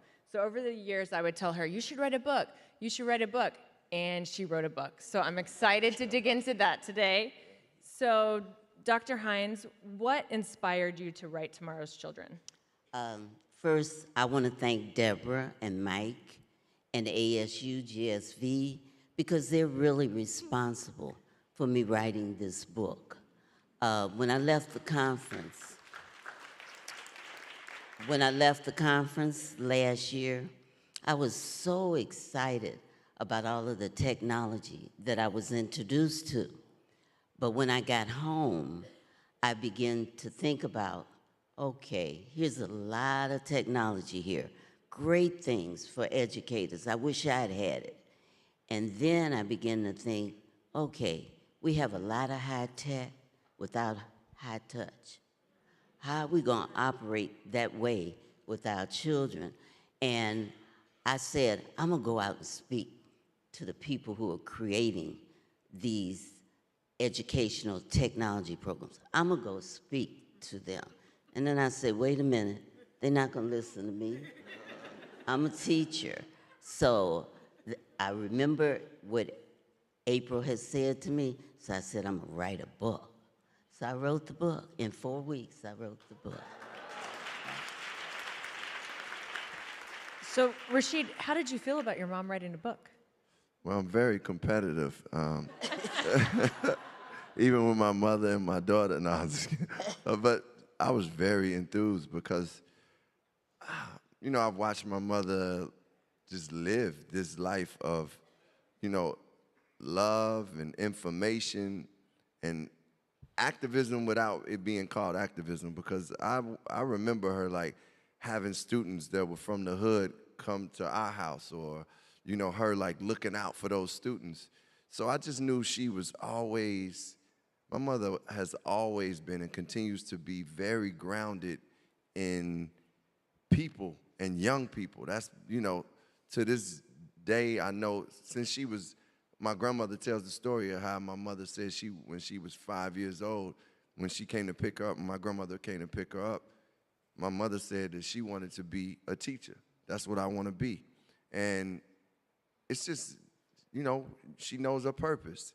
And for me, like, I've seen her live that purpose and see her stay in tune with people from all walks of life. Even at times when I'm drifting, she'll pull me back. And it was times where, you know, even close friends of mine from the neighborhood would go to my mother first. I'm talking about hood dudes would go talk to my mother to try to, you know, get in connection with me. So that groundedness always meant something to me, and I felt like it always kept an awareness and a true, you know, how can you really do for people when you're not in proximity of them? And the fact that she was there proximate with people and living that, I felt like this book was so necessary. And also, you know, it's being a parent, I mean, I'm learned too. I'm still learning as a parent, and I think parents, whether you have a, you know, you've birthed a child or not, it's like, wait, we're dealing with a whole new set of ideals and ideologies and habits from children. But I do believe, and this is something that I pick up from her, and I love what this book is expressing, is certain things is just, they should exist throughout time. As long as the planet is here, it's certain things that should exist as far as the way we treat each other. And I think that's what this book is really about, reinforcing just no matter what country you're in or what your religion is or you know, what your choice of foods you like you still can show manners and respect and integrity and respect to other individuals and understanding. So I love that this book is expressing those things and is waking us up a little bit. We need to be awakened. Thank you. So the purpose of the conversation tonight is to really explore this beautiful bond between the two of them. I have been inspired over the years about their friendship, their love, the way they grow together. So I'm going to try to lift up that through the questions that I'm asking. One of the things that always stood with me was that when you guys would travel, or even at your house, I think you have a love light where you can, I think one of you touches it and then the other person gets the light. Is that right? Mm-hmm. So that, to me, was really special that you guys had that. So Dr. Hines, can you share more about how you nurtured the development of such a lasting bond where you have love lights? I think two things. I was very intentional about how I raised my child. I don't even know, I'm not sure where that came from, but you know how people say you have an old soul? I think I had an old soul, and I was a single parent at the time. And one of the things I said to myself, if something happens to me, I want somebody to want to take my child. I don't want them to have to take them. Okay? So very early on, we had a relationship, but it was a very clear relationship. There was a line of demarcation. I was the parent, and he was the child. And we were not friends. No. We were friendly, but we were not friends. And so as he grew older, I wanted him to have the manners. At the age of 5 and 6, he had to pull out chairs for me. He had to open doors. And many of his girlfriends thank me now for that. Say many of my girlfriends. Over time, he don't have many. Over time, they thank me that he was raised that way. But as he grew older, I didn't grow older, we became friends, and it was okay. But it was later on, like he never drank in front of me until he was over 30, and then that was at a dinner, you know.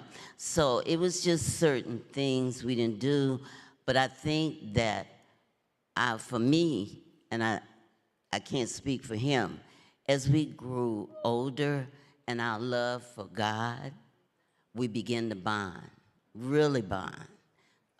It was a very strong connection. We began to pray together, pray for each other, and pray with each other. And that truly strengthened our bond. And the fact that I was not too old to learn, that I would listen to him and he would say, Mama, that's not right, don't do that. Or even just like with my book, he said, you need to read it, do the introduction some. It doesn't tell people who you are. And it would have been a time I would have frowned, but I didn't. And I did what he said. So I think those kinds of things, listening to each other and sharing, helped us to nurture our bond. So Rashid, as you listen to your mom reflect on your relationship, what resonated with you? What's truly the fact that, you know, she did like create a path and a foundation where I did understand she was the parent. And that's valuable because it also like trickled over to me just honoring people who were older than me and elder. And like, not only did I not curse around her, and really still don't really curse around her too much. I mean, I remember she was, I got to do the Oprah show, and she went on the Oprah show like saying, like it was during the after show, she got up and she said, my son doesn't cuss in his rap songs. I was like, well, you ain't listen to my rap songs. But that being said, just the respect, you know, of having her as a mother is like, though she didn't portray herself as a friend, true indeed, but it still was a time where we shared. We would watch Family Feud or Dallas or Dynasty or just our things that we loved, you know, that just was bonding. And whether it was like looked at as a friend, it was just precious times that I valued. And then as I grew into an adult, she understood and made the, you know, the adjustments to be like, okay, now it's, you can't have a drink around me, or maybe I will listen to you, you know, you might have something to say. But that being said, I do, you know, have to say that our spiritual connection, just us learning about God and sharing that has been a real beautiful thing. Like, and the joy I have with my mom is like that, as she said, and I approach my life the same way. I'm always want to learn, and I'm not too, I don't know too much where I can't learn or listen to someone. And you know, I feel like I've been learning from my daughter since she was young. Even if she didn't, I would ask her things, she might not have known that I was asking for some real wise thing, but it was like just the purity of having a child express certain things. I actually received it and took it as wisdom. That being said, I'm super happy with just the relationship that my mother and I have, like as far as just our communication, because that's one of the most important things, and we don't have to agree on everything. That's what I tell people, like, yo, like it's okay to disagree with people and still love them, you know, and like still enjoy life. Like one of the things that I think we get caught up in the country is just that, like, yo, this person believes this person, so I'm not going to even associate with them. But I mean, I always tell people, listen, I disagree with my mother, and I love her like everything. So we can disagree, and I love that we can do that and help each other. And iron sharpens iron. So she's been sharpening me since I was a little one, and I'm still getting sharpened by her. Same way. Yeah, thank you. Yeah. So I want to talk about the subtitle of the book, How to Stay Human in a High-Tech Society. What does staying human mean to both of you? Staying human means to me that you are respectful, that you're conscious. Being conscious is very important, that you're conscious of how you treat people, the things you say, what you do, how you feel. Because if you're not conscious about how you feel, how are you going to help anybody else feel better? I think it means being empathetic, not sympathetic, That's very different, but empathetic. I think it means being generous. I think it means being kind. And I think it means being loving. And to add on to that, like, I think all those things that my mother said is very important. And also, I think it's being human is acknowledging the times where you do fear things, or times where you are feeling anxious and you are feeling depressed, or you are feeling like jealous, or you are feeling like those are human. We are human beings and we feel those emotions. And I think the key is, you know, being able to, because I know for a long time in my life, I could deny those things just to survive, or push those things away just so I can make it through the day, or, you know, just because that's what we've been taught. But to be able to actually acknowledge those feelings and work through those things was really my truest human, was like to be like, okay, I feel, you know, down, but I ain't gonna be down long. Or I feel a little bit shaky about this, but I know how to center myself to make this happen. And I think, you know, one of the greatest things I found now in being human is being present. Like, to be, you know, being present, which is basically the same thing my mom said about conscious, is being present, is just being aware of, like, I'm in this room, I may feel nervous, or I'm in this room and I feel excited, or, you know, all those things, just being able to connect with those emotions and acknowledge them and have tools and resources to work through them if it's causing a block in what you need to be. But just being able to be present is already a beautiful thing. And I've been able to work on that and practice that for my humans so that I can enjoy the moments like this, enjoy the moments when I'm on stage performing and like taking that in, or even on a movie set, or just being with my family, being present. Like, all those things apart from me have been intentional with my humanity. Yeah, thank you. It also resonates deeply with me as well, because having helped you with the book a little bit, there were so many moments where I'd have my earphones on and I'd be walking and I'd take them out so that I could be present with nature around me and really, you know, be present with what I was experiencing. So I was grateful that you put that part in the book.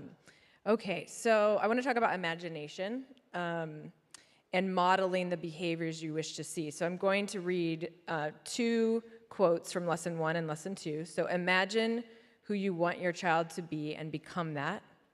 And it's not just what you say, but what you do. So Dr. Hines, how do you define imagination?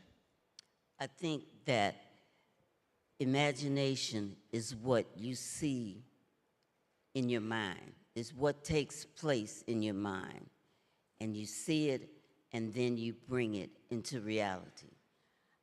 I think it's real important that you're very intentional about raising your children. You need to see what you want them to be, and you need to be that. Because if you think that you can just tell a child something and they will do what you say, when they see you doing something different, get over it. They do what they see. So if you want a child to grow up to be an adult that's caring, loving, respectful, kind, then you need to be that way. You can't let them see you cussing somebody out or arguing with them all the time and then say, let me tell you how you treat people. You're supposed to be kind and nice because they're watching you. So imagine what you want them to be that, and remember to set the values that you want them to have and live that. Thank you. So Rashida, I don't think I got to say this to you, but this was a beautiful letter you wrote your mother that's on the back cover of the book. So I'm going to read a line from that letter. It says, "The values you instilled in me as a child made me the man that I am today. How did your mom's actions influence you to become the man you are today?" Well, I think it started by what she just talked about, example. Some of the times that I seen her doing things with students, it was just the actions. And even the actions of, like, I remember when I initially started to make some money in the rap game, my mother was like, no, you need to keep your money in our community. I want you to stay with this black bank, Seaway Bank, which is a bank on the south side of Chicago. And, you know, I was ready to go into my lofty world of whatever in music and entertainment, but for her to be intentional with that instilled some things that I needed to be reminded, the values of like making sure that we bring businesses back to our communities and bring opportunities back to our communities. That was her living by example. Also, you know, no matter like how much I kicked it out on a Saturday night, she made me get up and go to church on a Sunday mornings. Like, and I could be hungover and everything, and she still like, get up. You know, I mean, she didn't know I was hungover at the young age of 15, but I was, you know. I mean, I'm not encouraging any young people to drink that young, but I'm just, you know, being honest. And, you know, so she instilled a lot of values that I feel like I got through just example. And then, you know, sometimes it was the sitting down and talking to her. Something she used to do, and I saw her talking about it earlier, was she used to write me letters that would, like, when I was going off the track, she would write me letters, and it was a good reminder. Those letters would get me emotional. I could carry them with me and remember something that I need to be or do, like as a human being, because of those letters. So I think it was she almost had a holistic approach to her parents, and that really changed, you know, and shaped me and gave me the foundation. And I don't know the exact way the Bible says it, but, you know, teach a child and they'll never stray from those ways. I haven't strayed from what is it? Train up a child. Okay. I read the Bible, but I don't know why I can not like. Read it so all. train up a child. Yeah. So, and I think that's it's so valid. And I think, you know, to this day, like certain things that I just find myself doing, when I look back, I'm like, oh, I got this from my mother. I got this, and my stepfather, Ralph. He instilled some great values in me too. One of the things he said, and it goes back to parenting, April. I didn't tell you this story, and I didn't put it in the book. But one morning he told me, I'm tired of going to church. I'm going to live with my father. I said, okay. I packed a suitcase, put it on the porch, got a ticket, and I said, okay, bye. He got halfway down the block. I'm trying to remember how old you were. You were about 12, 13. He came back. He said, I'm sorry, I'll go to church. And I tell that story, which April hadn't heard, because that is also part. Sometimes you make tough decisions. It would have hurt my feelings so bad if he had left, but it would have hurt me more if I had let him stay and do what he wanted to do, because either you pay the price with your kids then or you're going to pay it later.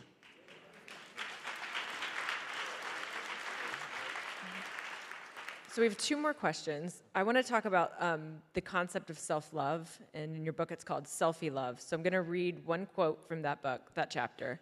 One of the first things parents can do is to teach their children how to love themselves, is to model self-love in your daily life. Your children are watching you, so that you must consistently show them what loving yourself looks like in practice. Do you have affirmations in your house? Do you take care of yourself? Do you set boundaries with your friends and family? And are you happy? Remember, they learn from you, they mirror you. So Rashid, let's start with you, because I know you emphasize this in your book as well. So what does self-love mean to you? And then are there any affirmations that your mom may have shared with you when you were growing up? Well, I mean, self-love is, for me, it means like really paying attention to who I am and what I feel and where my thoughts and my ideology and the way I want to function in the world. How do I practice it? How do I embrace it? How do I nurture it? How do I cultivate it? And it comes in habits. Like for me, self-love has been a practice of like getting up in the morning and saying my prayers and just thanking God for the day and reading the scriptures that I read continuously that reinforce like a mantra would, but they're scriptures, and taking the time to meditate and then getting a little workout in like whatever, you know, I do that 5 days a week mostly, just for myself. It's stuff that I do for myself.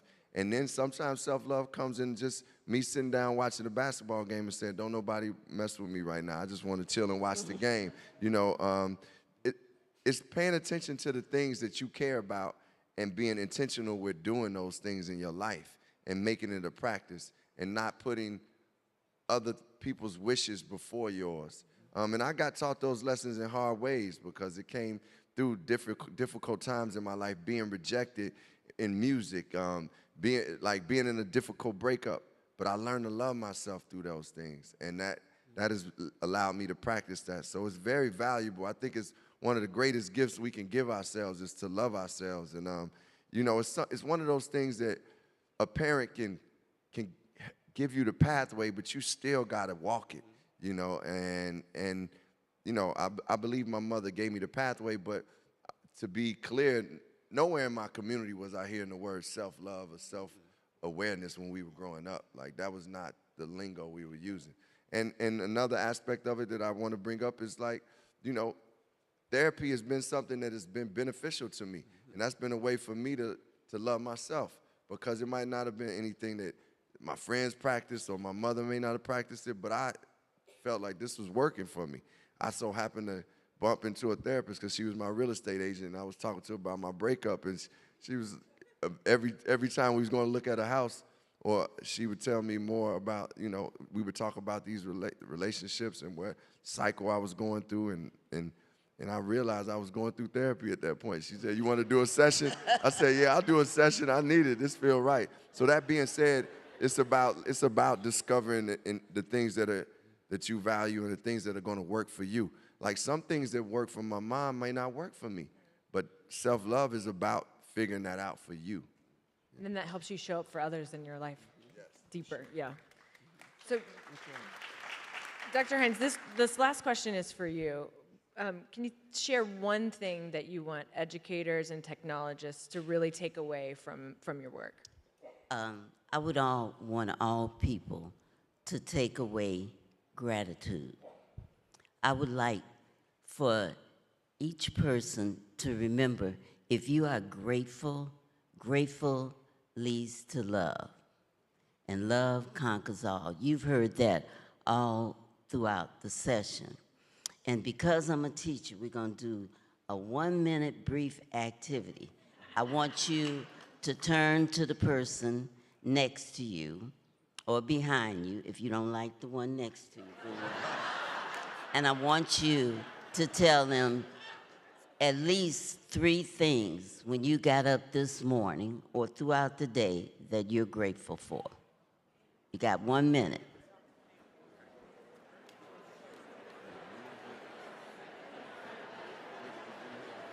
Yes. I was grateful for that Palo Santo you gave me this morning because I ran out of mine and I needed it. So thank you for that. Yeah. Well, that was good. You carried it in your pocket. I think someone took it from our room, like when they were cleaning. Yeah. But I needed it. Because of that time. That's. I think we maybe like 30 more seconds. Okay, I'm sorry. You don't get a whole minute. Mainly because we have one class. If you can hear me, clap once. Okay. If you can hear me, clap twice. That's right. We're still teachers, ain't we? Okay, because they have a timer here, and we wish we had more time with you, but because of the timer, we have to stick to the time because there are other great people coming on, and they asked me what I'm grateful for. One of the things I am most grateful for is Deborah. You know, she is a sister friend, and I feel so blessed to have her in my life. You know, the fact that she brought me here to launch this book, think about that. How many people get that kind of opportunity? But she does all kind of great things for her. So I need Deborah to come to the stage, please.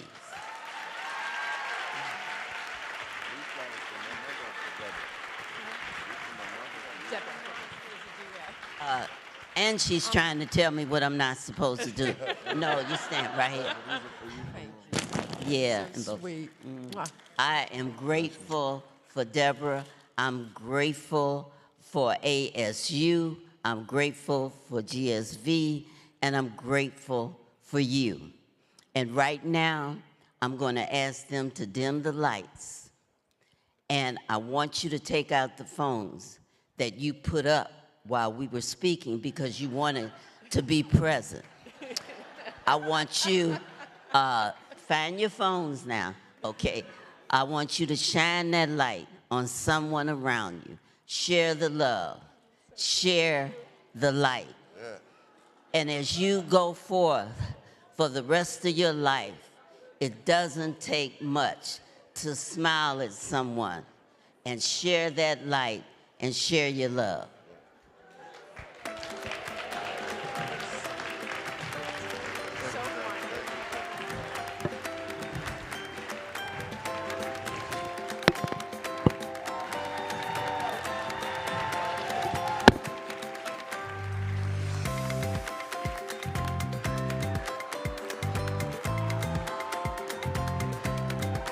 All right, give it up for Dr. Hines and Common.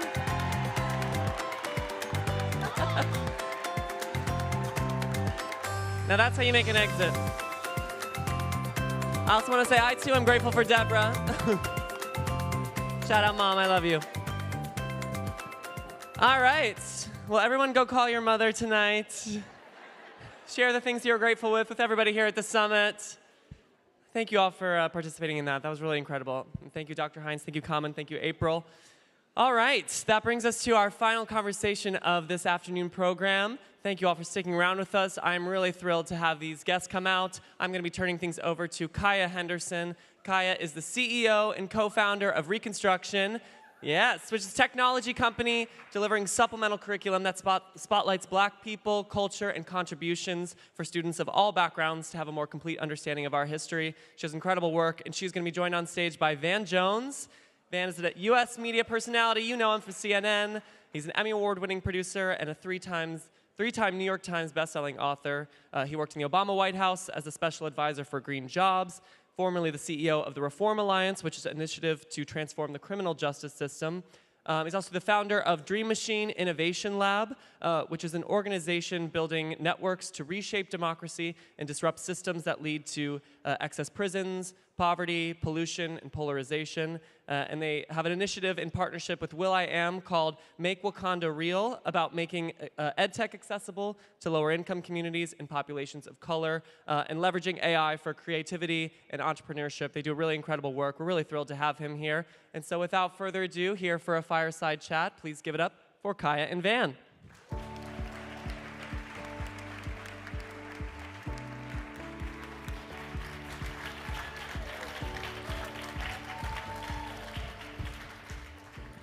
Good evening, ladies and gentlemen. I'm super excited to Wait.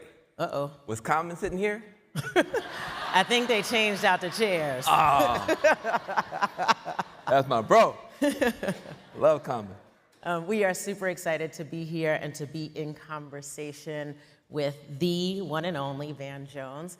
I said, Van, to my friends, I'm interviewing Van Jones. And one of my friends said, oh yeah, he's the green jobs guy. And another friend was like, no, he does criminal justice reform. And another friend was like, no, I think he's doing tech now. So what are you doing and why are you doing it? That comes from just living a long time. Uh-huh. I was born in 1968. A few Xers. It was the year they killed Bobby Kennedy. It was the year they killed Dr. King. They were trying to kill hope in America, I guess, and I've been wanting to bring that back my whole life. I grew up on the edge of a small town in rural West Tennessee. My father was born in segregation and poverty, 1944 in Orange Mound, Memphis. He grew up in a shotgun shack on Cable Street, and he joined the military to get out of poverty. And when he got out, he put his little brother through college. He put his cousin through college. Basically, everybody in my family that got out of poverty on this bridge called my father's back. Mm-hmm. And when he died, the picture they put on the funeral program for my father was a picture of him standing in front of Yale Law School the day I graduated, with his hands in the air. And so I have been trying to chase my dad down. My dad helped so many people. He was an educator. When he died, there were black and white folks all wrapped around the church to tell him goodbye. And I think, how am I ever gonna, he helped so many people starting with literally nothing. And here I am with a Yale Law degree, I taught at Princeton, I'm an MIT Media Lab grad. How do I do a percentage of what he did? But given what he had and what he did, and what he gave me, what can I do? And so I've spent the past 30 years trying to help the people who came from the same place that my dad came from. People who don't have much, people who are overlooked, people who are underestimated. And so I started off with police and prisons, because I was a young black kid in 1993, Rodney King had just gone down. I'm a young black kid with dreadlocks. I felt like I was a target of the police and prison system. And from there, I got burned out, working in Oakland, trying to help the youth there, youth violence issues. You go to a lot of funerals. You go to a lot of funerals with kids in the caskets. I did that for about 10 years. I couldn't handle it. And those of you who work in these tough neighborhoods and lose kids, and I don't know how you do it. I couldn't handle it. And I literally had a breakdown. And I tried to figure out another way to help. And because I was in California, I wound up with this little project that really was supposed to save the kids. It really saved me. We got the Oakland City Council to help kids coming out of jail get jobs putting up solar panels. We had just passed all this legislation in California to put solar panels every place, but there were no workers. So people were ordering solar panels, and 6 months later still had nothing on their house. I said, well, this is the most important work that needs to be done. Let's give it to the kids who most need work. Let's fight pollution and poverty at the same time. And what happened was the pictures of these black and brown children on the rooftops, putting up solar panels, and so excited about what they were doing, went all around the world. And a young lady named Nancy Pelosi, who had just become— Never heard of her. Never heard of her. Young lady, look her up, Google her. She had just become Speaker of the House the first time in 2007. She took me by the hand to Washington, D.C., and had me testify in front of every one of her committees about what we were doing in Oakland. And a guy named George W. Bush got excited, and he signed a bill called the Green Jobs Act of 2007 to spread that program across the country. The next year, I wrote a book about it, 2008, called The Green Collar Economy. And a guy named Barack Obama read the book. My forever president. Yeah, he's still president. And he had me come to Washington, D.C. in 2009 to help him implement those ideas. We went from having a little $100,000 program in Oakland to having an $80 billion program at the federal government he asked me to run. Clap for that. So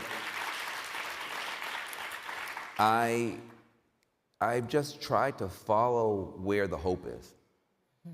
That's what I've tried to do. And that's why I'm here today.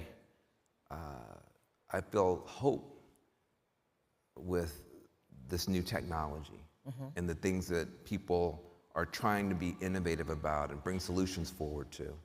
And now I'm in my mid-50s. I do not understand these young people at all. I've got 4 kids. Each one of them is weirder to me.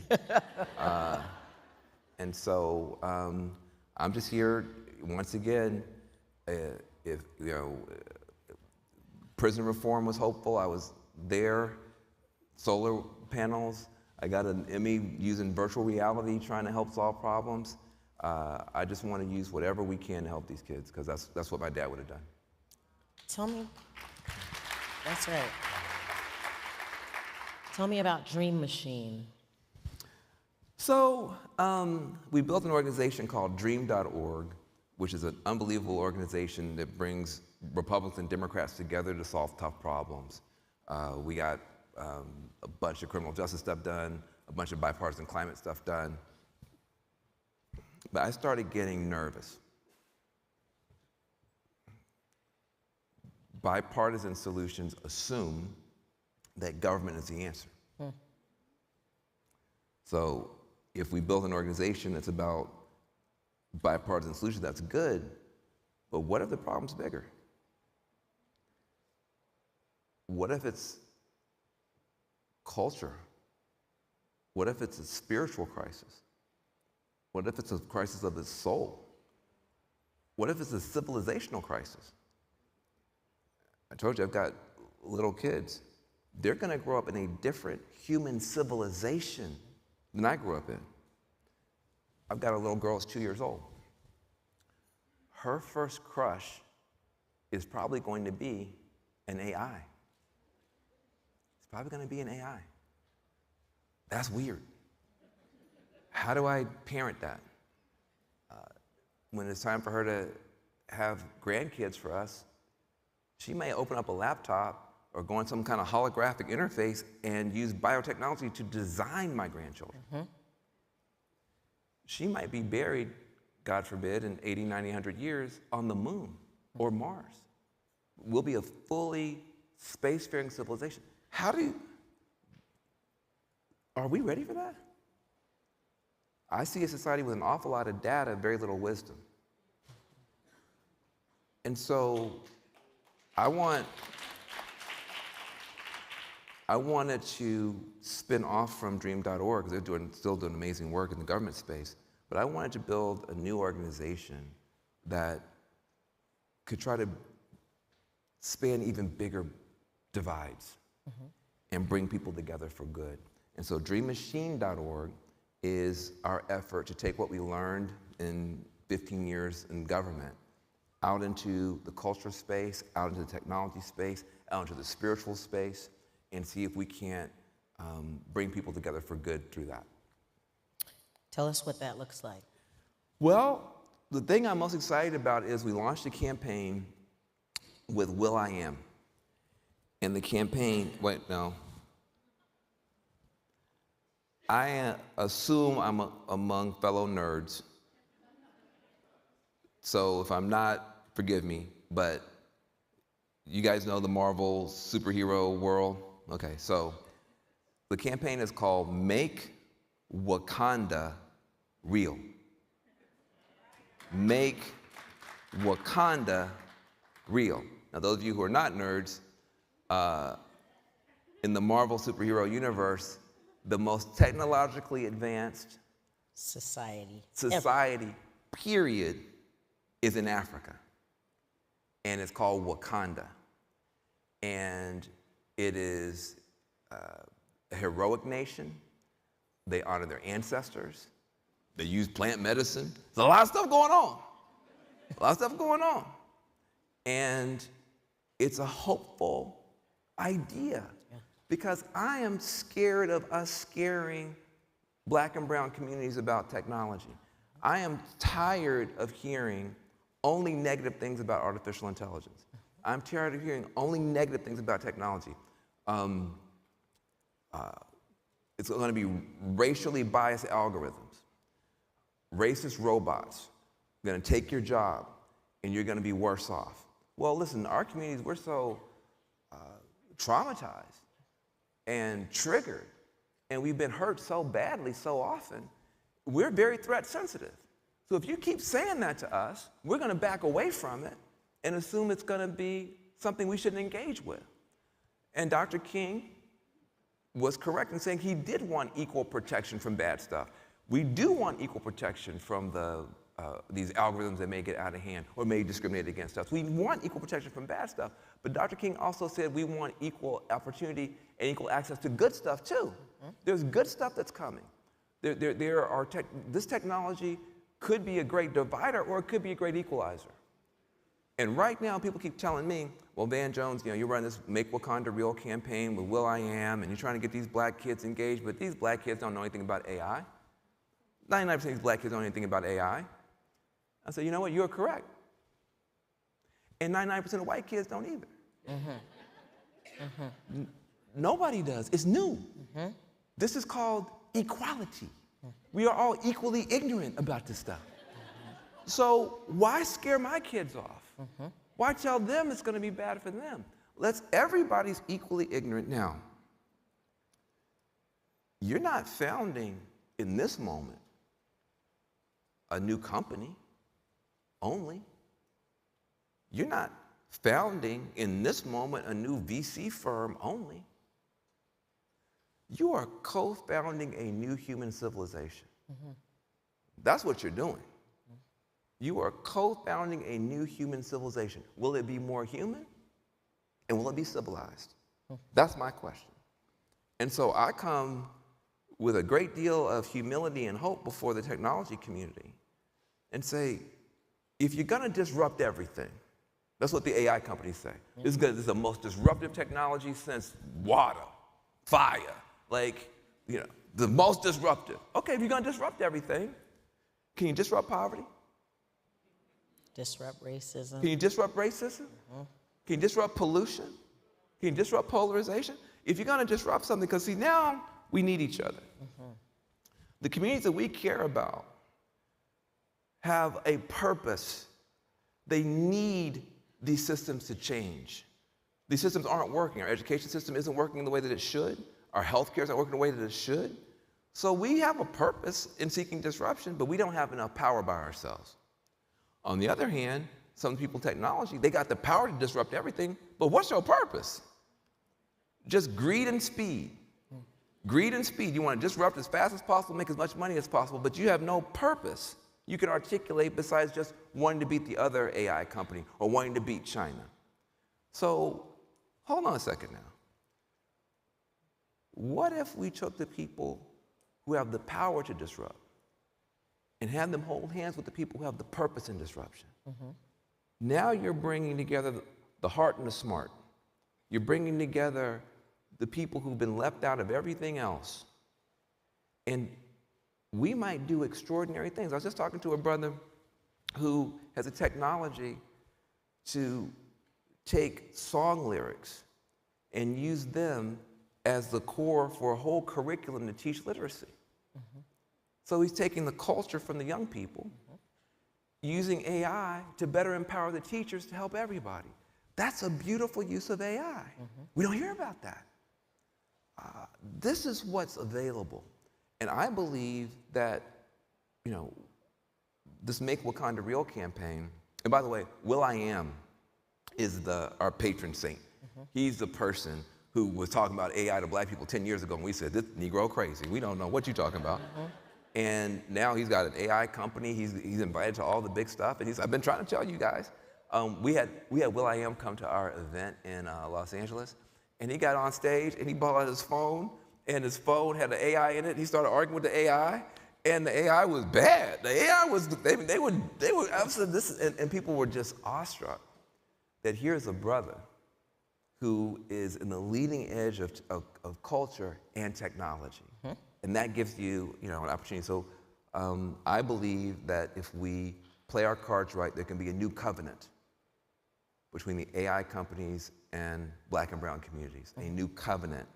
And the guiding star should be to make Wakanda real. I love it. I love it.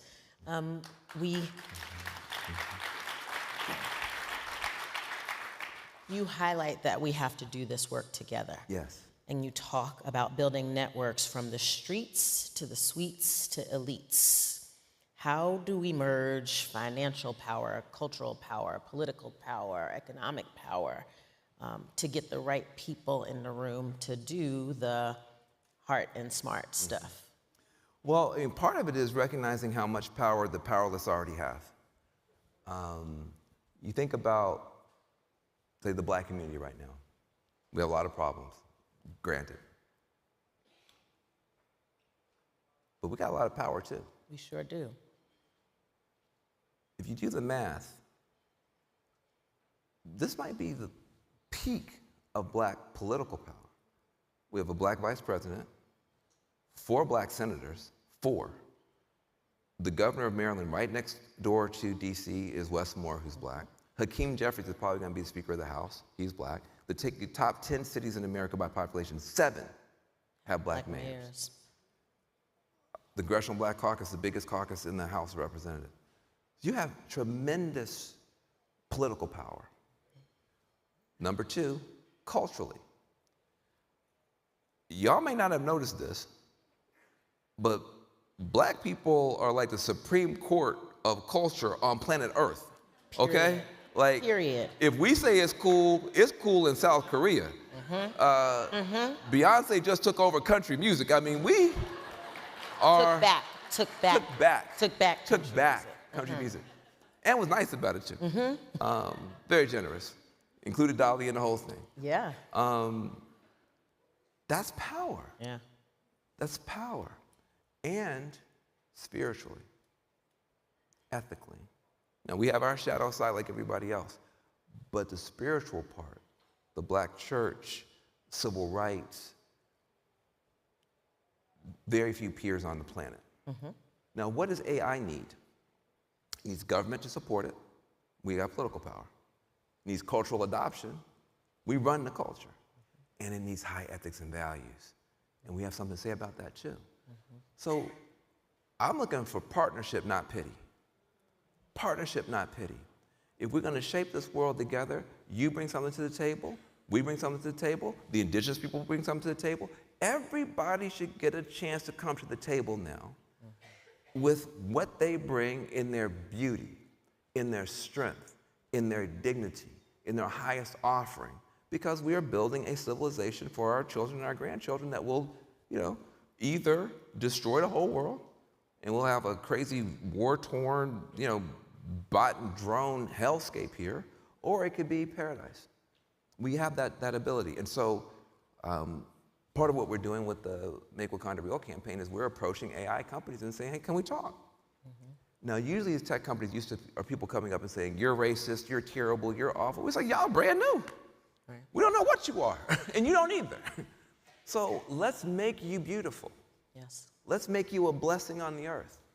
And let's have that conversation. We think you're great and could be greater with our partnership. Yes, co-creation. Let's co-create and co-author a future that's better for everybody. And look, if that doesn't work, I guess we gotta go protest. But ain't y'all tired of that though? Like I would rather for us to love each other and help each other. How's it going? What has been the response of these companies? Bewilderment. They're very curious. They're first of all, they're shocked that things are going so well for them anyway. Don't forget that these large language models, like this stuff was written off 5 or 6 years ago.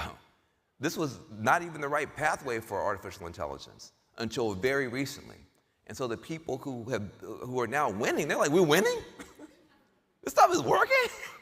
So they're a little bit stunned themselves by themselves. And so I think that's so important when you pull back that curtain on the Wizard of Oz. Yeah. It's often just a little scared person standing there. And so we're finding a lot of that, like people who are just now themselves understanding what they have. And so it's a beautiful moment. It's a beautiful moment for setting the table the right way. No, nobody has said no. Amen. Nobody has said no so far. The theme for the conference is Here Comes the Sun. Yeah. We are focused on hope and solutions and creativity and seeing beyond the barriers of technology to imagining something that is possible. And so as we think about a group of people who are educating our children, who are developing tools and technologies that help our children and our educators, people who are funding companies and funding organizations, the people in this room and at this conference, what piece of hope do you have for them? as they leave here and go out into the world, a world that will tell them, they work in schools that tell them, we don't have an AI policy, you can't do that, or we're not ready for that, or whatever. And these people are at least here to learn. That's right. So what hopeful thing do you have to tell them? And what can they do to support the work that you are doing as we build Wakanda for real? Yeah, for real, for real. Well, first, I would say, dreammachine.org.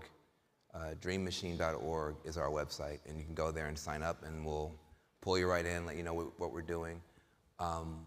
June 15th in Atlanta, we're going to do a big AI Opportunity Summit. Love for you to come, love for you to be a part of it. We're literally, people are just now finding each other all across the country, people who want to use the technology for good. So we're going to do this Opportunity Summit.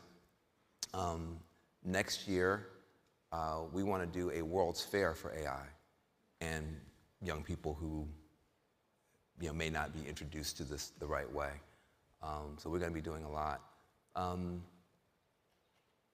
But honestly, I would say most of the people here, you've been weird your whole life. Speak for yourself. I just want to, it's almost certainly the case that if you're still here this late, you didn't leave early. Because Common's already gone, so I know that took out about half the room right there. You've been weird your whole life. You felt at a very young age that there was something calling you. You were more sensitive than most of your cousins. Your cousins could watch horror movies. You couldn't. Mm-hmm. You run out the room, right? You've always been a little different. And thank God. Thank God. Because you're pre-adapted. You came early to help these kids. You came early. You're pre-adapted for the changes that are coming. It's got to be heart-led. Our head has gotten us in a lot of trouble. So those of you who are both smart and you have the heart, that's the key. And you're going to come up against a lot of heartful people who are dumb. And you come up against a lot of smart people who are mean. And you have to walk that middle path for these kids. And it's not easy, but it's necessary. It's necessary. And, I just want to, trust me, people are going to thank you, not you by name, but people are going to thank this movement that you're a part of because you're willing to try. People have given up on these kids, and you know it. People are cashing out on this technology for their own purpose, and you know it. There's a lot of abandonment that's happening, a lot of tribalism that's happening, and you don't feel comfortable with that. For some reason, you still want to help these damn kids. These kids are terrible. These kids are terrible. They are hard to deal with. But you still want to help them.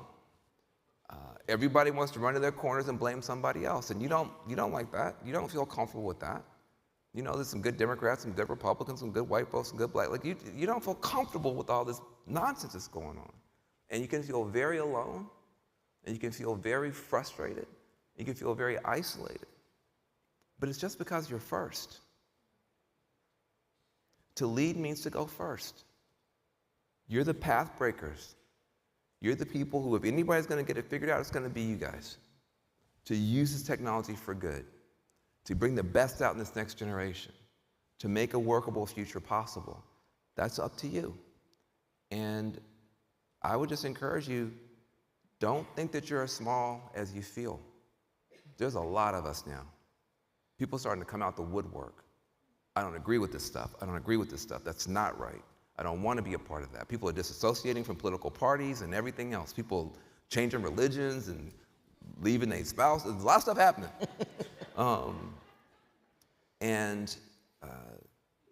My hope and my prayer is that we can find each other, that we can create a third way out from the polarization, a third way out from either exploiting people or abandoning people, a third way out, and you know, make Wakanda real.